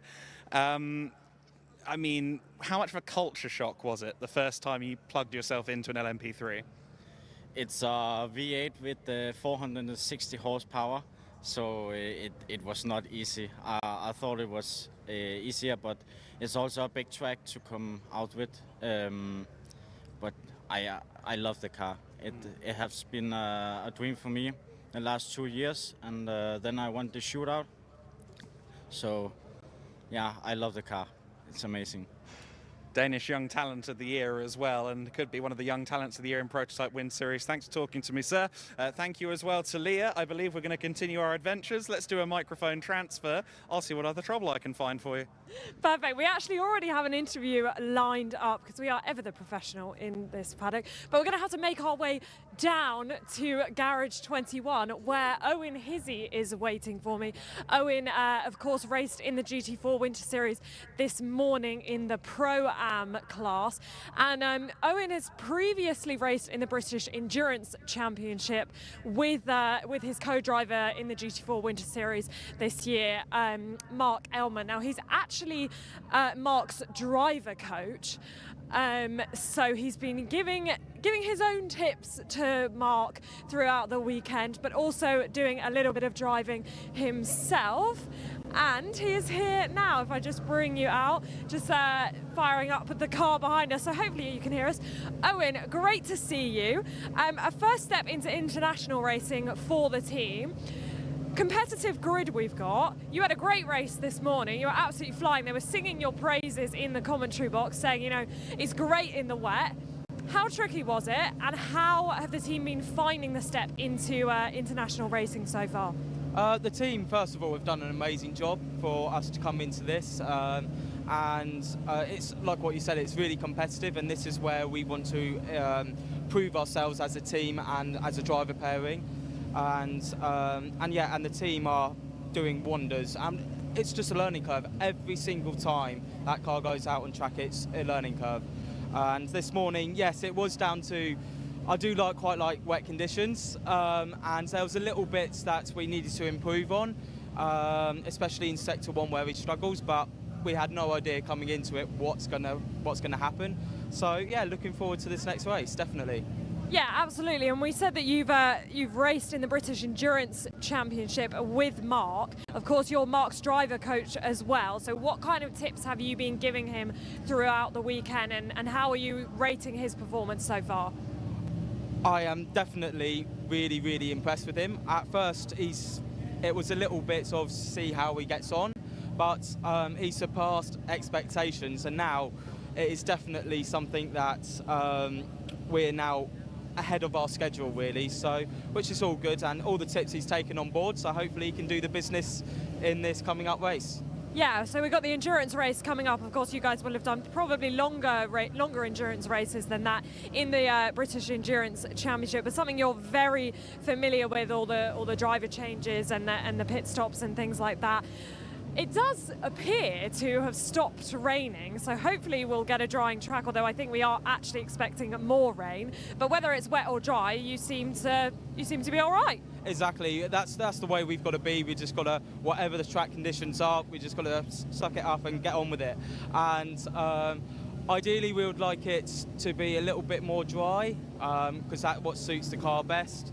Yeah, it'll be interesting to find out. And what's this car like to drive? I mean, just take us inside the car. What are we working with? It's a lovely car to drive. It is very rewarding. When you get it right and you can just get the car dancing and moving about, it is a really nice car to drive. It's a monster, but it's a monster that is that you can unleash at any time. So it's a fantastic car, and the Ginetto have done a great job with this Evo compared to the last generation. So, and long may that continue. Last question before we let you go. Of course, you guys are, I believe, in the full season. I have to ask you what track you're looking forward to. I do quite like Portimao, so that is definitely the one on the list. Here's been really good because we knew we'd never been here before, but definitely Portimao, just love it. Okay, well, we're heading there next, so very exciting. We'll let you go and prepare for the next race. Thank you very much for speaking to us. Thank you. Take care, everyone. Thank you. All right, we are going to continue down the pit lane once again. I've nearly made it all the way to the end of the pit lane. I'm sure I will see Adam Weller. I see Adam Weller with two more drivers. And these are, you got them both. And these are two drivers I'm sure you'll recognise because their weekend is going rather well. The Elite Motorsport pair of Josh Ratkin and Mackenzie Cresswell. Guys, we've spoken to both of you a fair bit already because, I mean, it means you're doing something right. As I said to you, Mackenzie, this morning, you're living up to your name, Elite Motorsport, elite performances from both of you. Well, I don't have to ask how the weekend's going so far because it's obviously going perfectly. How confident are you going into this endurance race that you're going to make it 3 for 3? Pretty confident. Obviously, Mackenzie's done a great job this morning in the wet, but I haven't driven the wet since, I think, 2023 because the summer series has been dry every single time. So it's going to be a bit of a stepping stone for me, but as long as you, like I say, keep our cool and just sort of build up to it nice and steady, we should be absolutely fine. Okay, super interesting that you haven't driven in the wet for that long. I mean, that's quite a good run of races you must have had then. Quite good weather in the summer series. Yeah, like I say, the summer series has been perfect. So obviously in 2024, not a single wet test session nor race, so it was amazing. But yeah, it's going to be a bit of a stepping stone today coming into the wet, but like I say, I've watched Mackenzie's on board from this morning, pulling a 20-second gap. We should be okay. I think you will be okay given the performance we've seen this morning, and I think you guys are at the moment the ones to watch, and I think a couple of the teams up and down the grid will be looking at you guys thinking, oh god, I hope this isn't what we're going to have for the whole season. Mackenzie, of course, you've got your first GT4 race under your belt. How different has the car been to what you've driven before? Of course, you're coming over from single-seaters. As you said to me this morning, roof over your head, much bigger car, much heavier car. How much have you learned over the last few days? I've learned so much. The team's done an amazing job getting me up to speed, and obviously, you know, I have a pretty good benchmark next to me, reigning champion. So yeah, it couldn't be much better than that. The situation's pretty perfect for me to learn. Got lots of laps under our belt on Thursday and Friday, so I think we can feel really confident going into the race and going into next week as well for Portimao. Pace has been pretty good so far, so we're looking to keep that up and yeah, see where we are after the hour. Yeah, absolutely. And I mean, single-seaters don't tend to come to Estoril. Have you been to Portimao before? Is that a new track as well? Yeah, it's all new. I've never been to Portugal before. First time at Estoril, first time Portimao. So got lots to learn, but yeah, I think we'll be all right. Okay, well, you've done a perfect job so far, as we've already said. We wish you very best of luck this afternoon. Of course, the first time with the driver swap for you, which we'll be looking out for in the pit lane. Thank you very much for speaking to us, boys, and good luck for this afternoon. And we are going to, I think, continue down the pit lane, or are we almost ready to have the next race, I believe? Let's carry on up here and we can get a debrief with commentator Adam Weller. Yes, we're going to walk it. We're going to walk backwards. Come on. If you're going to be in motorsport, you have to know how to walk backwards. How have you found the day so far? In what way have I come across as Toe Mater? I don't sound like him. I'm not the world's best backwards driver or walker. Johnny is being very kind to me. Thank you, Johnny. He saw the impending fall. We are obviously just moments away from the GT4 race. So the Elite Motorsport guys, they were very kind to us by way of talking just before the race. You can see we've got SR Motorsport getting ready as well. They've got no fewer than 3 cars in that race. And I can tell you what, they're replenished and ready, because I went to go see if I could interview them about 10 minutes ago. They're all eating. So they're on full stomachs and they're ready to go. I think the big question mark, though, is going to be, can anyone at all be that elite McLaren? Usually you pass the buck to me. What do you think? Can anyone do it? Well, that's exactly what I was just saying to the boys. I mean, they've had a perfect weekend so far. And the teams up and down the pit lane will be looking at them thinking, are we going to get an ear in, really? Are we going to get a shot in of taking this race win? I do think it is going to be the elites. Again, they've clearly got that car dialed in. They know what they're doing. They're a strong team. Of course, we've got many, many strong teams up and down the pit lane, but I do think that elite will have the edge, you know.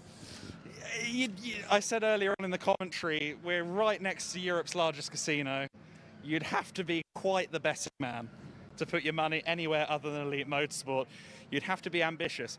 Now, we can see just behind us, actually, it might be worth reversing away from us and looking here to Tim Horrell, if we continue towards the car, currently installing himself in to the number 30.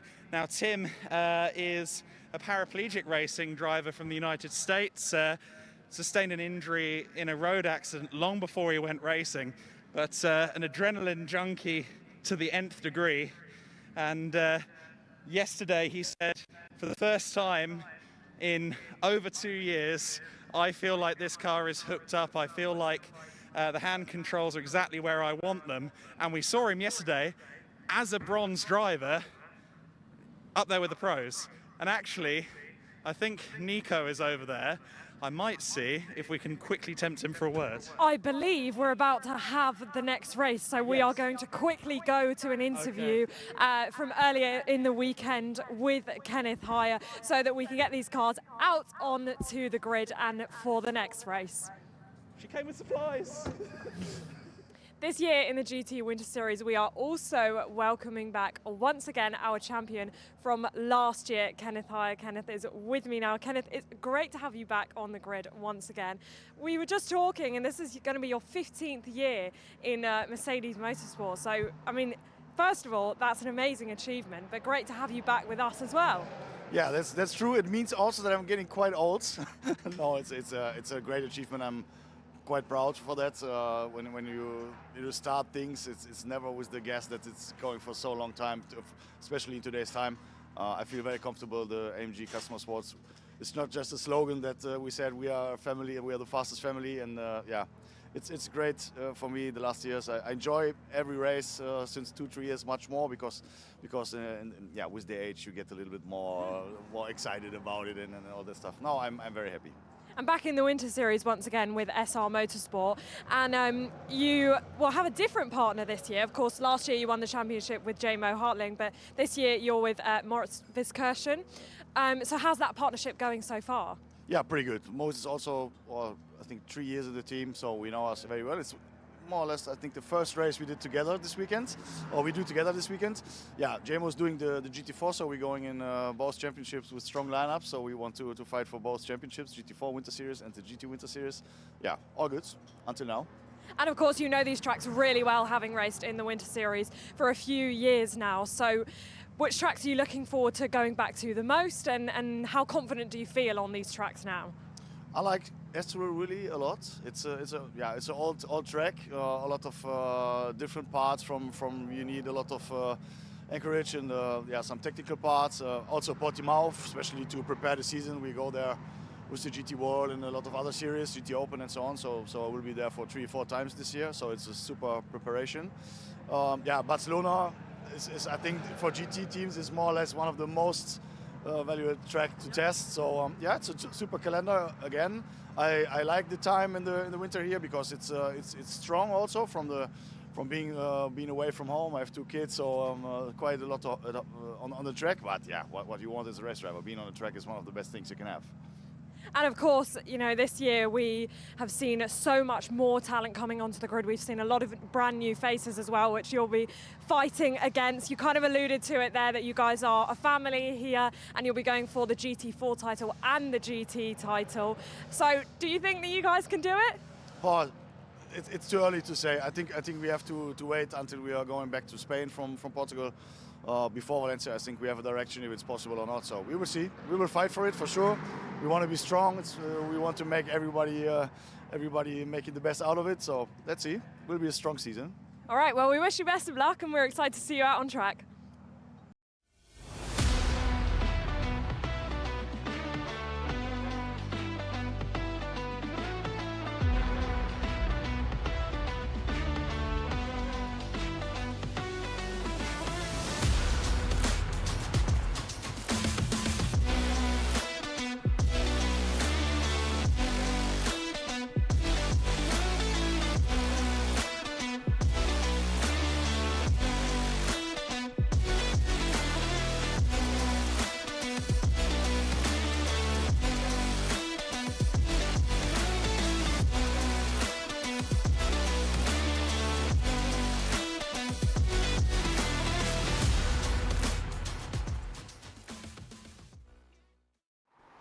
Well, we saw them preparing, getting into the car and ready to go. And we are now just a matter of moments away from the hour-long pit stop race in the GT4 Winter Series, kicking off our afternoon of action. We're going, I call it endurance racing, but of course we do have a 6-hour coming up in 2 weeks, so let's call it a pit stop race. Hour-long race for the GT4 Winter Series. Based on the first 2 races, as myself and Izzy were discussing, you come into it suspecting a favourite, but we also come into it having seen Estoril throw up a great many surprises thus far this weekend. So no one's quite sure what's coming next here, but what we do know is we will be in for a thriller, as the GT4 Winter Series has consistently provided. Of course, much like many other GT4 racing formats, there is a pit stop window. That pit stop window is 10 minutes in length, from minute 25 of the race to minute 35 of the race. The mandatory time from pit in to pit out fluctuates from weekend to weekend. For this weekend, it is 86 seconds from pit in to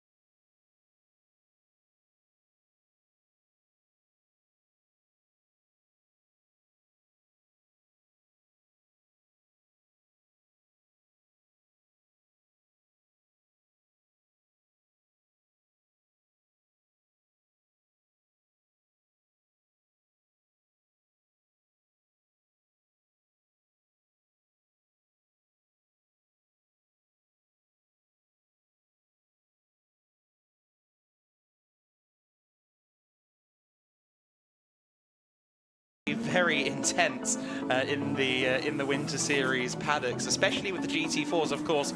In the GT Winter Series, being not just multi-class but also multi-spec in terms of the cars that are running, you're often fighting kind of almost an invisible battle with someone in a class lower than you for the overall championship because the points are scored in the classes.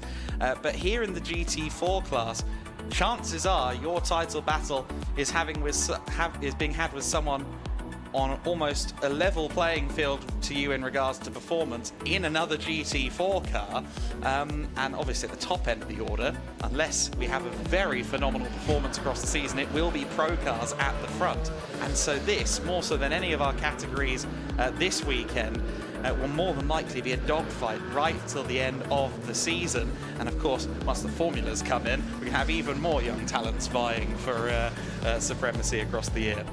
Yes, now they do take it rather seriously. I remember this from last year, the Formula drivers, and indeed GT4, that really came down to a sensational grandstand finish at Barcelona, I seem to recall. So, yeah, it was it does matter, no doubt about it, to the teams at the very top. Those perhaps just venturing into it for the first time might have slightly lower expectations, but for the pro teams in the GT4 category at least, this is definitely serious business. They want to come out of this with a championship if they can, to launch themselves into the 2025 season in the best possible manner.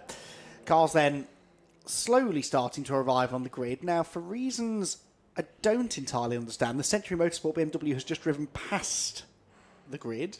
In fact, they're all driving past the grid. Start line's only about halfway down the Oh, road. this is true. Okay. Yeah, I made that mistake that David Addison tells me off of 4 plenty of times of mistaking the timing line with the start line. They are 2 different lines, aren't they? So, yes, I stand corrected.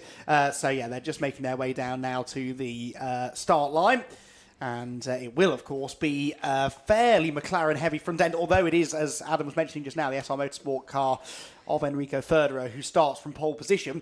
Interesting to see how Rafa Racing go in this race. Charlie Hart was very quick yesterday in the dry. We did see that car looking slightly less competitive in the hands of Callum Davis earlier on today, but that was in the wet conditions. So he may well improve slightly in this race, you would expect. But how will Charlie go in the wet? We were very impressed with his pace yesterday, moving into GT4 for the first time ever.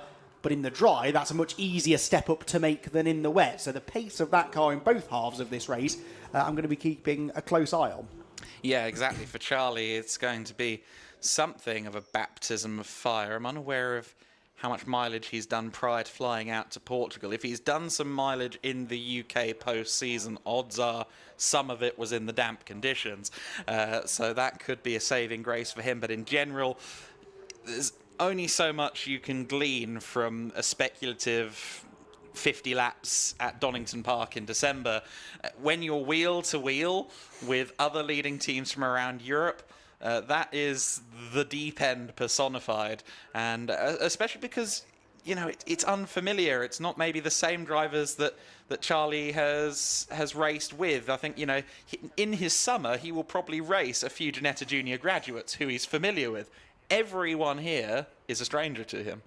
No, exactly that. And that is one of the scary things, really, for such a young driver, especially stepping up into this world.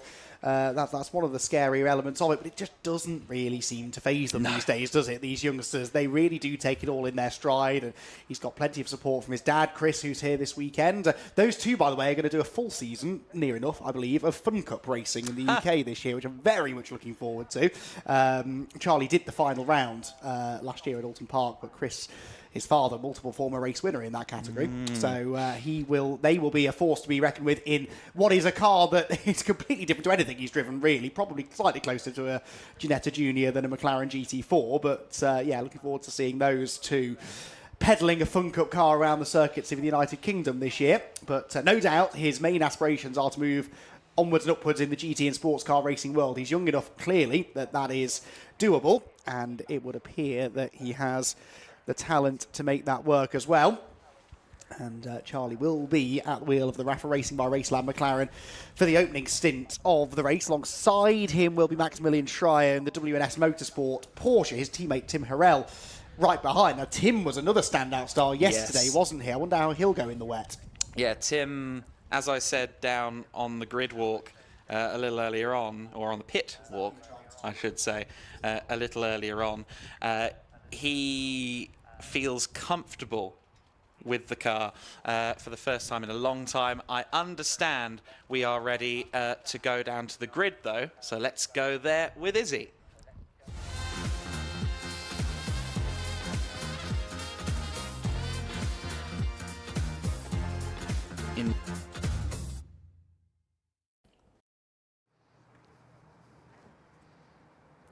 We are indeed down on the grid, our penultimate race of the weekend, the GT4 Winter Series. Now, I was just told by a couple of the teams that the drivers are unlikely to speak to us just because they're a little bit worried about the moisture getting into the car. And they've got a pit stop to contend with in this race. I think we've got time to just continue down. Of course, we've got the number 11 SR Motorsport on a pole alongside that very quick number 77 Elite McLaren. Can they go 3 for 3? That is the question. I'm going to run over quickly and try and grab a quick word with Callum Davies before he gets chucked off the grid. Callum, we're about to get chucked off the grid, but super quickly, what are we expecting for this race? Well, it's Charlie's first race in the wet in this car, so we'll see how it gets on. I'm sure he'll be absolutely fine. You know, he's a quick lad, and hopefully we can move up. We had a bit of an issue with the car in the first race. Had no traction grip whatsoever, but car's fixed now, car's ready, it's fast, it's got the pace, Charlie's got the pace, but we'll see how he gets on in the wet. All right, we'll let you get off the grid because I don't want you to get in trouble. Thank you very much for doing that. We'll continue down the grid. There is the 8-12 of Charlie Hart. This will be his first race in a GT4 in the wet, so we will see how he contends with that. I think we've got a little bit more time, so I just want to give you a chance to have a look at some of the liveries on these cars, because how often do you get this close to the racing cars? And also, as you will have seen on some of the cars, the Alpha Live stickers. A big shout out to all of our camera ops and Johnny as well down here on the grid, all our camera ops around the circuit who have stayed out in the wet all day. I have to say I'm a little bit confused by the weather because it sort of starts raining, stops raining, and then chucks it down and then stops again. So very tricky for us to gauge it, even trickier for the drivers to gauge it. We're nearly at the back of the grid now, as you just saw the invitational class of Ravi Ramyeed's car, but I think we are very nearly getting chucked off the grid. As I said, unfortunately the driver's not able to speak to us before this race because we don't want the moisture to get in their car before this race, which we can go to now.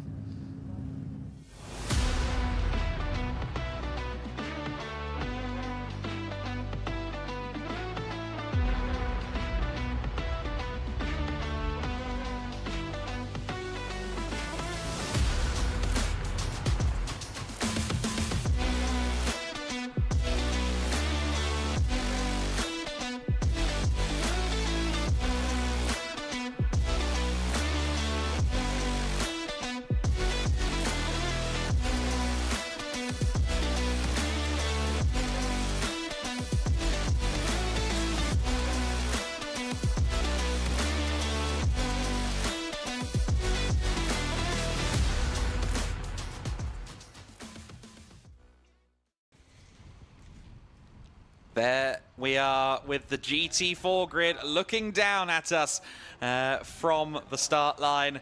They head off on their first of 2 formation laps with Enrico Federer leading the way. He is our pole sitter for SR Motorsport, looking to claim their first win of the campaign, but so far it's been all about the car behind them. Joshua Ratkin, Elite Motorsport, the 77 has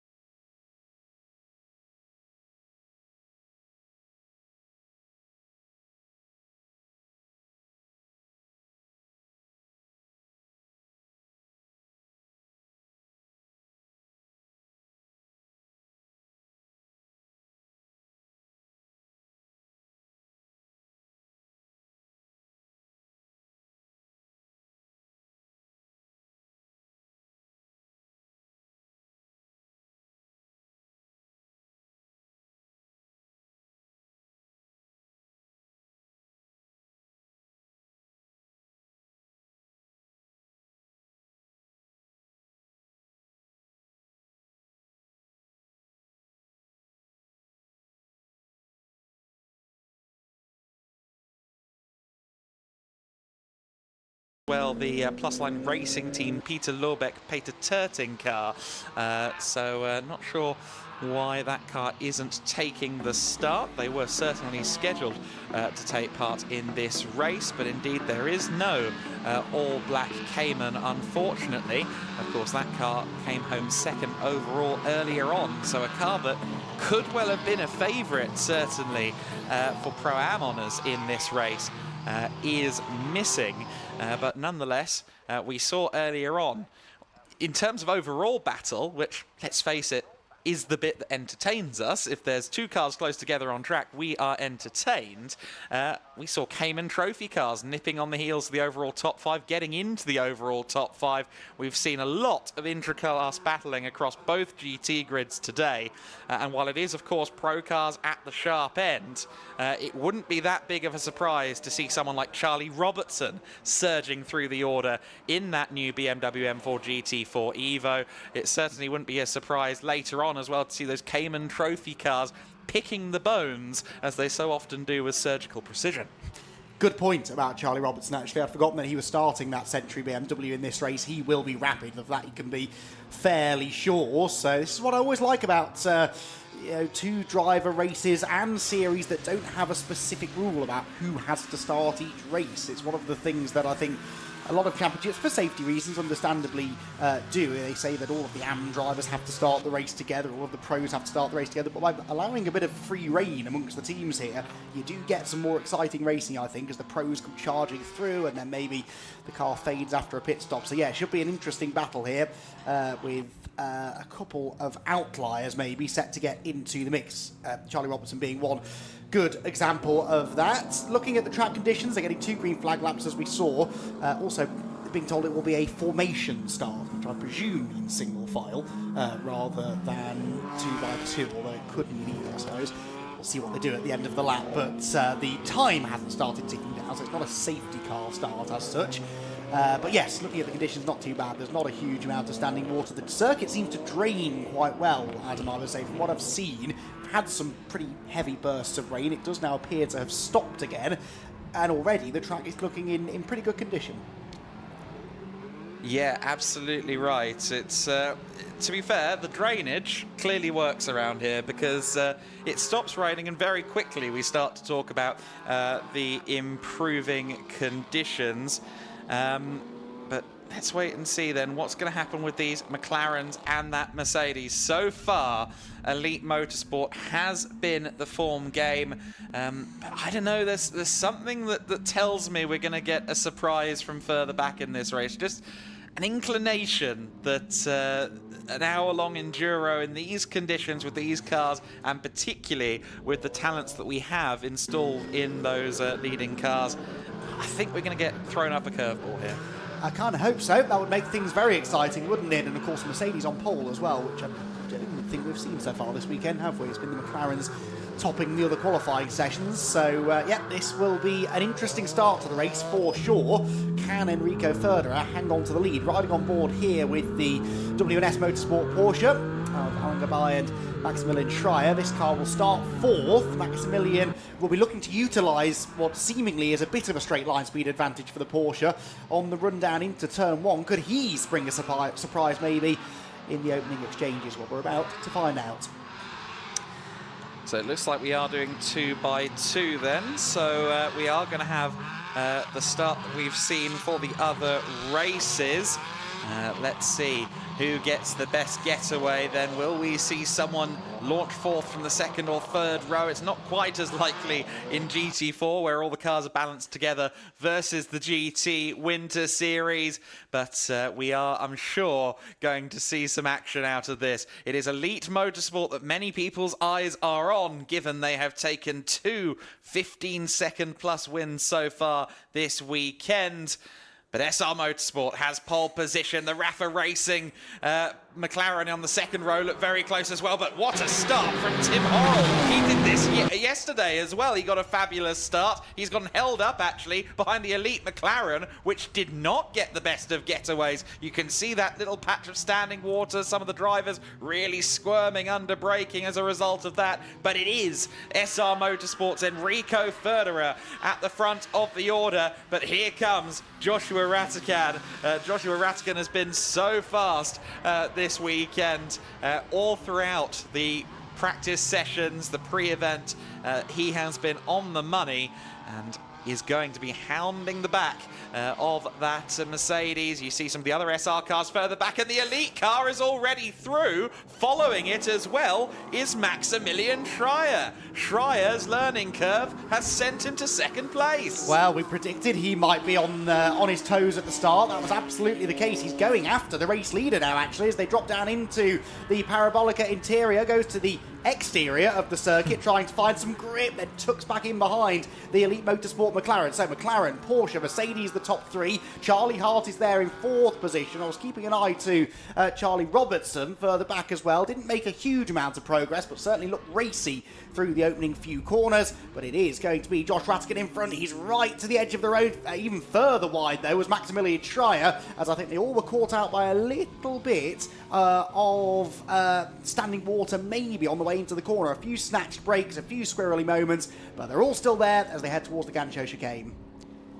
Yeah, lap one of the race, and already it is the elite McLaren at the front, but a new contender emerges in the form of that second place car. You see, avoiding all of the standing water there, Maximilian Schreier. Of course, he's graduated from karting. He knows all about the karting line. He went to the very outer extremities there. I don't think fully voluntarily at Parabolica Ayrton Senna. Oh, and a snap of oversteer coming onto the straight as well, which is a bit of a shame, really, because he was very close to the back of the McLaren. Of course, we know the Porsche is quick at the end of the straight, and even with that snap of oversteer, he has a little look to the inside. Speculative, tentative, maybe foreboding, but let's see if he can mount a challenge to Ratican. If he does this, that will be a huge feather in his cap. Well, it's really the longest that anyone's been able to challenge this elite car all weekend. Normally, by this point, they're a second or more out in front, and the gap then tends to continue to extend. But Schreier really asking all the right questions right now, Josh Ratican, who so far can't get away. The Porsche looking fairly compliant in these conditions. You rode briefly there on board with Schreier as he lunges to the inside up into turn number 4, but the grip isn't there, the traction isn't there on the exit, and neither, for now at least, is the race lead. But he's seemingly able to keep pace with Josh Ratican reasonably straightforwardly. But where, if anywhere, can he make his move? He's dropping Federer in third. Charlie Hart, interestingly, not really going with them yet in fourth. Horrell is in fifth position, and D2 completing the top half dozen. As for the second or third corner in a row there, Adam, the top two take very different lines through turn 6. And I must admit, my hair started to raise a little bit just seeing how much of the paint and curb they were taking at the kink at turn 5. Personally, I'd give that a wide berth. But that's why I wouldn't be in the pro class if I were to enter the GT4 Winter Series. Joshua Ratican has maybe just slightly found something on this lap versus Schreier, but let's see where Schreier is versus the rear of that McLaren by the time they get onto the main straight, because again, that's where the Porsche is strong, but the Porsche has lost a good car length or two. But again, as you said, interesting, most of the corners of this lap are being approached in wildly different ways, but not to particularly differing results. No, certainly not. The gap may grow here by a tenth or two, but not a huge advantage for Ratican. And you're right, that all seemed to come in just a couple of corners, really. They're gapping the rest of the field, though. Look at the gap they've got back to Federer, then Hart under real pressure from Tim Horrell, who continues to impress. Leading at the moment is Tim in the WNS Motorsport car in Pro-Am. The lead gap nearly a second at the line, and Adam, by the time they reach the braking zone, it's almost halved, I would say. Such is the edge that the Porsche has in a straight line. Here comes Horrell trying to use that straight line speed advantage of the Porsche to gain a place. Not quite able to do it yet against Charlie Hart, but Charlie at the moment looks the slower of the two. Yeah, Tim Horrell in the other WNS car. They've got 2 in the top 5, and of course Tim is leading in Pro-Am as well, so that's key for their score across the season. And bronze-rated driver, I think in danger of becoming a super bronze in the future. Even Nico Grundle, I don't think he'll mind me saying, he held his hands up to me last night in conversation and said, I mean, he's just so much quicker than me at the moment, but they're kind of learning from each other, I think. So I think as the GT4 Winter Series goes on, that's going to become a very, very strong Pro-Am combination, which it clearly already is.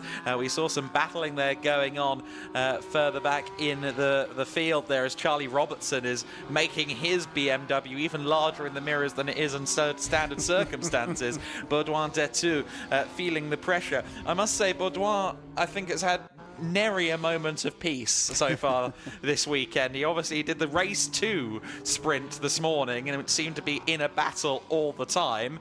He's arrived into race 3 and he's got Charlie Robertson right behind him. Yeah, there's almost an argument for letting Robertson go here, isn't there, really? It's not really Detu's fight, this. We did see him overdriving a little bit maybe in race 2 earlier on, had those couple of pretty hairy moments down at turn 6. Charlie Robertson inventing his own line there through the Gancho chicane and making a pass. All 4 wheels well and truly were over the curb on the inside line, but I don't think they're monitoring track limits there, so Charlie Robertson takes advantage of that, moves into the top half dozen. But yeah, for Baudouin Detu, that wasn't really a fight worth putting up for the time being. They're running in different classes. Charlie Robertson in the Century Motorsport BMW, actually not running in any class really. It's an invitational class car because it's not been homologated yet, so Detu can just settle into his wheel tracks. This, though, is a battle worth having. It's a battle worth following, I think. 3rd, 4th and 5th places, all absolutely together. You could see Enrico Ferreira there, like, hoping, I think, really for purchase as Charlie Robertson goes wide in the background. But you can see every apex at the moment, he just snaps the wheel in and goes, please, please turn in. And he's under so much pressure from Charlie Hart. And it must be said, it looks as though Race Lab and Rafa Racing have found something between sessions because Charlie's looking a lot more comfortable. That car is looking quite a lot more planted than it did in race 2 earlier on in the day as he continues to harangue Enrico Ferreira. Yeah, the car, that was the point I was about to make really, the car just isn't twitching and snapping around in the same way that it was in the race earlier on today, at least for the time being anyway. Callum Davis will be hoping that that is still the story when he jumps into the car a little bit later on, but for now Charlie Hart sort of doing what he did yesterday really, didn't get a great start. Had then a bit of work to do, but did manage to pick his way through the order pretty effectively. We said at the time that probably his year or 2 in Ginetta Juniors had helped hone his racecraft and overtaking abilities, and he's about to put those to the test once again. Closes in on Enrico Ferreira up towards the Gancho chicane. Doesn't even think about going to the inside line there because we've seen more moves made on the exit of this chicane than we have the entry. That's the Charlie Robertson line. It worked for Charlie a lap or so ago, and I think it's going to work for Charlie Hart this time because he moves through into 3rd position ahead of the Mercedes. The McLaren just so much pointier, able to hold the tight line, and Tim Harrell now looks to do the same thing. Yeah, Tim following in the wheel tracks of Enrico Ferreira then, and now of course he's in the Porsche strength zone and he's got a great run going on to the main straight. Enrico, I think, will be as aware as anybody that he's now under threat, but I think that Tim maybe had to just lift off the throttle a bit because of how much he was on the paint. He was also a little bit sideways as well, so I think the potential for a good run there gave way to him, I think, almost getting too good of a run, then having to move to the outer part of the circuit to avoid the Mercedes. Yeah, it's such a long corner, isn't it, that final turn, that you almost have to approach it like 2 corners and not overdrive the first bit, not get on that throttle too early, because you will be in trouble at the exit of the corner if you do that. Through turn 3 they go, and order for now remains unchanged. Charlie Robertson gaining on them, I would say, in the Century BMW. Yes, he did a mid 205. This lot were in the high 206s last time around because of their battling, of course. So Charlie Robertson's not a million miles away from them. And in fairness to him, Baudouin Detu not being dropped too rapidly by Charlie, who is a very well-regarded racing driver back in the UK. And starting now to make more of a name for himself internationally as well. There he is in the Century Motorsport BMW, taking a wide, sweeping line through turn 6, trying to find the grip. BMW that really looks more like a touring car than a GT car, doesn't it? But it's been effective in the past. Tim Harrell up the inside there of Enrico Federer. That's a difficult place to make the pass, though, because there's just no grip on the inside. He had a bit of a snap of oversteer, and I think that's allowed Federer, for now at least, to keep the place.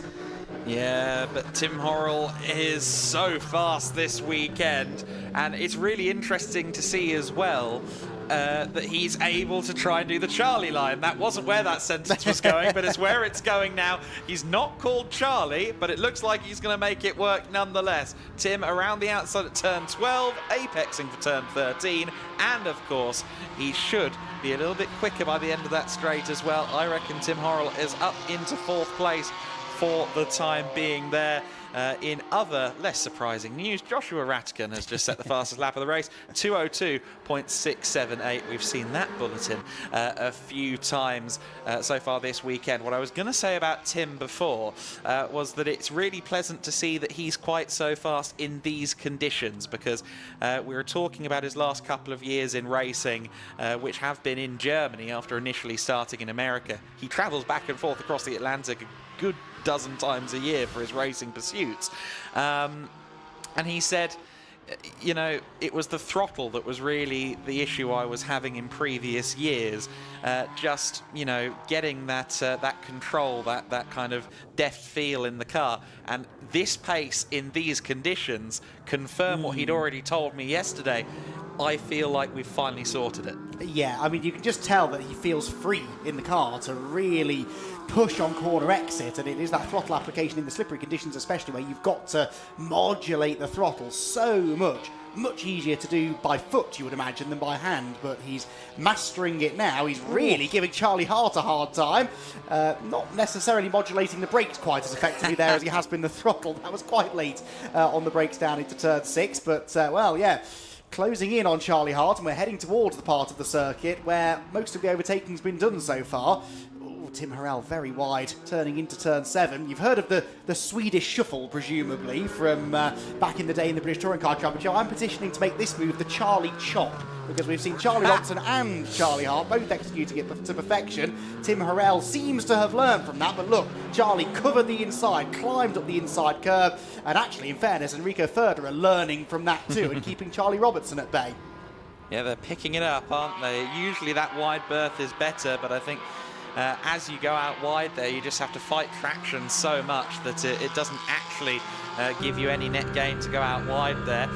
Meanwhile, Max Schreier again having a brilliant race here, just getting up into 6th gear there before braking for the first corner, going very, very wide indeed into turn 1. Here comes Tim Harrell in the sister W&S Motorsport car then, almost at touching distance with Charlie Hart. And speaking of Charlie's, Charlie Robertson giving Enrico Federer a lot to think about in 5th and 6th position respectively as well.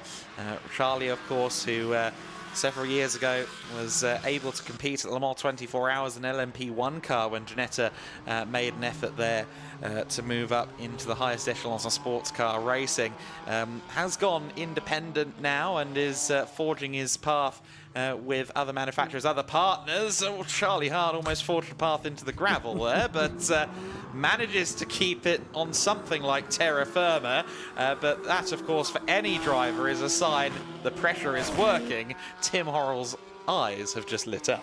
Yeah, he can sense an opportunity, can't he? Not into turn 6, though, because, again, Charlie covers the middle ground, not going right to the inside to defend, because that would tighten his line into the corner too much, but just holding the middle of the road, forcing Tim to go the long way round. But, of course, the wide line in for Tim is a quicker line out. He closes in on the McLaren, heading uphill now towards turn 7.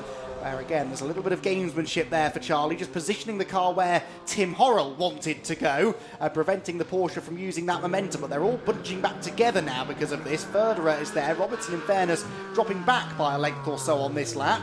This actually might not be bad news for Charlie Hart, because Enrico Federer arriving on the tail of the Porsche might prove to be a bit of a distraction for Tim Harrell and force him into defending more than attacking. That's the hope for Charlie Hart, but he hasn't yet found a way to shake off Tim Harrell, who is right back with him heading through the final corner.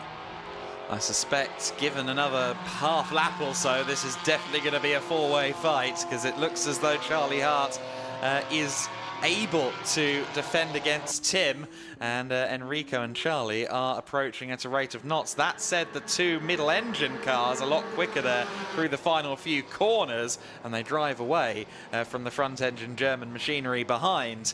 So it is Charlie Hart turning in once again in third place. I thought Tim Horrell might have got the run he needed to at least have a sniff of P3 going into the first corner, but it turned out not to be the case. And fourth gear there, very early deployment for Charlie Robertson for fourth gear. Clearly short shifting to try and get some traction. Yeah, managing that wheel spin by lowering the revs, but still the car was fishtailing around a little bit. You're never going to have a lot of grip in these conditions. It's all relative, isn't it? And he is drawing upon his many years of GT racing experience here to keep the car moving forward. Really interesting to see the way these gaps fluctuate there. You're absolutely right. The mid-engine McLaren and Porsche getting away from the front-engine Mercedes and BMW through that tricky final sector. Then it all came back together again at the end of the main straight. But this is exactly what GT4 racing has always been about. 4 different cars designed in different ways, prepared by different teams, all running at such a similar pace. McLaren, Porsche, Mercedes and BMW, nothing to choose between them. And not a million miles behind them actually still is Baudouin Detu in the Aston Martin. This is great GT4 action. They are rather handing this on a plate, aren't they, to Rattigan and Schreier, but a great battle for the lower step of the podium. Yeah, and just navigating Thilo Goss there. Thilo staying well out of the way as Charlie once again navigates and makes sure his line is not available for use going out of the Gancho chicane. Now, as surprising as it might be, we are 17 minutes into this race, which means we are just over 8 minutes away from the window opening. So we'll have to see who takes the bait early and makes the stop. I suspect Charlie Robertson will be out there until the close of window. Wonder about Tim Horrell as well. But before we wonder if he gets out of the car early or late, let's wonder if he gets himself into third position. He's right there with Charlie Hart. He's pulled out of the slipstream to the outside line. And wow, before they even hit the brakes, oh, never mind, he's got a bit wide. But I think it might still, no, not quite. They are side by side roughly, though, going into turn 2. And Charlie Hart says absolutely not. As he now chops the inside as well. Janetta Juniors, where racecraft is honed, as you can see from Charlie Hart there. Very good defensive driving. You took the words out of my mouth. That was such a Janetta Junior move, that wasn't it? Just showing Tim Horrell the edge of the road going into turn 3, saying, oh, no, you don't. You're not going around the outside of me. And it worked a treat because Tim had to back out of it. And that allowed Charlie not only to get into the corner first, but also defend the switchback on the exit. But they're all under a very small blanket now as they head down into turn 6. Charlie Hart has had to hug the inside line again downhill. Here comes Federer closing in. Who's bravest on the brakes? Well, Federer's got the tightest line, definitely, but I doubt we'll have the traction climbing uphill. Horrell's Porsche rockets off the corner, gaps the Mercedes by a couple of lengths, and latches right back onto the rear bumper of the McLaren. Charlie Robertson's got the best seat in the house here. A grandstand view of a 3-way fight in front of him that he'd desperately like to be a part of. And if they go side by side again at the front of it, that might just happen. Another chop from Charlie there to defend the inside line through the kink. And still no way through for Tim Horrell behind. What about Robertson, though? Makes it look very easy against Enrico Federer, who says, do you know what? You go and get involved in that. I'll sit here and pick up the pieces later. Yep, you forge the path and I will follow suit. Down to 6th place, though, our pole sitter, Enrico Federer, not quite getting a clear run of it in this stint. Doesn't look like the Mercedes is terribly happy in these conditions, but we've seen that before. I remember last year at Jerez in GT4 Winter Series, we saw the same thing. Tim Horrell there just a little bit sideways coming out of the corner. Charlie Robertson goes, oh, opportunity, but then the Porsche lights up the afterburners and never mind, we'll try again a bit later. But Charlie Hart with a momentary reprieve, a whole 2 car lengths, the most he's had since Tim Horrell arrived on his rear bumper. But what a riveting battle this is for 3rd place. Again, it's obviously lesser than it was in the GT Winter Series, but we are seeing pronounced strengths and weaknesses here at Estoril in the GT4 Winter Series. Interestingly, Maximilian Schreier in 2nd place just set the fastest lap of the race, 7 tenths quicker than the race leader, and it was a personal best for Josh Rattigan, so that was under the previous fastest lap pace, and then Maximilian Schreier possibly found something, so keep an eye on him. There he is, right on cue. I wasn't the only one watching the timing screen, was I? Up through turn 6 he goes, and well, you can sort of see the leader off in the distance. He was nearly 2/10 slower than Ratican in Sector 1. Sector 2 will conclude in a couple of corners' time, and this maybe is where the Porsche is strong. It's a purple middle sector for Ratican. Can Schreier match or beat it? The answer is no, definitely not. A full second slower, because actually the car we were seeing ahead was Rumarita, wasn't it, in the BMW, which is going a lap down. So gap going back out, Ratican responding to the threat, and we can focus back in on the fight for third. There was about 3/4 to 8/10 of a second kind of deficit the Porsches were losing in the middle sector in the earlier race in these conditions as well. So we'll see what the last sector says for Schreier in due course. Here comes Charlie Robertson. The Charlie chop is doing its thing once again. Tim Horrell using the inside line there, going across the standing water to try and get to the inside of Charlie Hart, but that's not going to work. He's now got the other Charlie Robertson, right behind him in this battle for third overall. Again, a little bit of oversteer there on corner exit as we ride on board with the Century Motorsport car, touching 200 kilometers an hour just before he shifts up to 6th gear there. Charlie Hart going to be safe for another lap. You mentioned there the lap times, as Tim has a little look to the inside, but you mentioned there the lap times of the top two. They're lapping some 2 to 3 seconds a lap faster than this battle for third place. So I think Charlie Hart is a bit of a cork in the bottle here. He is, I think, slightly holding at least 2 of these cars behind him up somewhat. But of course, you have to be quite a lot slower to just lose positions as Charlie Robertson takes a differing approach there to Tim Horrell going through Pedro Lamy corner.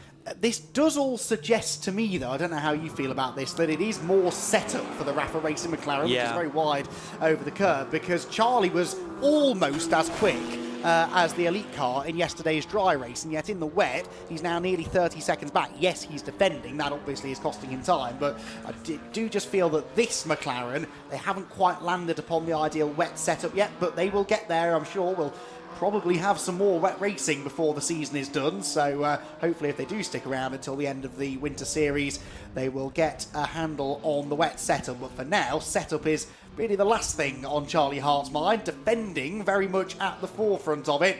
He's almost got to try and play Tim Horrell off against Charlie Robertson here, hasn't he? Forced the Porsche driver to be under some pressure, which he very much is after that slide. Just got to the inside to defend onto the way into the Gancho chicane, but watch for Charlie Robertson on the exit. He just holds onto that curve a little bit longer, and it's almost like the painted surface causes a bit of wheel spin, which rotates the car and points the car off onto the exit really, really quickly. He didn't quite get the plates that time, but that is a line that Charlie Robertson has seemingly perfected. It strikes me that the BMW of Charlie Robertson is really coming into its own in this race with Charlie at the wheel. And of course, it's very valuable for Ravi as well to have this time for Charlie in the wet, because Charlie, with his experience, very hands-on at Ginetta, he'll be able to say what setup changes to make as Tim Horrell dives to the inside line at the first corner. Charlie Hart goes to the outside. This could be a big moment in the race, but no, Charlie Hart gets the purchase on the exit of the corner. I think he might have been on the paint, so it was quite brave stuff. But Charlie Robertson now once again trying to challenge Tim Horrell. They are side by side. Charlie usually can't find the grip though on that inside line, as the other BMW could yet run interference in this as well. Going a lap down, Rumarita in the GT4 Club Class leading BMW F82. You can see there Charlie again just struggling his way through the gears to try and get the traction down.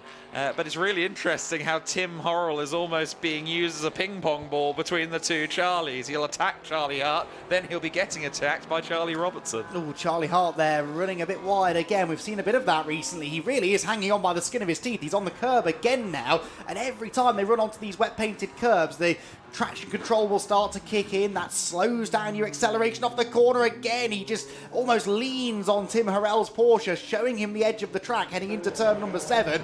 Not wanting to give Harrell any opportunity to get an overlap on the preferred side of the road. Robertson thought about it into the Gancho chicane, and still the deadlock cannot be broken, but this is fascinating racing. Charlie Hart drawing upon all of the racecraft that he's picked up from those 2 years in Ginetta Juniors, defending against two cars that I think are honestly faster than his at this stage, and somehow hanging on. I don't think there are many other drivers out there who could have held on to this third position for as long as Charlie has.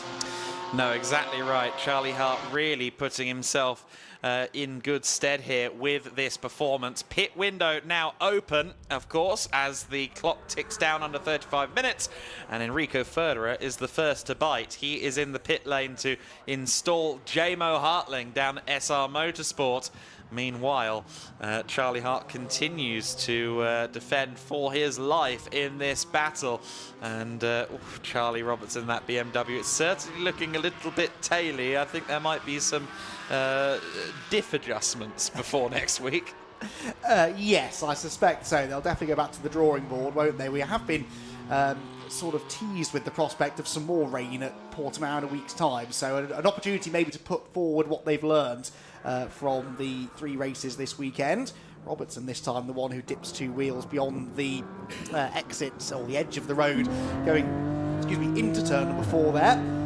Right, on board once again with the Century Motorsport BMW, up into 5th gear, over the curb through the kink, and then onto the brakes. But by this point, every lap, Robertson has dropped back by nearly a second, and yet by the time we get to the Gancho chicane, he's right back with them again. And a part of that, I think, is because Charlie Hart is struggling out of this corner and frequently having to defend into turn 7, although on this occasion, he's hooked together a much better middle sector. So not having to defend, Tim Harrell actually is under more threat from Charlie Robertson than he is able to apply to Charlie Hart ahead. But yeah, fascinating to see how these cars gain and lose time in various parts of the circuit. Robertson there with a beautiful 4-wheel drift. Not the quickest way through that corner, Adam, but possibly the most spectacular. Style points, definitely, yes. Let's see then. I suspect all 3 of these drivers are going to stay out there for a couple of more laps at the very least, I would think. One who isn't is Maximilian Schreier.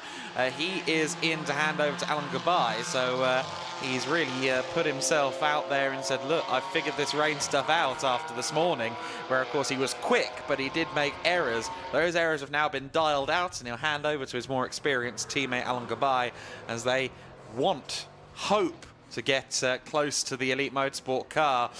Meanwhile, Tim Horrell again speculating, looking around to see what he can do to get around the McLaren as the Aston from Racing Spirit of Le Mans comes back out onto the circuit with Maximilian Hewitt at the wheel post pit stop. So that car rejoins the race, of course, a lap off these 3 who are yet to pit. Worth noting, of course, the gap prior to Schreier pitting was 17 seconds. So Elite, over practically half an hour, have once again distanced themselves to the tune of over 15 seconds. Yeah, remarkable, isn't it? It doesn't matter who's in the car, what the weather conditions are, that is the car to beat at the moment. But in a week's time, we head to a very different kind of circuit in Portimao. Will that still be the case? We'll have to tune in next weekend to find out. Down in the pit lane, meanwhile, the 31 car's driver change has been completed, and Alan Gabay is now installed into the Porsche. And the reason that he's waiting is because there is this minimum pit stop time that must be adhered to, and it's not a minimum stationary time, it is pit in to pit out, and that's always the bit that catches teams out, isn't it? They practice and practice this all weekend long, making sure that they've judged it right. But it's such a long run here out of the pit lane that it's easy to miscalculate. Now, we've taken our eyes off this battle for a split second, and that is the split second at which Tim Harrell decided he was finally going to make his move. Charlie Robertson, though, the inside of both of them out of the Gancho chicane, 2 for 1 maybe. The Charlies are side by side. How is Horrell still at the back of this group? Charlie Robertson sweeps round the outside of Charlie Hart, gains 2 places in 1, and Tim Harrell is asking himself some serious questions. Oh, that was very unfortunate for Tim Horrell. He'd seemingly gotten past Charlie Hart and then somehow, some way, Charlie Robertson, in amongst that battle, found a BMW's width. Here comes Tim Horrell, determined to finally get around that white McLaren that is going to be haunting him in his dreams for the next several nights. But he still cannot do it. Charlie Robertson then up to second overall in, I remind you, the Invitational BMW M4 GT4 Evo, which is yet to be homologated. Tim Horrell all over the back of Charlie Hart. I feel for Tim there. As you said, that really just parted every which way except the one he needed it to. I don't know if he's much of an artist, Tim, but he could probably do us a pretty good picture of the back of the McLaren if we asked him to. I think we could make a good illustration of that. Putting the art in Artura. Oh, very good, very good. Yes, Tim has been staring into the back of the McLaren Artura for essentially, well, almost the entire duration of this race so far, barring maybe the first 5 minutes. And even through the spray, I think he's had a pretty good look at the design of the rear end of the latest generation of McLaren GT4 car. Still, he is following in Charlie Hart's wheel tracks. And Charlie Robertson probably can't really believe his luck. 2 places gifted to him on a plate. And through he went, and it was that tight line again through the Gancho chicane that really allowed him to seal the deal. So now Tim Horrell thinks, right, let's try this again, shall we? We don't actually know where he got through in the first place. If he can do that again, whatever it was, then maybe there's a chance still.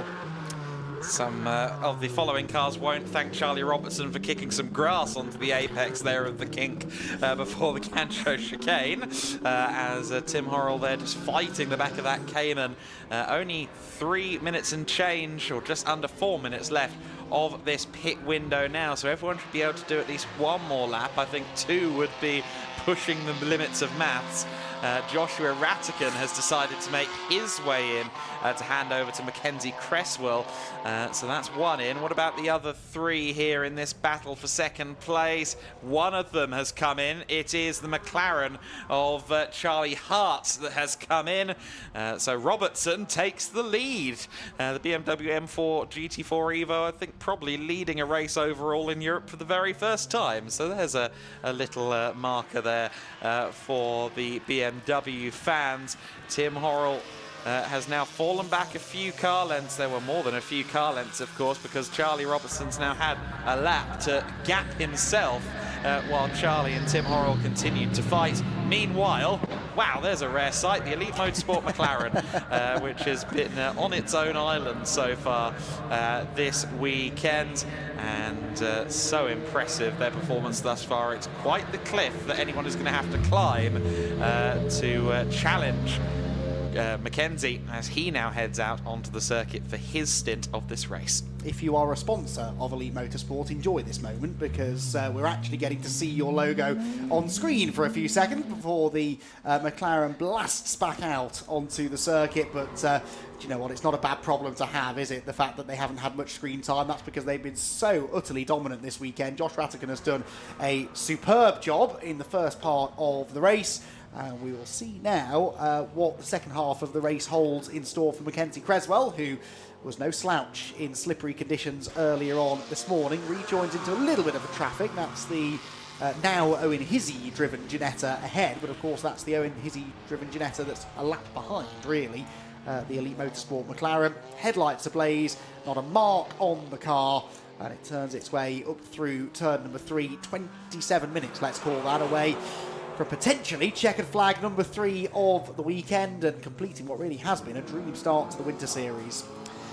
Owen Hizzy making his way past Oliveira there, who's taken over the number 32 BMW that leads the club class. Enrique Oliveira, pretty much brand new to GT4 racing, has driven Ginettas and the like, smaller Ginettas, GT5 spec Ginetta G40s in Iberia prior to that. Meanwhile, going past him, Cresswell putting a lap on that car. into the pits, meanwhile, has come Charlie Robertson. Ravi Ramyeed will now take over, and the Pro-Am car of Tim Horrell is also in, as Nico Grundle will now take the helm of the number 30. Of course, this would be an all Pro-Am pit stop if it weren't for the Charlie Robertson Ravi Ramyeed car being put into Invitational, but still a very interesting fight, and I think now with the new personnel at the helm, I suspect it may well continue.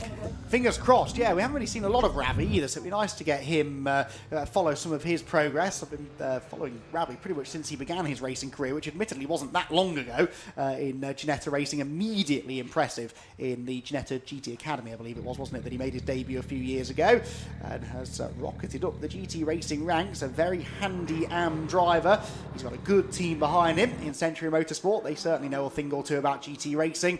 And yeah, a bit of a shame that car has had to be taken out of the Pro-Am class, because this would have been a fascinating fight for a win in that class. I suppose if it gets homologated at some point before the Winter Series is over, it maybe can be placed back in there. I don't know exactly how that works, but anyway, we'll enjoy the battle whilst it lasts. This re-promotes Mackenzie Creswell in the Elite Motorsport car into the lead. Alan Gabay 16 seconds back in the WNS Motorsport Porsche.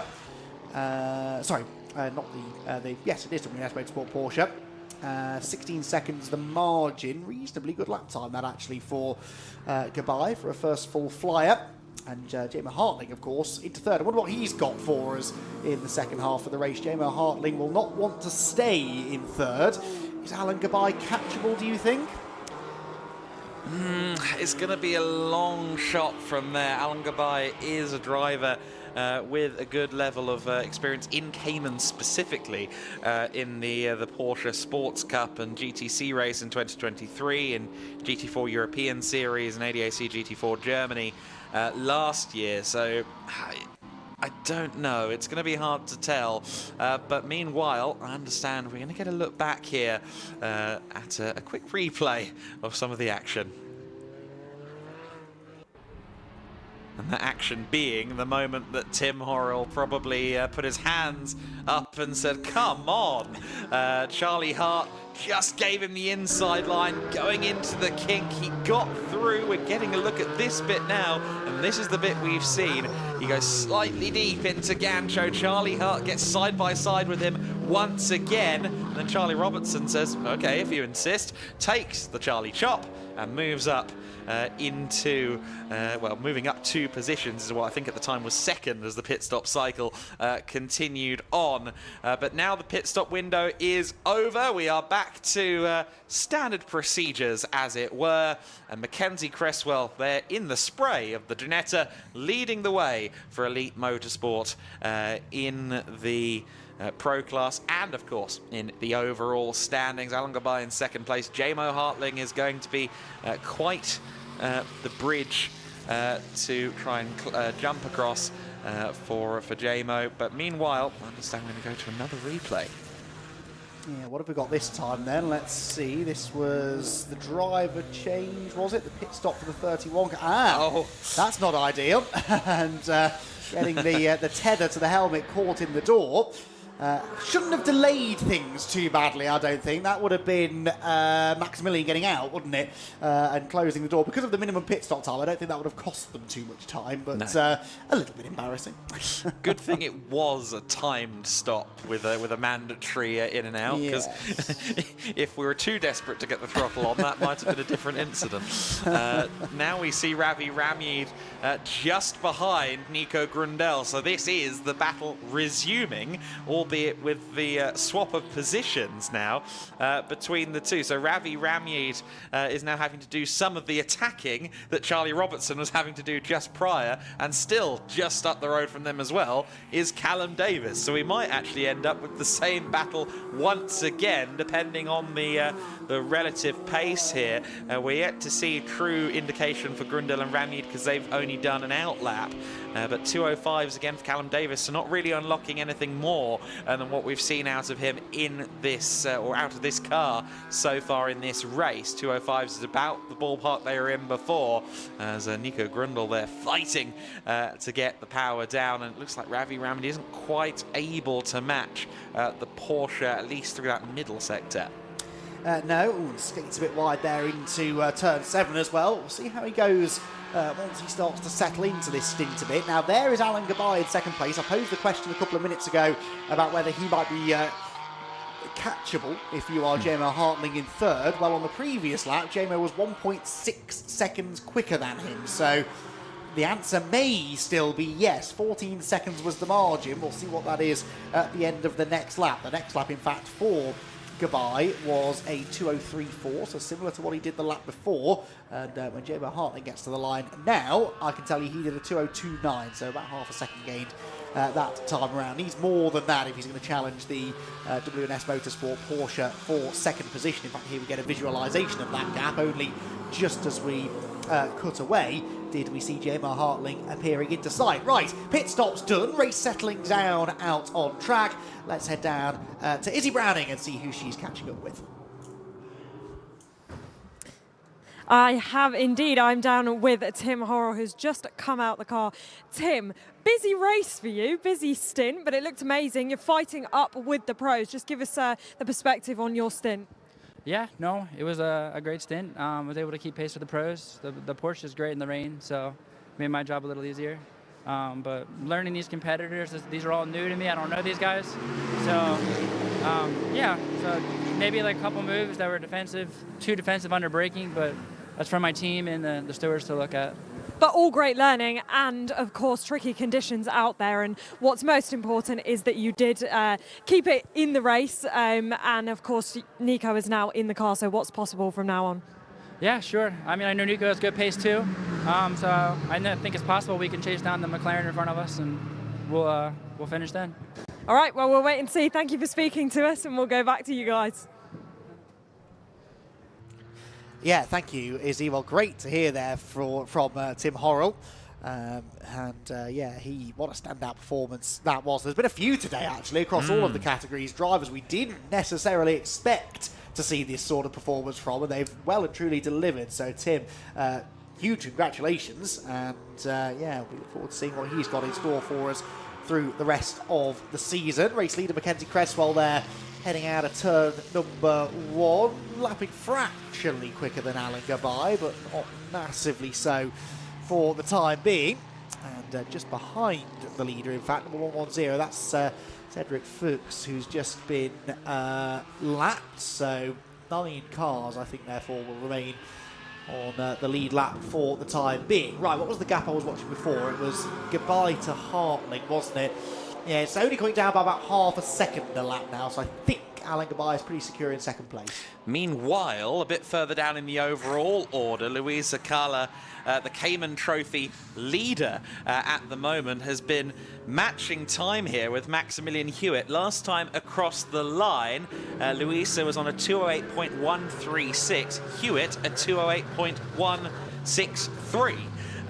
So they are very much evenly matched, albeit again we've seen the differing strengths and weaknesses of these two cars numerous times this weekend. Of course, when Cedric Fuchs was coming up through the order in another of these Cayman Trophy spec Porsches earlier on. And of course, Luisa Carla alluded to her fairly short tenure in racing so far. She is a very young driver, as I think Ravi Ramid there just recovering from a spin. But Louise is only 18 years old. When she was 16 and racing in the BMW M2 Cup, she did that by winning the series shootout, which again, if you win a shootout, that's always a good indication of the talent you might be. And then she also was the best of the female drivers, quite a strong female contingent in the 2023 grid, and she was the best of them by quite some margin. So there we see another battle as well being lapped. This is the battle for 9th overall. Owen Hizzy being chased down by Cedric Fuchs, which is a little bit of a parallel to what we saw in race 2 as Cedric homed in on the Ginetta. So both of the Cayman Trophy cars independent from one another, involved in rather compelling battles here. As they drive past the telltale tyre marks in the gravel trap left by Ravi Ramid, who dropped a fair chunk of time, about 30 seconds, digging his way out of the gravel. Did well, in fairness, to get out of the gravel after that moment down at turn 2. But yes, Owen Hizzy under some threat here then for overall, but not class position. They run in different categories, these two. The Ginetta in Pro-Am, the Porsche in the Cayman Trophy, but the Porsche seems to have the edge at the moment. Quicker under the bridge and through the King. Looking to the inside into turn number 6, and Cedric Fuchs is going to go through, gets the car stopped, and the Porsche squeezes by into 9th position. So Owen Hizzy not quite seeing the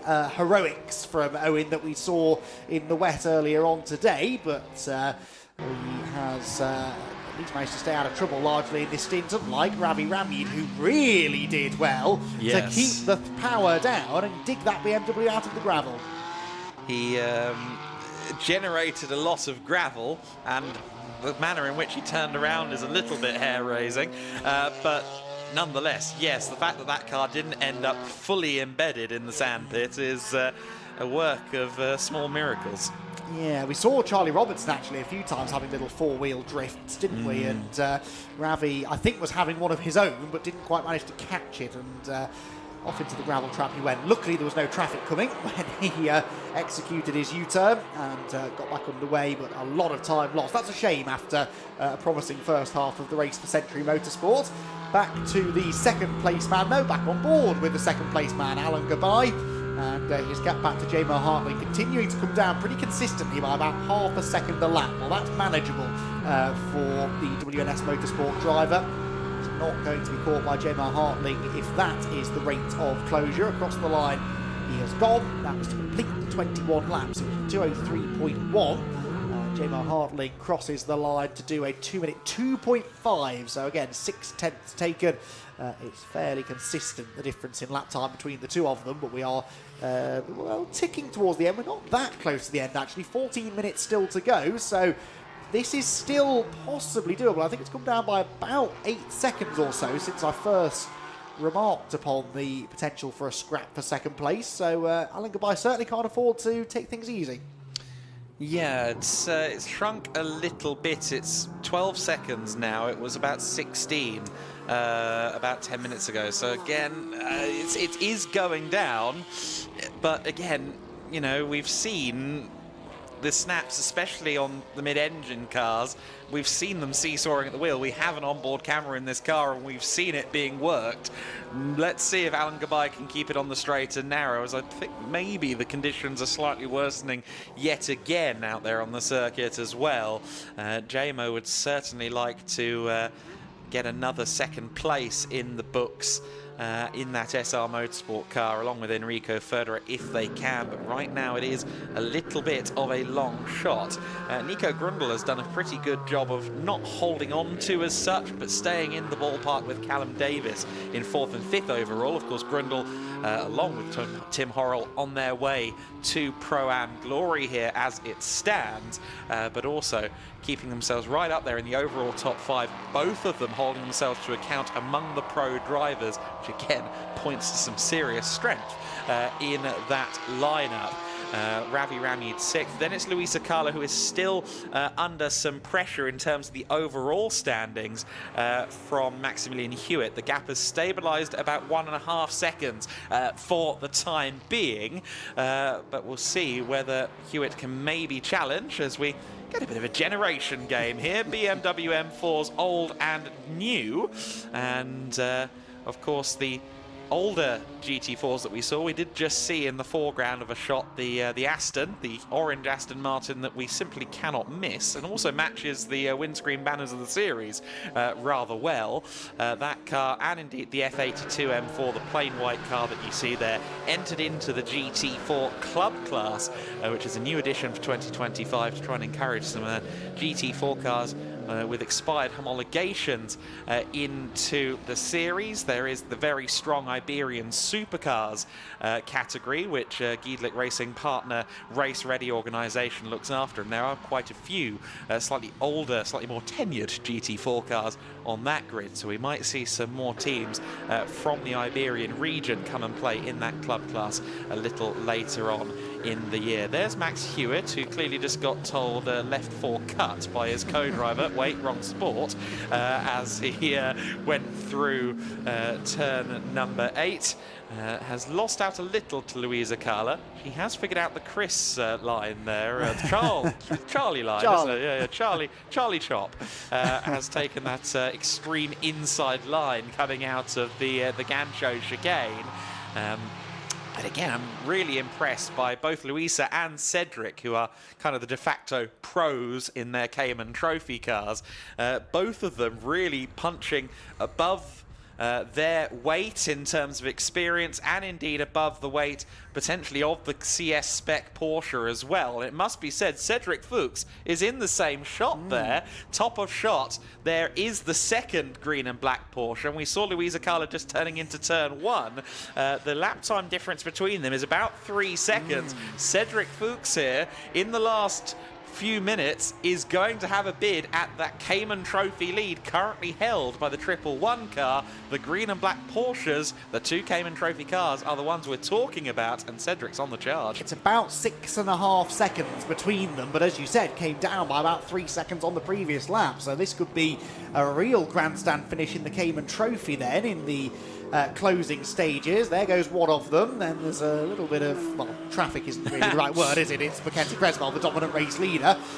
19 seconds now, his lead. And then there at the back of the group, the second green and black Porsche. So Cedric Fuchs is really starting to home in on the class lead. Oh, that was a bit of a wide moment for Hewitt. Now, of course, this is for position. This could be the unsticking of Cedric Fuchs here, because the Aston Martin does not need to get out of the way. In the end, though, there's nothing that Maximilian Hewitt can do about the traction of the Porsche, which simply drives around the outside of him through turn 6, gets the inside for turn 7, and in the end, minimal time lost there for Cedric, for whom now the next car up the road is the class leader.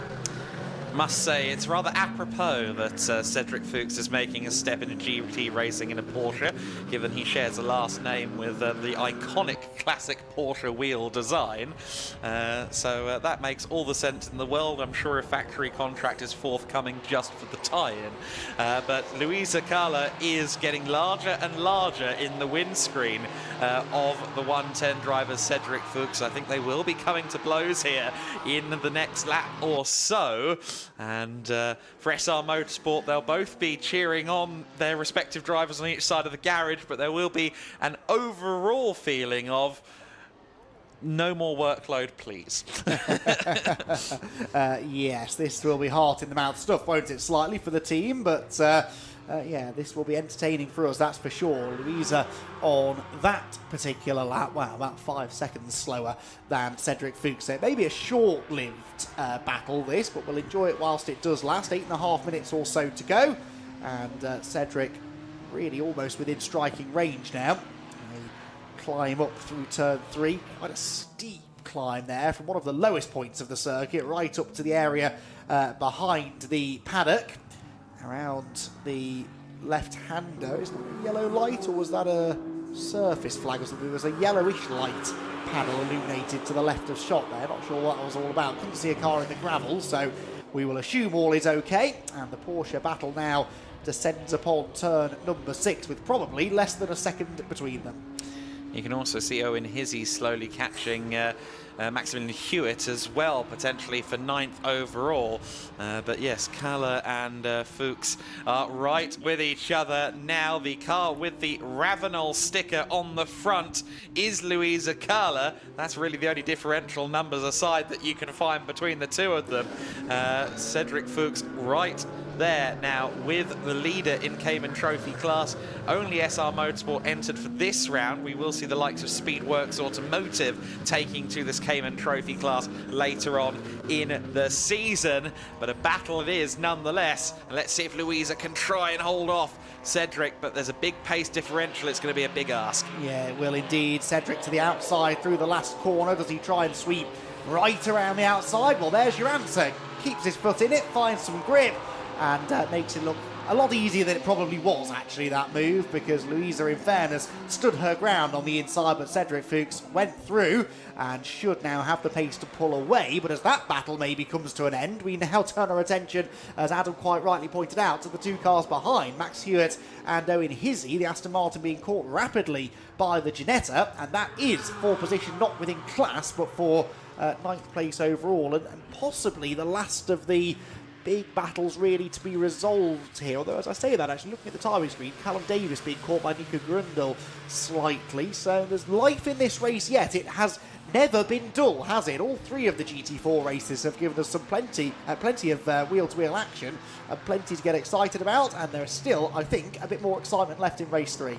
And of course, these two are also going to end up probably catching Louisa before the end of the race as well. So it could end up being a three-way, three-class battle here, but for 8th, 9th and 10th positions on your timing tower to the top left of screen. They go under the gantry there, and well, it's a bridge really. Gantry's harsh on that structure, but through turn 5, the usually flat-out curve of VIP. I'm pretty sure, at least for Charlie Robertson earlier on, it was not flat out because there were a lot of corrections and inputs being put in. Owen Hizzy there was some power sliding in the SVG Ginetta, the Evo Spec G56. Of course, with the advent of the G56 came the introduction of a big 6.2 litre V8, where previously they'd been running a 3.7 litre Ford Duratec V6 in the Ginetta G55, and prior to that G50 GT4 cars. Sounds very, very thunderous indeed. I'd be happy if we only had the naturally aspirated Aston of Thilo Goss and the Owen Hizzy Ginetta out there on circuit, because those are the ones that really get to your rib cage as you stand trackside. Hizzy, though, is indeed now right there with Maximilian Hewitt, the American racer, coming under pressure here from Hizzy. Yeah, the Aston Martin with a wider line there, but both of these cars you would imagine are going to have similar handling characteristics. They are both front-engined, although the basic design of the Ginetta quite different to the Aston Martin. The Ginetta always seems a little bit twitchy, doesn't it? A bit more, so it seems to sort of squat down out of the corners and accelerate away really quickly. The Aston may be better in the high-speed corners, but this will be a fascinating battle between the two of them. Headlights ablaze now in the gloom that has sort of descended upon Estoril this afternoon. And headlights also on, I'm sure, to warn the lap traffic that they're on their way. They've got the older spec BMW, haven't they, of Enrique Mora Oliveira to put a lap on. Blue flags and blue lights being flashed to warn Enrique that the faster cars are coming through.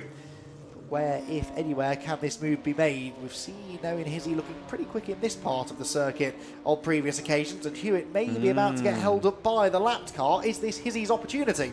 Might well be. Hizzy is going to be right on the back. He wants to try and get to the inside line there. Does so under braking. Oliveira, of course, having run a GT5 car in a multi-class grid, also running GT4s. He is fairly aware of how to deftly deal with track management. Here comes Owen Hizzy, though, up against Maximilian Hewitt for a 9th overall. This, of course, would be a big feather in the cap for SVG Motorsport on their first weekend. Racing Spirit of Le Mans will be the 2025 Aston Martin representative in GT3 in the FIA World Endurance Championship this year. That's a team that really knows what they're doing. SVG, of course, have proven themselves time and time again in the UK, but on the international stage, this is their announcement to the world.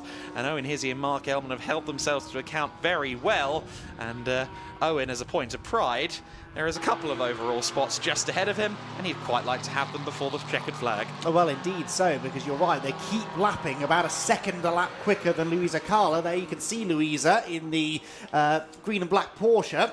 2.5 minutes to go. Where is Mackenzie Creswell on the lap? I'm trying to ascertain how many laps there'll be to go. Well, he's through turn 2 now, so I think he will probably have, one more lap to go after this one. So 2 full laps of racing left for this battle to resolve itself. And Owen Hissey, well, nearly took himself out of it there. Very wide through turn 1. And Owen rather grateful, I think, that they've added some tarmac runoff area there in recent years, because that rather saved him.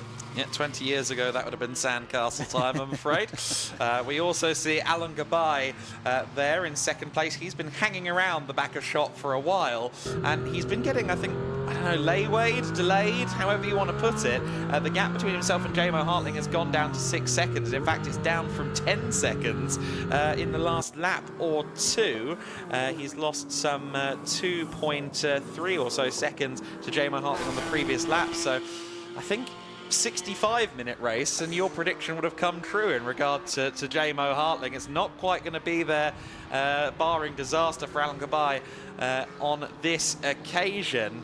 Mackenzie Cresswell, meanwhile, is about to start his final lap. And that, of course, also means these guys just now heading into Sector 3 are also starting their final lap. Time is running out for Owen Hissey, much to his disgust.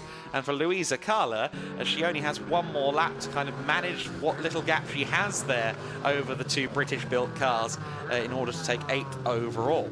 Indeed so. Is that going to be enough, though, or is Hewitt going to get there in time to have a little bit of a go at her? Down across the timing line, meanwhile, comes the race leader, and Mackenzie Cresswell onto the final lap of the race, about to put Ravi Ramyeed a lap down, potentially, and just as if to prove a point, sets a new fastest lap, a 2:01.234. Nobody else is doing personal bests at this stage, it must be pointed out, and in fact, some of them 3 seconds off what they've been doing earlier in the race. But Mackenzie Cresswell, who's already 22 seconds in the lead of the race, will further extend that with a fastest lap.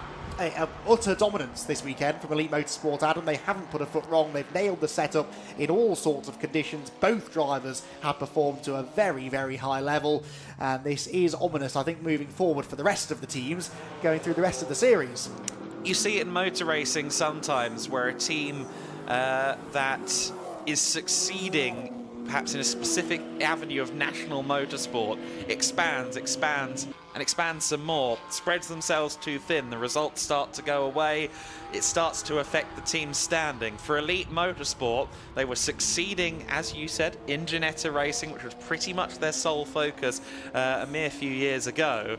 But now, as they get ready to go GT3 racing, they're already championing themselves, literally speaking, in the GT4 European Series. GB3, GB4, the Elite Motorsport workshop, I haven't seen how big it is, but it must be nearing capacity, and yet, in pretty much every discipline they currently compete in, they are succeeding at a high level, and I think part of that is also down to talent development. Mackenzie Cresswell has been in their fold for a long time through GB3, and what we're seeing here is Mackenzie Cresswell succeeding in a new discipline in GT4, and for the second time today, he is about to cross the line to take the victory. Joshua Rattigan and Mackenzie Cresswell ensure a sweep of the weekend for Elite Motorsport. It's victory for the McLaren Artura team.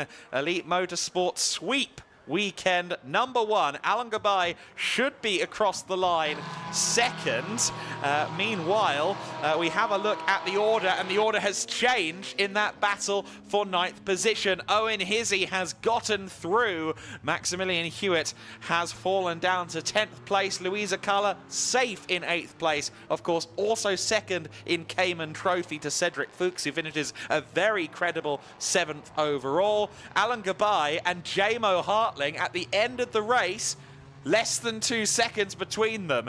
I think Alan was getting slightly laywayed in amongst that traffic that was all fighting for positions, and never mind a 65-minute race, I think 62 minutes, and we might have seen J-Mo get there to try and challenge for second place. Callum Davis across the line in 4th position, and Nico Grundle, again, the Pro-Am team at WNS Motorsport, holding themselves to account very well. 2 seconds between Callum Davis and Nico Grundle. He was gaining on Callum Davis, who of course was racing last year in British GT, knows his way around these cars, but Grundle showing off what he can do in what is his second season in racing this year.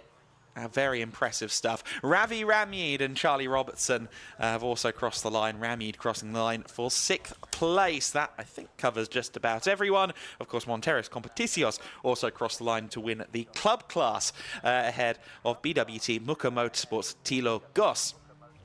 Another exciting race then in the GT4 Winter Series. The front end of the order calmed down fairly quickly, but we had some exciting action for sure in that race, and some great battles between combatants in class and indeed across multiple classes in that race, especially down there at the fringes of the top 10, when Louisa Kalla just about kept her advantage over Owen Hizzy and Maximilian Hewitt. Alan Gabay in second position, making his way back to the paddock. That will be a great result for him and Maximilian Schreier. Schreier, who really showed himself off very well there in that race, showed great performance. He did show fast lap times, but some inconsistencies this morning in his first ever wet GT4 race, wet car race, point blank. Directly starting his career in cars in GT4, but what we're seeing now is that he's figured out the consistency part already in just one day of racing, and that is incredibly impressive. But when it comes to impressive performances, those two there, Mackenzie Cresswell and Josh Rattigan, peerless this weekend. Elite Motorsport have been on top of the game all weekend long. We spoke to both of them during the pit walk, of course, and yet I think we might have one more chat between themselves and Izzy Browning before long, because yes, they've done it again. A 3 from 3 weekend and an early championship lead for the team that hasn't fully committed to the whole GT4 Winter Series season yet, as I understand it. However, there is quite the possibility that if things are going well after the first few rounds, they'll be back for more to try and win the championship they didn't quite achieve in 2024. So we'll see what's going on there. I suspect it might not just be 2 rounds. We'll have to wait and see, though. They won't know that themselves just yet. But a really impressive weekend from them all the same. And GT4 Winter Series grid will grow at Portimao next weekend. We're going to have some additional hardware from a couple of new teams. We're going to have a couple of extra cars from existing teams from this weekend joining in as well. The grid will grow for the Autodromo Internacional do Algarve, and that will add yet more layers of interest to the GT4 Winter Series as the second round of the season begins. Of course, we will see the podiums, not just for the overall order, but also the other classes, which means the Cayman Trophy battle that was so riveting at one point in that race, they will share a podium. And of course, the club class and the Pro-Ams also getting podium ceremonies. Meanwhile, Izzy Browning is down under the podium, and we're going to have a chat. We are indeed. I am with our winners once again, Josh Rattigan and Mackenzie Cresswell. Guys, 3 for 3, a perfect weekend. I'm running out of things to say to you. I mean, it really couldn't have gone any better. Yeah, no, obviously, perfect start to the season. Obviously, a massive congratulations to Mackenzie's first time in the GT4, and he's come into it strong, and he's done an amazing job. Yeah, obviously couldn't have done it with Elite. They've set up the car perfectly all weekend. Obviously, a massive thank you to McLaren and obviously all our sponsors too. Yeah, Mackenzie, I mean, it looks like nothing has phased you guys all weekend. You've been absolutely untouchable. We are expecting more GT4 cars next weekend, so is it going to be possible to do the same again? Yeah, there's no reason why not. We've got a strong package, we've shown that. Yeah, Josh did a great job, so did the whole team. So huge thanks to all of them. It's been a great weekend of learning, and I feel really up to speed with it now, thanks to all the efforts from everybody. So yeah, huge thanks to Josh, huge thanks to Elite. It's yeah, really happy, hoping to continue next weekend. Yeah, overall a fantastic debut weekend for you in GT4. I mean, couldn't have gone any better, and a great way to announce yourself onto the scene in GT4s. The guys in commentary were saying, of course, you know, you're a race winner in GB3, you know this team well, and really this is the perfect place for you to be now, isn't it? I think so, yeah. It was always something that we were looking at going into 2025, and you know, yeah, it was a very easy decision sticking with Elite. They've been great to me over the years, so yeah. It was the logical decision, and I'm really glad that we made that decision, because it's, yeah, so far it's going well. Absolutely. And celebrations tonight, what are they looking like? Well, the whole team's dishing us and going back to the UK, but me and Mackenzie are staying in Portugal, so I think we'll have a drink or two. All right, well, we'll let you get off to the podium once again and start the celebrations. Well done, guys. Congratulations. Well done this weekend. And the question is now for Portimao, can anyone beat Elite? Very good. Good job, Izzy. I like that. Can anyone beat Elite? That is going to be the question on everyone's lips next week. The thick and fast nature of the calendar, in less than 7 days' time, we'll be doing it all over again. But let's take a look at race 3 of the day. Third race of the weekend then for the GT4 Winter Series, and once again it was the Schnitzelbaum SR Motorsport Mercedes on pole position. However, they are leading the way, not for long on this clip, because soon it would be the number 77 car that made its way to the front. Once again seeing the Joshua Ratican performance unfold, but this time with company, to be fair. A very good performance from Maximilian Schreier of W&S Motorsport, and some great battling further back as well, as Benoit de Two had a good scrap here with Charlie Robertson. Robertson, who found his way past the Aston Martin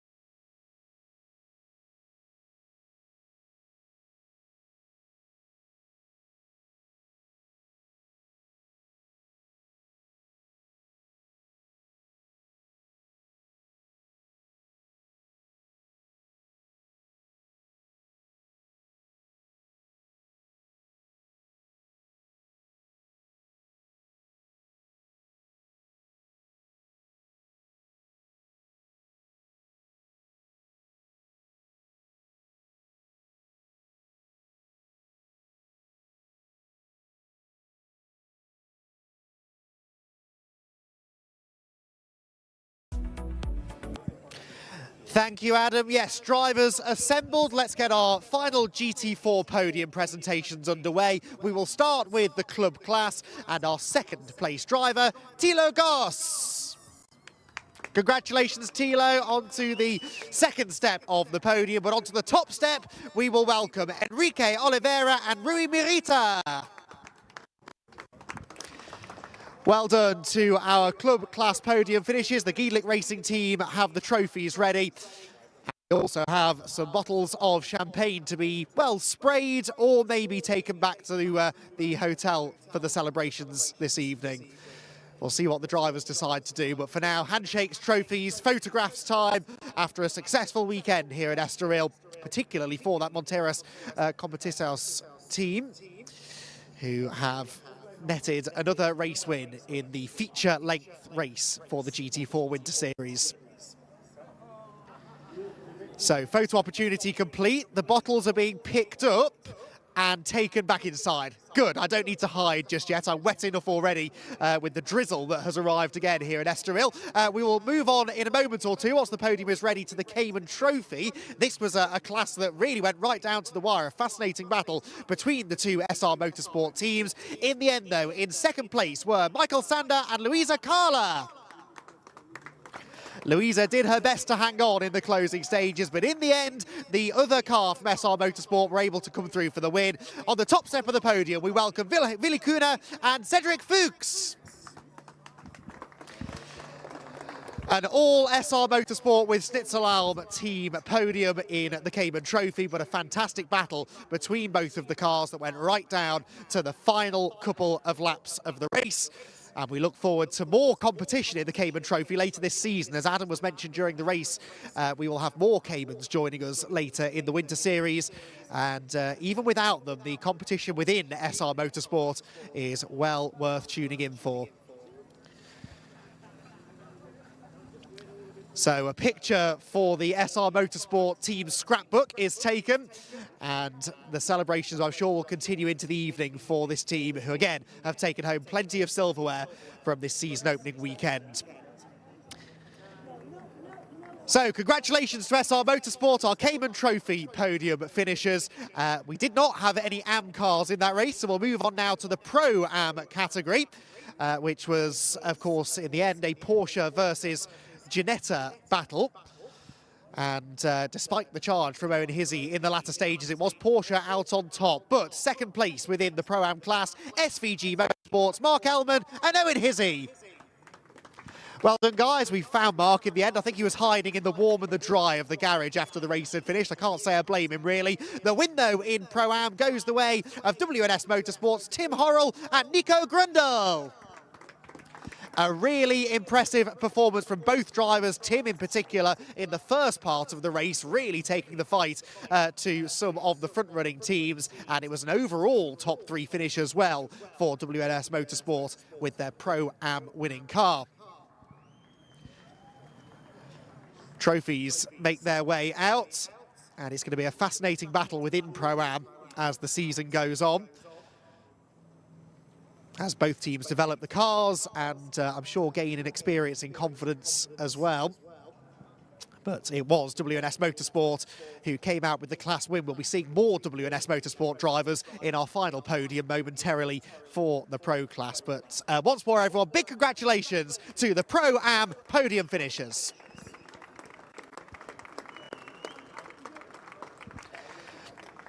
So the drivers head back inside. And we have one more podium presentation to be completed. Oh yeah, don't forget the champagne, everyone. We'll need that for later this evening. Congratulations then to the Pro-Ams, and we now move on to the big one, the Pro class, which is going to produce a fascinating season-long battle, I'm sure, perhaps involving the teams that we're about to welcome on to the podium. 6 drivers in total to bring out, and some familiar faces for those who've tuned in over the course of the weekend. So, third place in the Pro class, another SR Motorsport with Schnitzelalm pairing, Enrico Federer and J-Mo Hartling. Congratulations, onto the third step of the podium they will head, to be joined on the second step by WNS Motorsports pairing of Alan Gabay and Maximilian Schreier. Another solid result for WNS Motorsport, but in the end, nobody could beat Elite this weekend. A dominant performance, 3 race wins from 3 races for Elite Motorsport's Josh Rattigan and Mackenzie Creswell. A big cheer from the Elite team down below. And a very, very successful start to their GT4 Winter Series campaign. They will head to Portimao with maximum points scored already. And lots of silverware to fill the trophy cabinet with as well.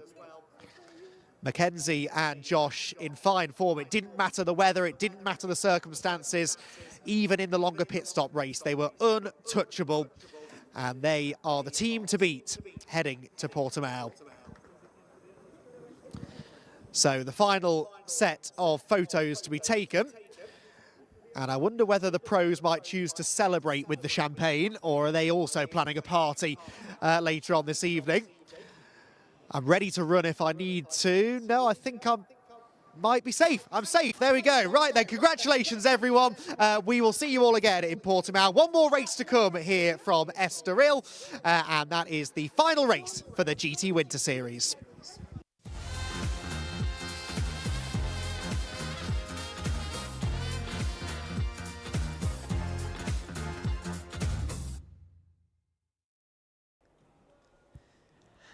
Well, last year here at Estoril, it was 3 different manufacturers taking each overall victory in the GT Winter Series, and there's potential for lightning to strike twice on that front here as we go in to the 55-minute endurance race.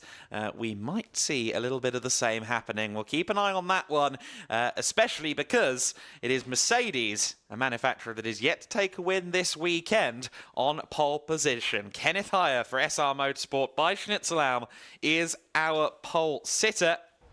He is joined by one of those pesky bulls, the Lamborghini Huracan Super Trofeo. Unique Racing's Jerzy Spinkovic alongside him, and that has been the story. GT3 versus the Cup cars. That really has been the tale of the tape, and the Ferrari 296 Challenge holding itself to account remarkably well. Of course, this weekend is the first time we've seen the 296 Challenge car on the grid in the GT Winter Series. Previously, we've had the 488s, of course. And it has been very impressive to see how that car stacks up with the Lamborghinis, with the Porsches, and indeed the GT3 cars. The variety on the grid in GT Winter Series coming up trumps once again. Those one-make cars look scarily similar to GT3s, more and more so. And of course they are an absolute demon in a straight line, albeit with some downforce given away as a consequence of that. All sorts of interesting stories to come into this race. I'm hoping to see a full quota out there on the circuit. Of course, we lost BDR competition by Grupo Prom's Alfredo Hernandez on the sighting lap for race number 2. Then on the formation lap, we lost Racar Motorsport's Leandro Martins, both of whom failed to take the start. We'll see whether they're back out there for race number 3. Didn't look like Leandro Martins had much in the way of damage. They're actually performing a camber adjustment or a realignment on the car during the pit break. I almost tripped up on the gentleman doing it, which is why I know that. Meanwhile, Alfredo Hernandez, the BDR competition, I understand a rather more hefty impact with the wall, so there's a little more doubt in my mind as to whether we're going to see the gold Mercedes of the Mexican racer from BDR competition by Grupo Prom. The cars are heading out onto the circuit then on their sighting lap, and it is Kenneth Heyer there that's leading the charge, as it were, on that front. Of course, Kenneth Heyer, the defending GT Winter Series champion, being that this category has its overall championship scored by your points in class, your position in class. The fact that the Cup cars have been ahead for a majority of the weekend isn't the end of the world for SR Motorsport, but what it is frustrating, particularly because, as we've alluded to several times during this broadcast, Andy, the most frustrating position to be in a battle like this is to be the one with all the cornering ability in the world, but not so many ponies, because finding a way around a car, around a corner, is quite difficult. Blasting past on a straight, relatively easy. Yeah, and look, there's nothing to say that a GT3 car must at all times be the fastest car on track. You know, we're not necessarily complaining about that. It's simply that if you do get stuck behind one of those Super Trofeo cars in particular, especially if you are, for example, second in the GT3 class, the leader is just ahead. That leader in class starts to get further and further and further and further ahead. You're probably on the same pace as them, but you can't get past the Lamborghini in front of you. But hey, this is racing. This is multi-class racing. There is no obligation on anyone to get out of anybody's way as long as you're on the same racing lap. And I'm kind of glad about that because it's produced some truly memorable moments throughout the weekend so far. It has been a real highlight of this opening weekend for the Gielic Racing Winter Series. And yeah, hopefully we get more of the same now in this this third race, the longer race, of course, of the three. So you've got a bit more time. You might be able to use a bit of strategy to get yourself out of those tricky positions if you are stuck in traffic. So maybe a bit more flexibility here. And at the end of the day, as long as you're scoring well within your class, I think they'll be reasonably happy. The problem the GT3 teams have had, though, really, is that they've been quick in qualifying. They just can't get into turn one first. They've been about fourth place into turn one, and from there, the troubles begin.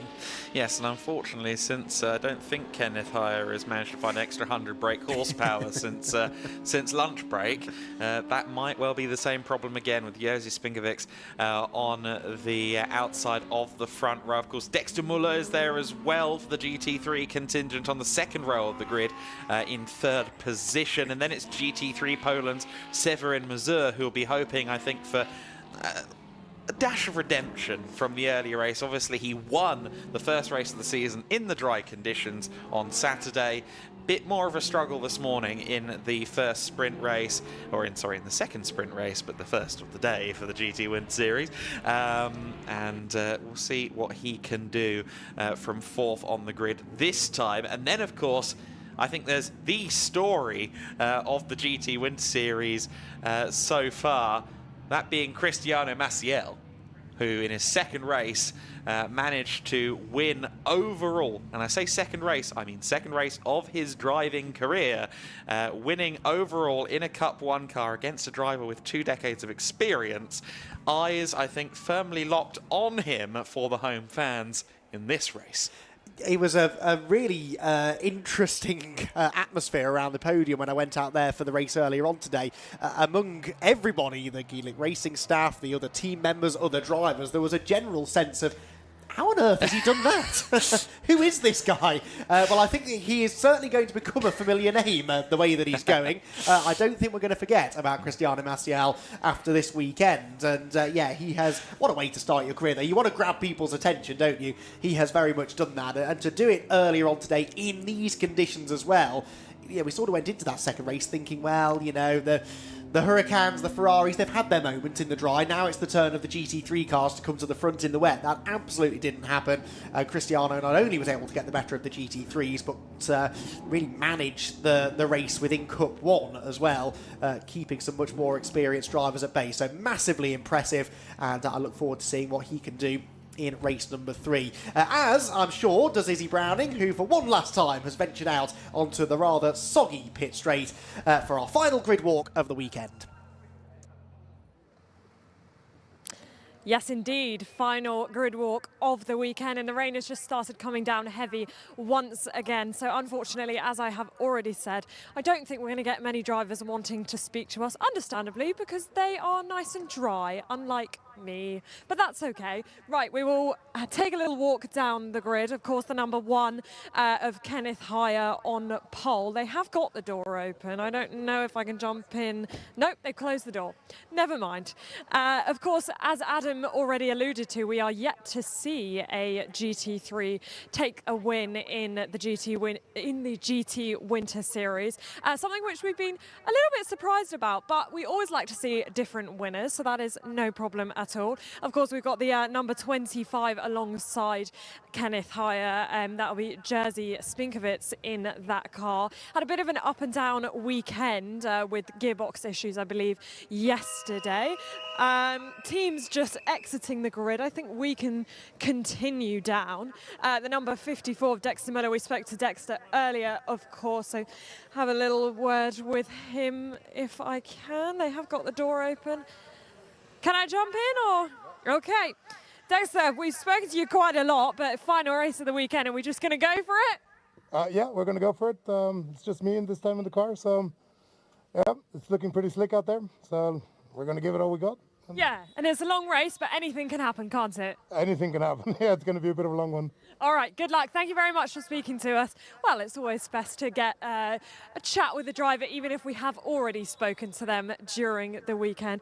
Okay, we're going to continue down to the next row. We are coming to the first of the Ferrari cars. Of course, our winner from earlier, the number 50 of Cristiano Maciel, and that was a very popular win, as of course you will have seen lots of people under the podium there to cheer him on in his first weekend of racing. And we've had quite a few people in their first weekend of racing, and I have to say they have coped amazingly well with the conditions, as have all our spectators who are still here. Come rain or shine, they've come to join us. We're very grateful to have all of our spectators. Give us a wave, everyone.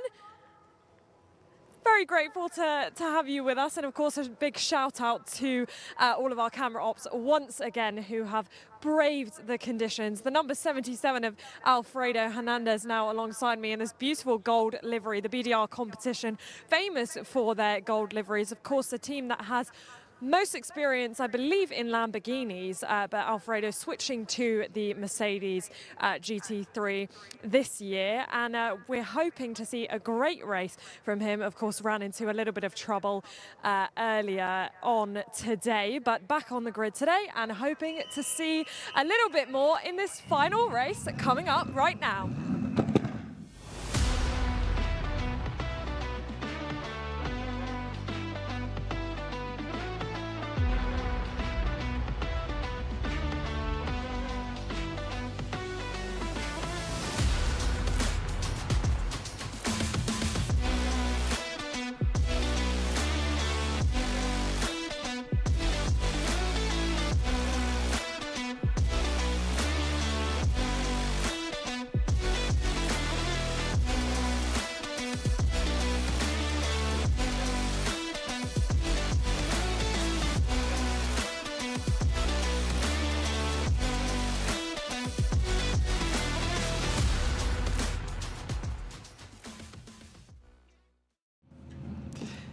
So then the GT Winter Series grid is ready to roll. 2 formation laps is the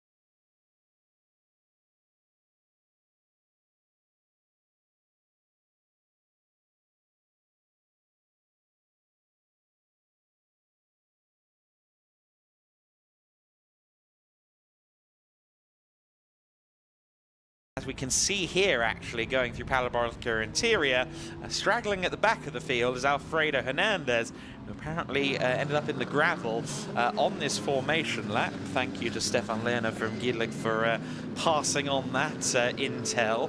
But the car is out of the gravel and should be taking the start. But now we'll be taking the start from the rear, I believe, with that. One of 2 formation laps in the books. But regarding Cristiano Maciel, I do think he's going to be one to watch once again with Rui Aguas as his co-driver in this one. Rui with decades upon decades of racing experience in GT cars. How's Alfredo doing out there? I'm not sure, but Cristiano and Rui is going to be a very strong combo. Definitely. I mean, could be the favourites, really, based on performance that we saw from that car earlier in the day. Yeah, it's going to be tough to beat them, I think, but already we're seeing just how challenging these conditions have been. I think almost exclusively of the cars that we've seen losing control before the race has started, I think they've almost all been GT3 cars, the cars that supposedly have the most in the way of driver aids to prevent that kind of thing from happening. We've seen it from a handful of cars already, the BDR competition car twice on this lap alone, so it is sketchy out there. The rain is getting heavier. It's also noticeably cooler than it was earlier on, so not only is it wet, but the tyres are going to be starting at a lower temperature. Now, you don't want a wet tyre to get too hot, but they do still need to hit a certain temperature in order for them to generate the level of grip that they should be. So could be a slightly sketchy opening few corners is what I'm building up to here, Adam. Yeah, well, we've seen that, of course, earlier on, didn't we? It looked a bit like, I don't know, 0.25 speed Daytona Super Speedway footage. They were 3 wide and about 4 deep, trying to go through the Curve of VIP, turn 4 of the lap. It was a very impressive beginning to the race, and we'll see if that pans out once again. For Kenneth Hyatt, his objective is going to be, at the very least, stay within touching distance of the lead. We've seen that GT3 car from SR Motorsport, and indeed the car behind it on the well, eventual 2x2 formation, Dexter Muller. Both those cars have been swallowed up on several occasions. They want to try and avoid that this time around. Of course, the GT3 car, big, wide tyres, easier to aquaplane with the more contact patch that you have. I think that might be one of a few different factors that have led to the rather topsy-turvy day we've had so far in the GT Winter Series. Let's see what happens this time around. Yeah, you made that point in the earlier race. And I sat here for a moment with a slightly confused look on my face, which, to be fair, I'll forgive you for missing. It's my standard look on my face that I tend to have. But you would think bigger tyre, more grip. But of course, no, not in the way. You want to cut through the water, get to the solid stuff underneath. So yeah, you made a very good point there, actually, Adam. Yeah, the slightly smaller contact patch maybe is helping the Ferraris a little bit. Whatever it is, they've got the magic formula. They've got the power, they've got the drivability, they've got the handling, and they've clearly got the driving talent behind the wheel to go up there and make a bit of a nuisance of themselves amongst some of the other classes that perhaps coming into the weekend expected to be doing the bulk of the winning. Very much so. Again, that statistic, I like it very much. We've had 2 different manufacturers win so far. Can we make it 3 from 3, as was the case last year here at Estoril? Let's have a look as we get ready for the 55-minute race. Minutes 25 to 35, you will see the pit window open. So with 30 minutes to go in the race, the pit window opens and will remain for 10 minutes. Driver changes for several of these cars.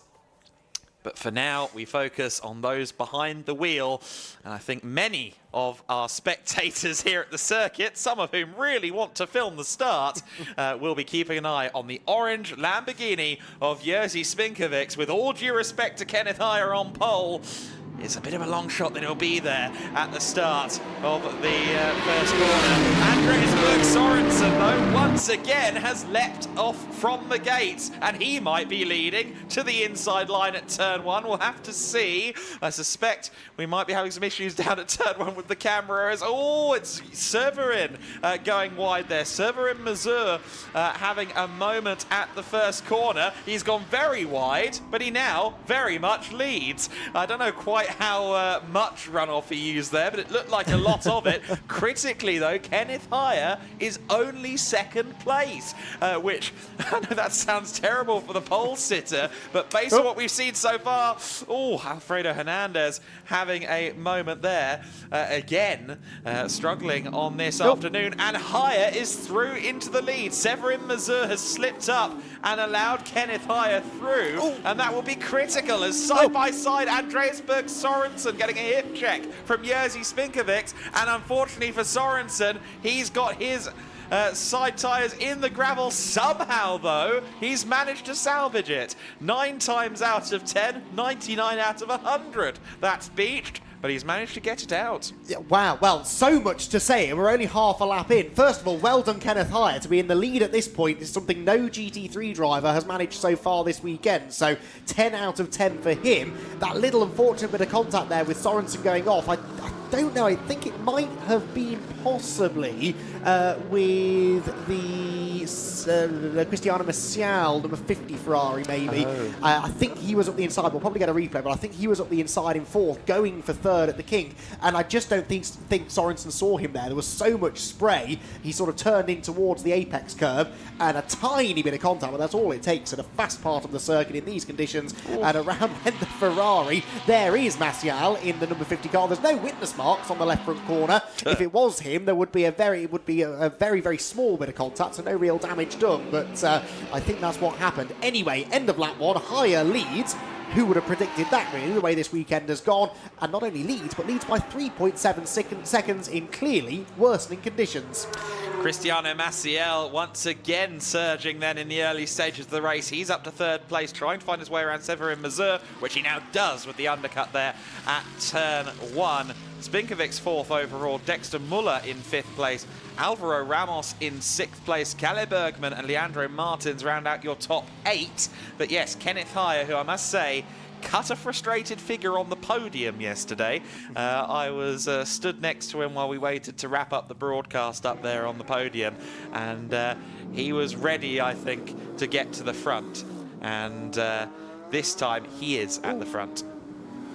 Big moment there, sorry, that was for, I think, possibly Jerzy Spinkovic. Here's the replay, and yeah, it was Maciel. Well, from that angle, actually, I don't think he was given much of a squeeze, was he? I think he was just going for a gap that was always likely to start to close. It was a tiny bit of contact, but unfortunately, Sorensen, off he went. That is the first real blot, though, in Maciel's copybook this weekend. He's been pretty faultless up until now, well, maybe just keen to get back to the front. He knows he's got the pace to lead and ultimately win these races. He's into third place, but I don't think is on Andreas Berg Sorensen's Christmas card list anymore. Possibly not, no. We'll see. There's time for that relationship to mend over the course of the GT Winter Series. There is your Cup 2 leader. That's changed hands, I believe, because I think, no, Leandro Martins has fallen through the field, actually. My apologies. So Leandro Martins has fallen back behind Oscar Rintovic, who again is showing out very well in incredibly treacherous conditions on his first weekend as a racing driver. Martins, who last year came runners-up spot overall in the second race of the weekend here in the GT Winter Series, struggling in these wet conditions, but these are the wettest conditions I've seen at Estoril, well, frankly, since Prototype Winter Series Saturday 2024, and some of you remember how that ended. Andreas Berg Sorensen around the outside of Leandro Martins at the Parabolica Ayrton Senna, as the spray really worsening, the standing water certainly worsening as well. The only thing that's going favourably at the moment potentially is Kenneth Hire's gap, which has increased 4.6 seconds between himself and the second place car, which is now Cristiano Maciel. Of course, Mazur has been dispatched, and not only has he been dispatched, but he's been gapped by 5 seconds in one lap. Yes, that's a significant gain. I wonder what Maciel can do now that he's in clean air, though, because his previous lap was only about half a second slower than the leader, and he would have spent some of that in the wheel tracks and therefore the spray of Severin Mazur. There is Maciel dropping down into turn number 6 then, peering through the murk and the spray, and yeah, you can really see there's so much more standing water on the track now than we've had at any point this weekend so far. This is going to be a bit of a battle of survival, you feel. At least Cristiano has some reasonably clean air to run in. Heading through the 7th corner, Mazier is nowhere to be seen in 3rd position, dropping way back and possibly into the clutches a little bit of his fellow Cup 4 rival Jerzy Spinkovic. That could be the next battle to watch out for. I think the 2 Lamborghini Huracan Super Trofeos about to hopefully come into view. There they are, and it's already happened. Look, Spinkovic already through, so Mazier just not happy in these conditions, and Jerzy Spinkovic takes over the class lead. Very nicely done. We assume there's no, again, no witness marks on either car. I like that turn of phrase. As the Cup 4 lead changes hand, Jerzy Spinkovic, who I think would have potentially envisioned this race going slightly differently for him so far, given he was on the front row, given he had that power advantage that we've seen utilised on several occasions previously, but still into the position where he'll gain the maximum points ahead of all the other Lamborghinis, ahead of all the other Cup 4 cars. That, for now, is what will count the most, or long term, is what counts the most for Jerzy Spinkovic. 3rd overall now for him. Cup 2 leader Kalle Bergman, I believe, still there in 5th position as well, just behind, or some way behind these guys. Indeed, audibly, I can hear the flat 6 come past from our commentary position. But it is finally, for a prolonged period of time, a GT3 car in the lead of a race this weekend in the GT Winter Series. Things that shouldn't be a novelty, but at the moment very much is. We also might have the reigniting of another Cup 1 battle, because Andreas Berg Sorensen is right on the back of Alvaro Ramos. They're just around turn 1 at the moment, and Ramos was all of 2/10 clear of Berg Sorensen. Of course, Sorensen on the recovery drive. I suspect that position is changing hands imminently. Yes, you would suspect so. The one good thing we have to take from the spin there for Andreas Berg Sorensen is we now get to enjoy the fight back from Andreas Berg Sorensen. We know he's quick and should be able to come rocketing up the order pretty quickly. That was Severin Mazier almost rocketing into the back of Jerzy Spinkovic's car at turn 6. In fairness, he looked a lot slower than Jerzy Spinkovic for a couple of laps, and suddenly is maybe a little bit quicker. Certainly looking very racy now is Severin Mazier. Maybe just dropping back to give us something to get excited about, and that nearly got a bit too exciting at turn 6. He wants to get this lead back if he can, and suddenly the number 25 car is not accelerating away from him quite as quickly as we expected. Certainly not. So we'll see how that unfolds. Meanwhile, Andreas Berg Sorensen is past Alvaro Ramos and Kalle Bergman on that lap. So Berg Sorensen on the charge at the moment. He's lapping in the 2:03s currently, and actually last time by he was quicker than anybody else on the circuit as well. Now Andreas is now listed as a solo driver. At one time Benny Simonsen was going to be his co-pilot. The reason I mention that is because it's not unheard of for that information to change again over the course of a weekend. But as far as we know, Andreas Berg Sorensen is driving solo. But he, frankly, at this speed, may not need the assist from Benny Simonsen as the race progresses. We'll wait and see. Yeah, new fastest lap of the race for Andreas Berg Sorensen that time as well, a 2:02.3. And he is 7 seconds behind Severin Mazier, but was, I can't count that high, 5.7 seconds, I think, faster than the car ahead. So a big difference in pace. And of course, he's only 1.3 seconds behind Spinkovic. So the overall podium is still on. Can he then catch Cristiano Maciel? Well, that would be a further 14 seconds to gain.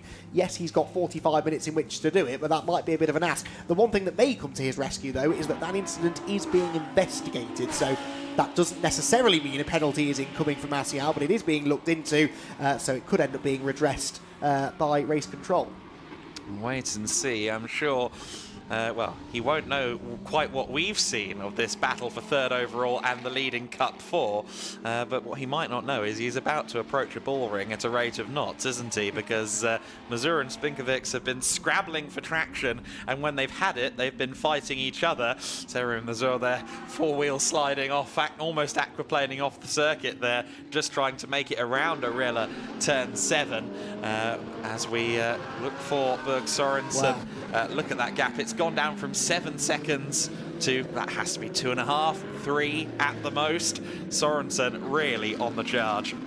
there is nothing faster than an angry racing driver is something that I've learnt over the years, and I can imagine he's a little bit miffed at the way that went on the opening lap. He is charging after the Lamborghinis. Alvaro Ramos, by the way, has gone past Kalle Bergman for 6th position as well. They run in different classes, but a gain in track position, if nothing else, for Ramos. There at the top of the screen, confirmation of that fastest lap from Andreas Berg Sorensen, but he's gone faster again in the first sector on this lap. It was a decent second sector, just the 2 seconds faster than the leader in Sector 2. And at the end of the lap, yes, it's a 2:02.0, another new fastest lap. And that time around, he was 4.9 seconds quicker than the Lamborghinis ahead of him. And those Lamborghinis are now almost within striking range.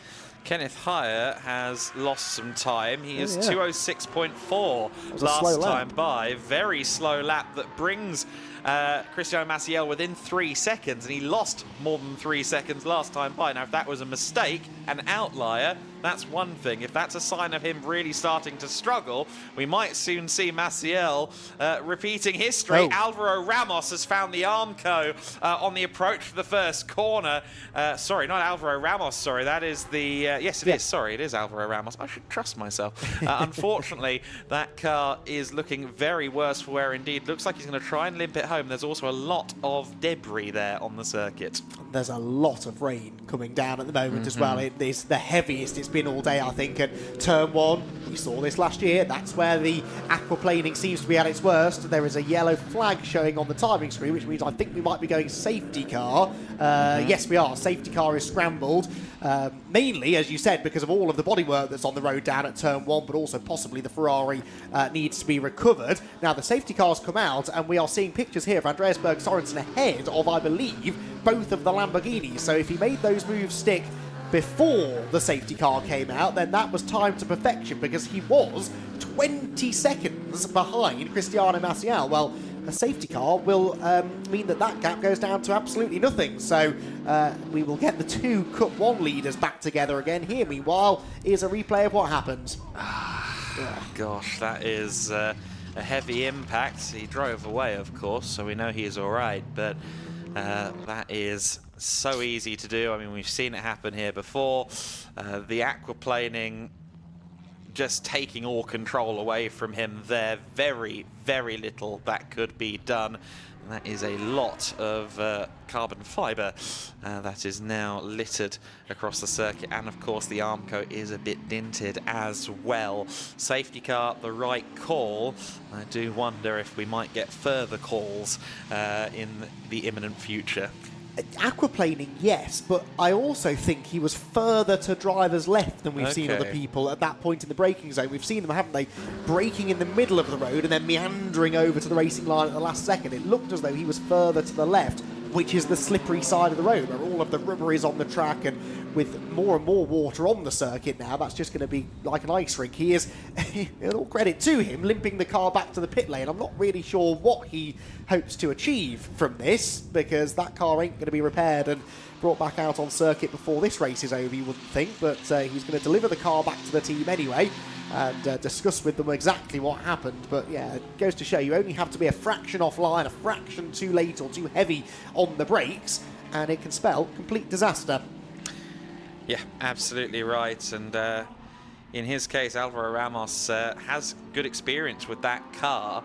The 296 Challenge, he raced it last year in Ferrari Challenge Europe, and has also been a championship winner in Iberian Supercars. So he's not an inexperienced driver, but it can catch out anybody. And I think that is a large part of why Kenneth Hyatt, as experienced as he is, was really taking it easy just before the safety car came out, because he knew it was getting to that point where control could very suddenly be stripped away from him. Yeah, Marshall's then leap into action to pick up the various bits of Ferrari that are lying in the middle of the road and in the gravel trap as well. Very quickly and efficiently, actually. A big group of Marshalls on hand there to get the track pretty much cleared within a matter of seconds. So I don't think this will be a lengthy safety car period. We have 40 minutes exactly to go, so we're 15 minutes in.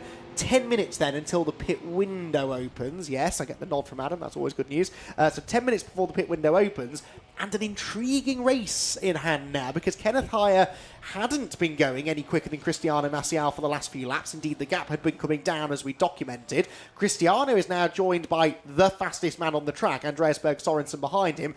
Oh, by the way, they tangled on the first lap, and Andreas might have revenge on his mind here. He certainly will be keen to get that class lead away as soon as he can. And then Jerzy Spinkovic and Severin Mazieu not far behind. So an intriguing restart here. Kenneth Heyer, I don't imagine, will be feeling particularly comfortable as the race leader right now. No, I tend to agree with you. Safety car looking very slow and almost pit-bound to me. I don't know whether this is just a trick of the line that's being pulled, but to me it looks like we might be on our way maybe into the pit lane. This is looking to me, yes, follow safety car into pit lane. So I think maybe we're going to red flag here, or we're just avoiding the pit, but or just avoiding the crash site, I should say. But I don't know. These conditions are right on the verge of what I would consider even remotely safe, and yet it is apparently just a clean T1. So safety car is still the protocol. It's not red flag yet, but for now we wait to see what comes next in this race. As you said, that Marshall flash mob that emerged at turn 1 did a very good job, but apparently their job isn't all the way done yet. And they may want to inspect the barrier as well, because that took a little bit of a whack. So this is a sensible call. You know, whilst the safety car's out, there's no harm in keeping the car circulating. You know, no point sitting in the pit lane and just wasting everyone's time. Keep the race going for now, and then once the track is clear of debris, then you can assess the amount of standing water and whether it's ready to go to be raced on again. So, yeah, sensible call, I think, this by race direction. And the joy of the pit lane exit here, because it extends all the way around the inside of turn 1, is that this is an option. Most other circuits you would have rejoined the circuit by the point at which the debris is. So yeah, good call, and the race continues for now. They've got the leaf blowers out to get the bigger shards of carbon fibre out of the way. And of course, that is the main concern, isn't it? You don't want to be running over those very sharp bits of carbon fibre. It can very easily lead to a puncture. Also, they can go into the radiators and cause damage there. They can get sucked up underneath the car and do damage too. So, all in all, a good idea to get that cleared. They're waving by the couple of almost lap down cars that got caught behind the safety car. So, all signs here, Adam, are pointing towards eventually we're going to go racing again. They're getting everything prepared, and conditions allowing, we will get a resumption of what's been a fascinating battle.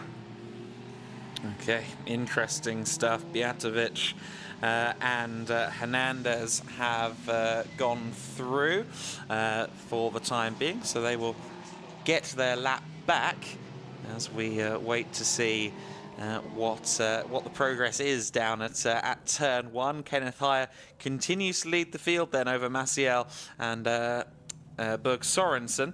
Jerzy Spinkovic in 4th place, Severin Mazur in 5th place. Of course, those last two are the Cup 4 leaders. Maciel leading in Cup 1, Kalle Bergman the first of the Cup 2 drivers, Oskar Rindzovic soloing in Cup 5 with the Ferrari 488 Challenge Evo, that class established during the week for the 458 Challenge Evo cars. Of course, still quite a popular machine.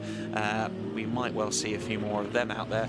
From Myrtle Motorsport, quite possibly. They have a significant fleet of those cars, and we will see how that class evolves. Of course, we will see another class in the GT Winter Series next week.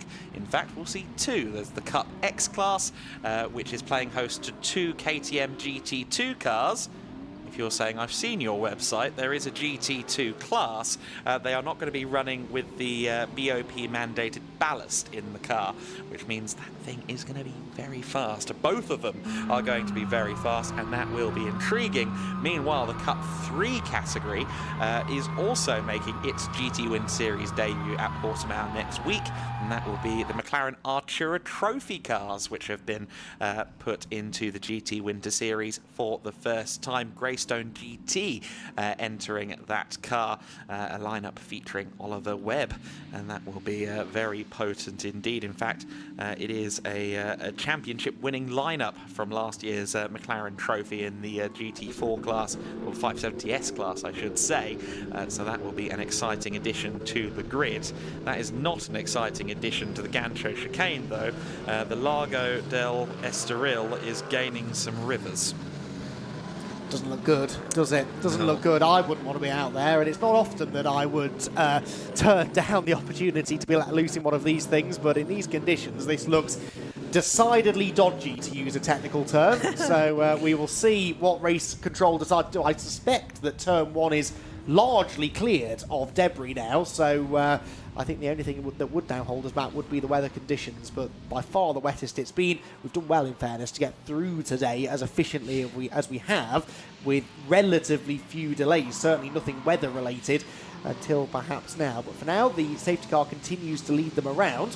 We've got 34 minutes to go, so we are now 4 minutes away from the pit window opening, and I suspect really that's the moment at which a decision probably should be made, because we don't really want the safety car out when the pit window opens. They have the option to close pit lane, of course, as they did during the prototype race earlier on today. But for now, we are a few minutes away from that. The safety car remains on track, and the cars very slowly are brought down onto the pit straight. Kenneth Hire still accelerating and braking and weaving around, keeping heat in all of the things that need to be kept warm. The tyres and brakes in particular, and by stamping on the brake like that, you're not just warming the brakes, but that brake, the temperature then dissipates off into the tyre, and some drivers say that is a more effective way of warming a tyre up than simply weaving around, particularly in these conditions. So that's why you see them sort of bunny hopping their way down the pit straight there. But we await now, I think, further news from race control as to what happens next. Yes, it did look like they were starting some work on the Armco last time we saw turn 1. Didn't look like major work, I grant you, but we'll take a little look. They do appear to have straightened it out a little bit. They put a they put a little weird little marker there, just halfway through your shot, roughly. You can see a little white marker out of the Armco. I don't know what purpose it serves. Alvaro Ramos was here. Yeah, that's it. The El Barto of Estoril. Yes, Kenneth Hire. Okay, I'm not sure. It's a fire sign that they've put there for reasons I don't understand. I thought it might have been like a rope, heavy-duty rope of some sort to then pull it with a vehicle, but no, I was thinking too practical. And we will see whether this race is going to resume. We sometimes get the bulletin as soon as now in the lap under safety car conditions, so we wait with bated breath and continue to watch the timing screen. I think it would be a bold decision to go green at the moment. I just heard Alex Bjatovic's Lamborghini go past on the start-finish line, and he was at best about 20% throttle. Yes, we're under safety car. Yes, he's being cautious, 2 thumbs up. But I also think that maybe in these conditions that could be a gamble, but it's a gamble that we are taking. The safety car is coming in this lap. Let's keep an eye on this then. Kenneth Hire has been trying to generate some heat into that Mercedes, and well, he needs it. He's also going to have to deal with a slightly less prevalent version of what he's been dealing with all weekend, because once again, stacked up behind him are Ferrari 296 Challenge cars and Lamborghini Huracan Super Trofeo cars, both of which have the legs. Yes, it'll be a single file restart, of course, as Setup Wizard really wants to get in on this. It is a good series, I understand. But yes, we're expecting Kenneth Hire here to maybe come under fire, particularly from Maciel. But then again, Berg Sorensen has been so quick off the line at points this weekend, you can't rule him out either. The difference here, I suppose, is that Kenneth Hire at least has a little bit of control over this one. It's not just a 2x2 start where the lights go out and off you go. Here, he has the option, doesn't he, to back everybody up, to choose when to accelerate. And if I were him, I'd be tempted to leave it a little bit, give them as little of that main straight, nearly a kilometre long main straight, to really stretch their legs. We'll see what he decides to do. He's a massively experienced driver, of course. He's been in this situation before, and he is approaching the point at the circuit at which he needs to make that decision. But this could be a key decision in his quest to try and win the race outright. And as I confidently predicted, he accelerates early and leaves them all in his spray.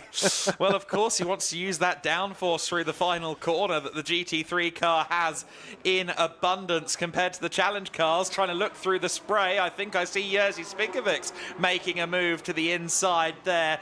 Maciel still there in second place. Berg Sorensen and Spinkovic side by side. Oh. And Andreas says, absolutely not. I'm having third place. I want to get past the driver whom I collided with a little bit earlier on, as you alluded to, Andy. Severin Mazur a little bit further back now from Spinkovic, so he's dropped off there. Kalle Bergman and Dexter Muller having a little bit of a jostle as well for 6th and 7th place overall.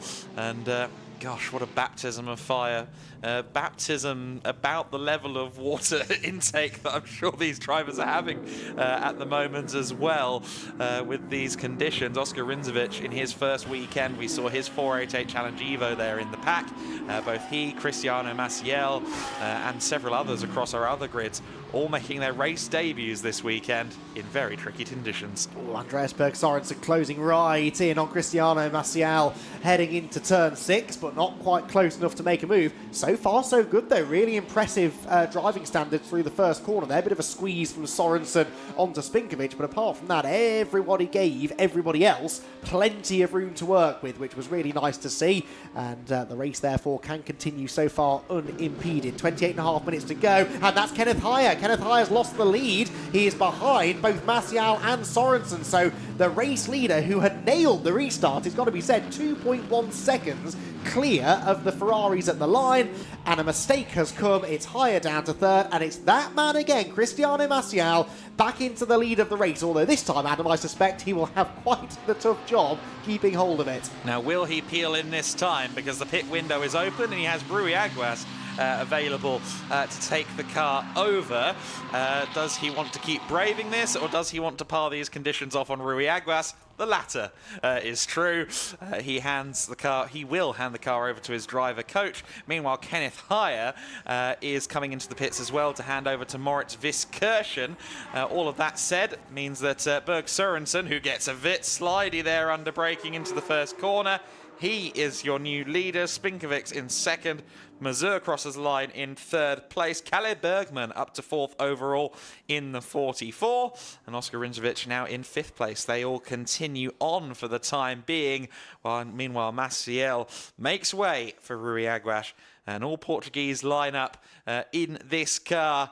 They're on their home turf. Let's see what Rui can do now in conditions, of course, that he won't have faced this weekend. Yes, he's done everything there is to do in GT racing. However, when you jump into a car relatively cold, having not been in it since, I think, Saturday morning, it's going to be a bit of an ask to get your head around this immediately. Yeah, good point. I suppose for a lesser experienced driver, that would definitely be the case. Rui should be able, within a lap or so, to get more or less there, shouldn't he? And he's going to have to if they're going to try and win this race, because it was mighty, mighty close when the car came in. Out of the pit lane they will go. Of course, we've had the driver change in the Mercedes as well. And so Kenneth Heyer hands over car number 1 to Moritz Viskirchen. That looks a little bit closer than it was. We've got a Lamborghini in a gravel trap somewhere. Turn 5. Turn 5. Severin Mazur. Yeah, it is. Severin Mazur off the road again. And that kink, I noticed, was getting very waterlogged before. Cars swirling around. And Severin Mazur, who's looked the least comfortable of the two sort of leading Super Trofeo runners, has unfortunately found himself at the beach. Yes, he has. Alessio Ruffini's car, of course, should now be being piloted by Milos Pavlovic, although it doesn't register that change on the timing screens right now, but it should be Milos at the wheel. We'll keep an eye on his progress should it be him in the car as well, because Milos, of course, a former pro-class champion in Lamborghini Super Trofeo. He is very quick in those cars. Severin Mazur there, stranded out on the gravel, and in fact it looks like he lost it before he even approached the corner. Yeah, you can see the marks that he's cut out of the grass on the inside of the circuit there, very close to the barrier actually on the inside of the track, so that could have been real disaster had he clouted that. Bit of a moment there maybe for Rui Aguas as he tries to figure out how little grip he's got heading down through turn number 6 and disappearing up through turn number 7, being chased by Moritz Viskirchen. And an interesting battle for, in a way, the net race lead, depending on where number 76 slots into all of this after the stops. This could be a very significant battle indeed. But is it a battle that's going to be put on ice by another safety car? Because the Lamborghini was not going to be dug out of that gravel trap without some assistance. So the pit window is open until, very precisely, 15:37 local time and 10 seconds. So there's another 6 minutes, or about 5 minutes 30, I think, left now, until Berg Sorensen has to come in. Same goes for Oscar Winzovic, who I think, to be honest with you, I chatted to Oscar a little bit early on, very kind of good guy to talk to, but also someone who I reckon would be thinking to himself, I really want to hear that AF Corsa Ferrari is pitted so I can lead a lap on my first weekend. I feel like that's the kind of decision that might be getting made there. We'll see whether that proves to be the case. The number 50 of Rui Aguas then continues on its way. 52 years of age now, and his relationship with AF Corsa dates back all the way to 2005 in the Italian GT Championship, running a Maserati Trofeo car in one of the lower classes of that category. 20 years later, of course, he has won the GTM World Championship in FIA WEC with AF Corsa. He has been quite a loyal soldier in the ranks of AF Corsa, and Ferrari, even once you're maybe past your prime years as a racing driver, the amount of coaches you'll see at Ferrari Challenge Weekend, if you establish yourself as a Ferrari specialist, there's a long-term career there. And for someone like Rui, he now gets to mentor drivers and still compete. And I'm sure that's an arrangement that suits him nicely. Yeah, absolutely. So nice to see that loyalty as well, isn't it, to the drivers who've been there nearly 20 years this year, I suppose, since he debuted with the team. And plenty of successes along the way too. And he had a GT Winter Series race win to that list here this afternoon. Well, he's certainly pushing on. He's still coming up against a bit of traffic there. It's the 77 car, isn't it, of Alfredo Hernandez, who has not revelled in these conditions, I think it's fair to say, this afternoon. But learning with every lap that he turns, I'm sure. A big slide there for Aguas as well. So we're still waiting for Andreas Berg Sorensen of the leading contingent to pit. He's been through to start another lap as well. So looks as though he is extending this as long as he can. His last lap at 2:03, there is precisely one other car out there lapping under 2:10. That's Milos Pavlovic in the 2:09s. Andreas Berg Sorensen hasn't got the memo that the conditions have worsened and is just driving oblivious, has been lapping the 2:02s, 2:03s all race long. Aquaplaning, what aquaplaning? We'll see how much longer he stays out there. He might be able to do one more lap before having to come in before the window closes, but he will surely be with us soon. He's just coming around the final corner now, actually, so he might be in this time by, if not certainly next time by. There is the 76 car. Does Andreas Berg Sorensen come in this time? No. Not sure. No, I think you're correct there. Yes, the lights of the 296 continue to emblazon the main straight just behind Manstalin, who has now taken over the 44 SPV Racing Porsche, the Circuito do Sol backed car. That is, of course, the former leader in Cup 2. We'll see if that's still the case once everything shapes out. But Berg Sorensen, last time by 2:02.2. Closest lap time out there on circuit to him, 2:08.675 from Milos Pavlovic. Fearlessness comes to mind. Amongst other words that I won't put out on broadcast. He's only 0.2 slower than his previous best, and indeed the fastest lap of the race, set way back on lap 5, which was when the conditions were at least marginally better than they are now. A big slide there, heading through the kink, the corner that, of course, caught out Severin Mazieu a handful of laps ago. Severin, at least his car anyway, is still sat forlornly in the gravel trap. I'm not sure whether Severin is still in the car. Perhaps race control waiting until the pit window is done before moving him. They've decided he's gone far enough off the road that he's not in any immediate danger. Hopefully that proves to be the case. But yeah, Andreas Berg Sorensen absolutely flying, supreme confidence in these conditions. And, well, who knows, could he be on course for the win? At the rate he's going, he really ought to come out of the pit lane ahead of those with whom he was battling before, provided the pit stop goes to plan. Yes, he should absolutely do that. He's currently got an 84-second, or at the finish line, yeah, 84 seconds over Rui Aguas. And it's an 86-second pit delta.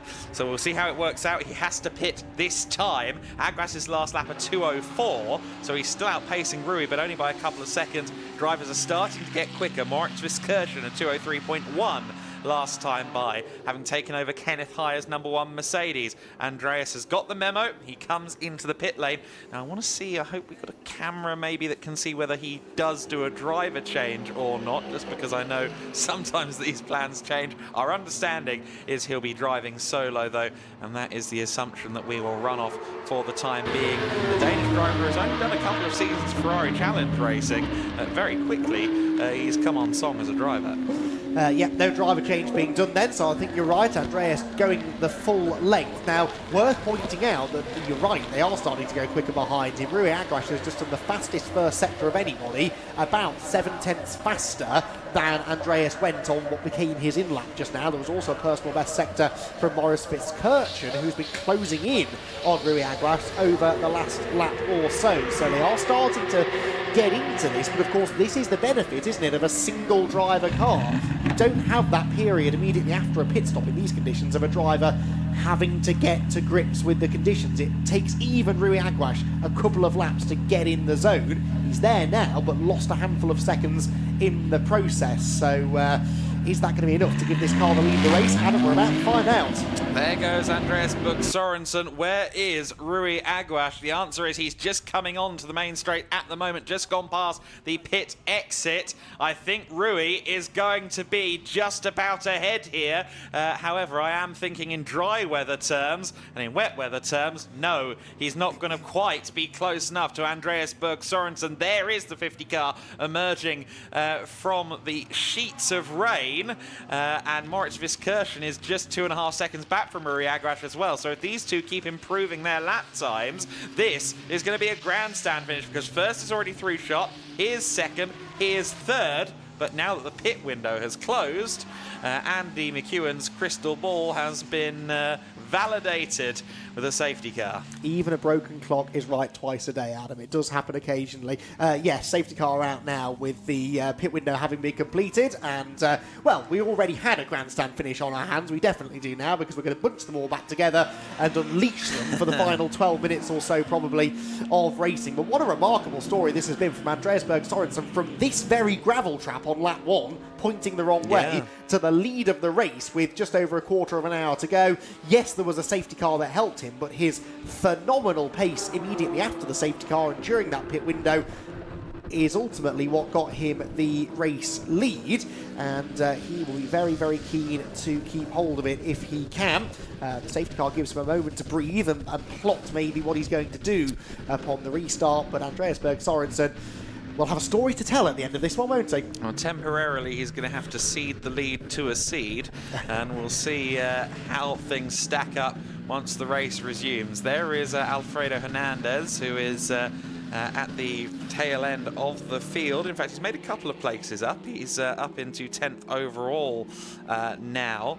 Another battle that might be interesting is going to be Cup 2 at the resumption of this race, because Mans Stalin and Dieter Sveps are 8th and 9th overall, respectively. And of course, they are 1-2 in the Cup 2 class for Porsche 992 Cup machinery. So we're expecting that to be a compelling scrap as well. Andreas Berg Sorensen only just got out of the pits at the time of the safety car, and it has been a 0-0 performance for the number 76 machine. Made contact with the car directly behind him, of course, on the first lap of the race when Maciel was at the wheel. That was down at turn 5. And, well, unlike Severin Mazur, who is the reason the safety car is underway, he rather miraculously managed to get out of the gravel. Only 2 wheels were in the gravel trap. However, that was still usually a position where once you've got part of the rear axle in the gravel, it's done. He managed to get out of there and is now leading the race. Yeah, indeed. So what a fantastic recovery drive it's been. And it would be a bit of a fairy tale story if he could hang on to this and become, of course, the 3rd winner of the weekend, right, in the GT Winter Series, which bodes well going forward, actually. I know, obviously, within the classes we've had repeat winners, but just from the perspective of a straight-up race, all of them have been really competitive. And as you said, we're going to inject a few more wild cards into this mix for Portimao in a week's time, and who knows how that will affect things, but I suspect even more drama and excitement will be on the horizon. Rain continues to hammer down. Someone said to me, I think this morning, that if you can't see the hill to the north of the circuit, I suppose it is, then it's either about to rain or it is raining. Well, we probably could tell them it's already raining, but I can't see the hill at all now for the first time all day. It's completely enshrouded in cloud and a lot of precipitation in the area, but hopefully we'll get the conclusion of this race in under green flag conditions and see where the cards fall in the battle. Not only, of course, for overall victory, but don't forget Andreas Berg Sorensen and Rui Aguas battling for a Cup 1 victory as well. And from a championship perspective, that is altogether more significant, really. So if Rui Aguas has got an answer for Andreas Berg Sorensen, he won't have all that long to deploy that, but he's certainly in the range now that he could try something upon the restart. A point you made there struck me on the head a little bit. Repeat winners in a class? Have we had that? Oh. In GT3, it was Dexter Muller who won race 1. True. Kenneth Heyer won race 2.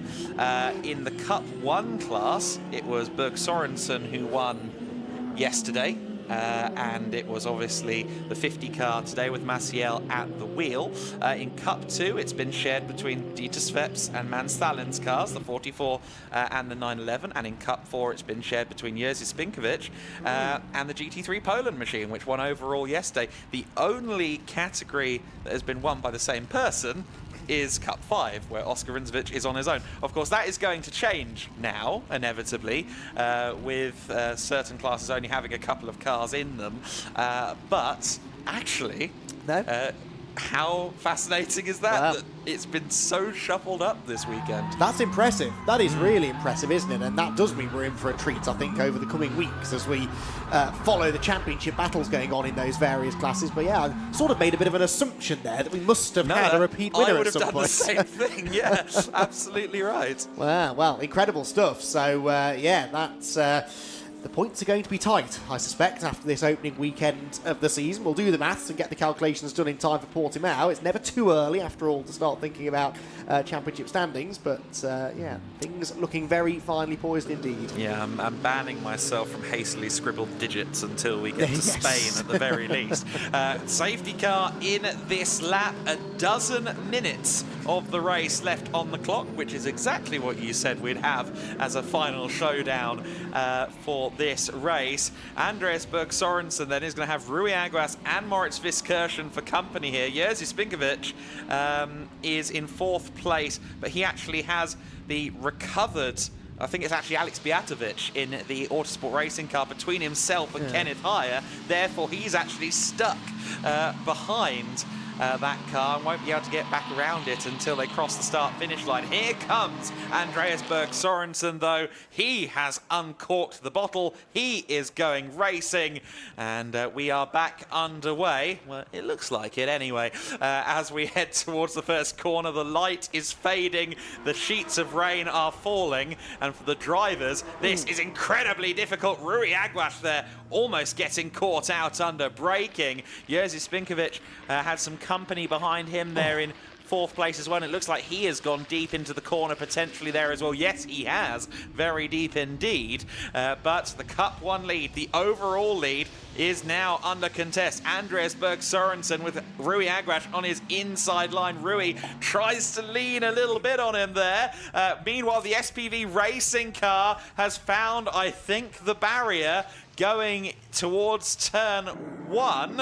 At the very least, the car is stranded there as Berg Sørensen really has to hold the car there under acceleration into the first corner. It was the right-hand side barrier that got hit, apparently. No. Oh, and Berg Sørensen into the wall. Andreas Berg Sørensen trying to hold off Rui Aguas. Moritz Viskirchen takes evasive action. There comes Milos Pavlovic, who has tiptoed his way up to 2nd and the Cup 2 lead, which means Jerzy Spinkovic has also gone missing out there on the circuit. We saw him going wide at the first corner. Red flags out. I'm going to say mercifully, because that is unraceable conditions out there on the circuit. And after such a brilliant weekend, I feel really aggrieved for Andreas Berg Sørensen there. He does not deserve to have a car that badly beaten up based on the driving ability he's shown this weekend. And I can only hope that AF Corsa have the spares to get him back out next week, because it would be a big loss to the race or to the race next week if we didn't have him on the grid. Of course, AF Corsa, if there's any team that's going to carry an abundance of 296 spares, it will be them. So hopefully that car is repairable for next week. With 9 minutes and 52 seconds of the race left to go, we have received confirmation that the red flag is out and will remain out, that the day of racing has concluded here at the Circuito Estoril. Now, with that in mind, of course, there will be a 1-lap count back, so all of those position changes right at the end of the race will not count for anything, which means that Andreas Berg Sørensen will be the race winner in spite of that incident. Obviously, I don't know whether he's going to be on the podium or not, but he will be our 3rd different overall winner of the weekend. It's been a day of Cup 1 dominance in terms of the overall standings. Andreas Berg Sørensen will be classified as the winner. Rui Aguas will be 2nd. 3rd place and winning GT3 will be Moritz Viskirchen.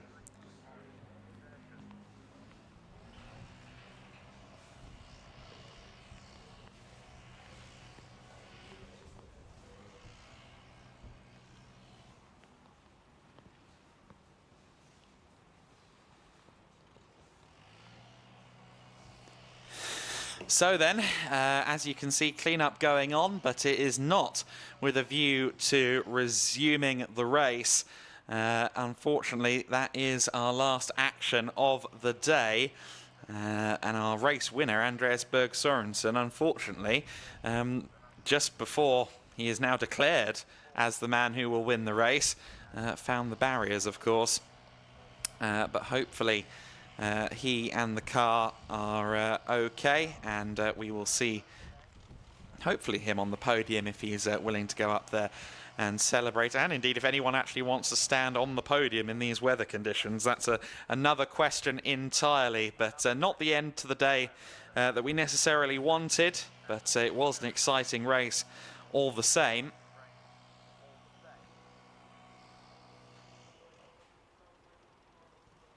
The marshals diligently working out there. A big shout out to the marshals, the heroes in orange, who have been diligently on their posts all day long in these incredibly foreboding conditions, and have really put in a shift where needed. And also to anyone else who is out there, our camera crew, of course, providing us with the pictures, our series videographers and photographers. That's, of course, Emilio and Daniel, two great members of that team, and also the other media personnel, the other photographers and videographers out there on the circuit, because they have all put in a mighty shift to stay out there capturing content. But the marshals, of course, doing the hardest and most laborious job of all out there this weekend. They continue to do so, even though racing has concluded. And while the race did run short, we do have highlights to bring you of GT Winter Series race number 3. Well, that almost looks dry, doesn't it? It was a race that went from wet to wetter in the GT Winter Series as it got deeper and deeper into monsoon season, seemingly in January. Severin Mazur came out as the early race leader. However,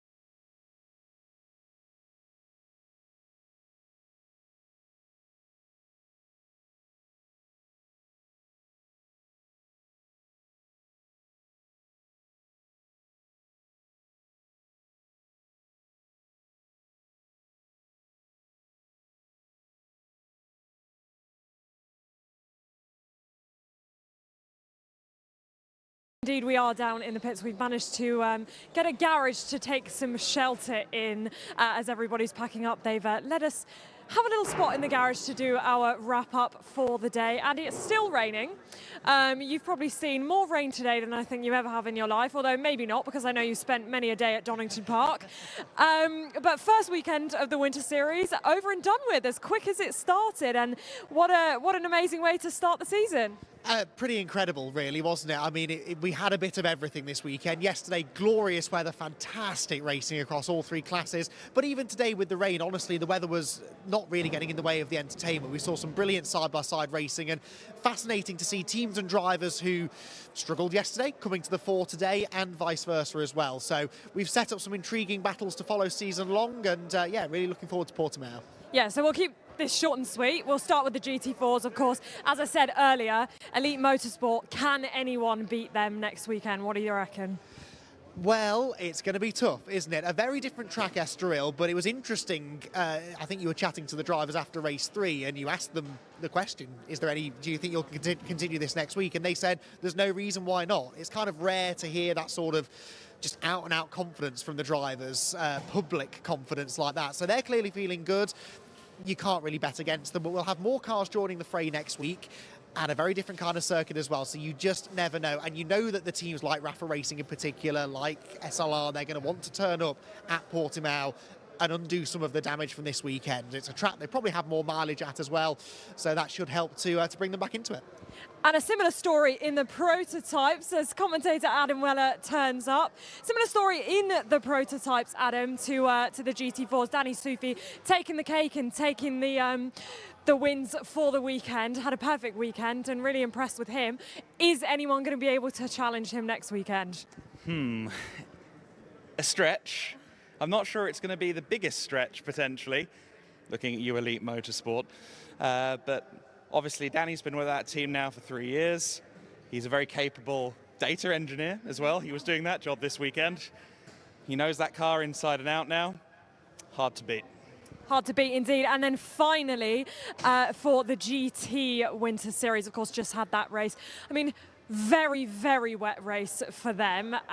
But overall, for them, I think it's been quite an exciting weekend. We've seen a lot of different faces winning that we maybe didn't think would coming into the weekend. No, absolutely. I mean, Cristiano Maciel, I was very disappointed I didn't get to talk to him before the weekend. Had the inclination that he was a newcomer. The fact that he won race 2 is probably going to be one of the stories of the season. It's going to be very hard to top that. I can think of some things, because I know some things that aren't public yet, but yeah. Okay, well, leave us with that bombshell then. Okay, well, that is the end of our day here at Estoril and the end of our first weekend of the Winter Series. Kicked it off with a bang as expected, and we'll hope for some better weather in Portimao, although from what I've been told, that is not what we're expecting. We are also expecting similar conditions, but nonetheless, it will be exciting, and we will be there to bring you all the action. Join us from Saturday afternoon. You don't want to miss it.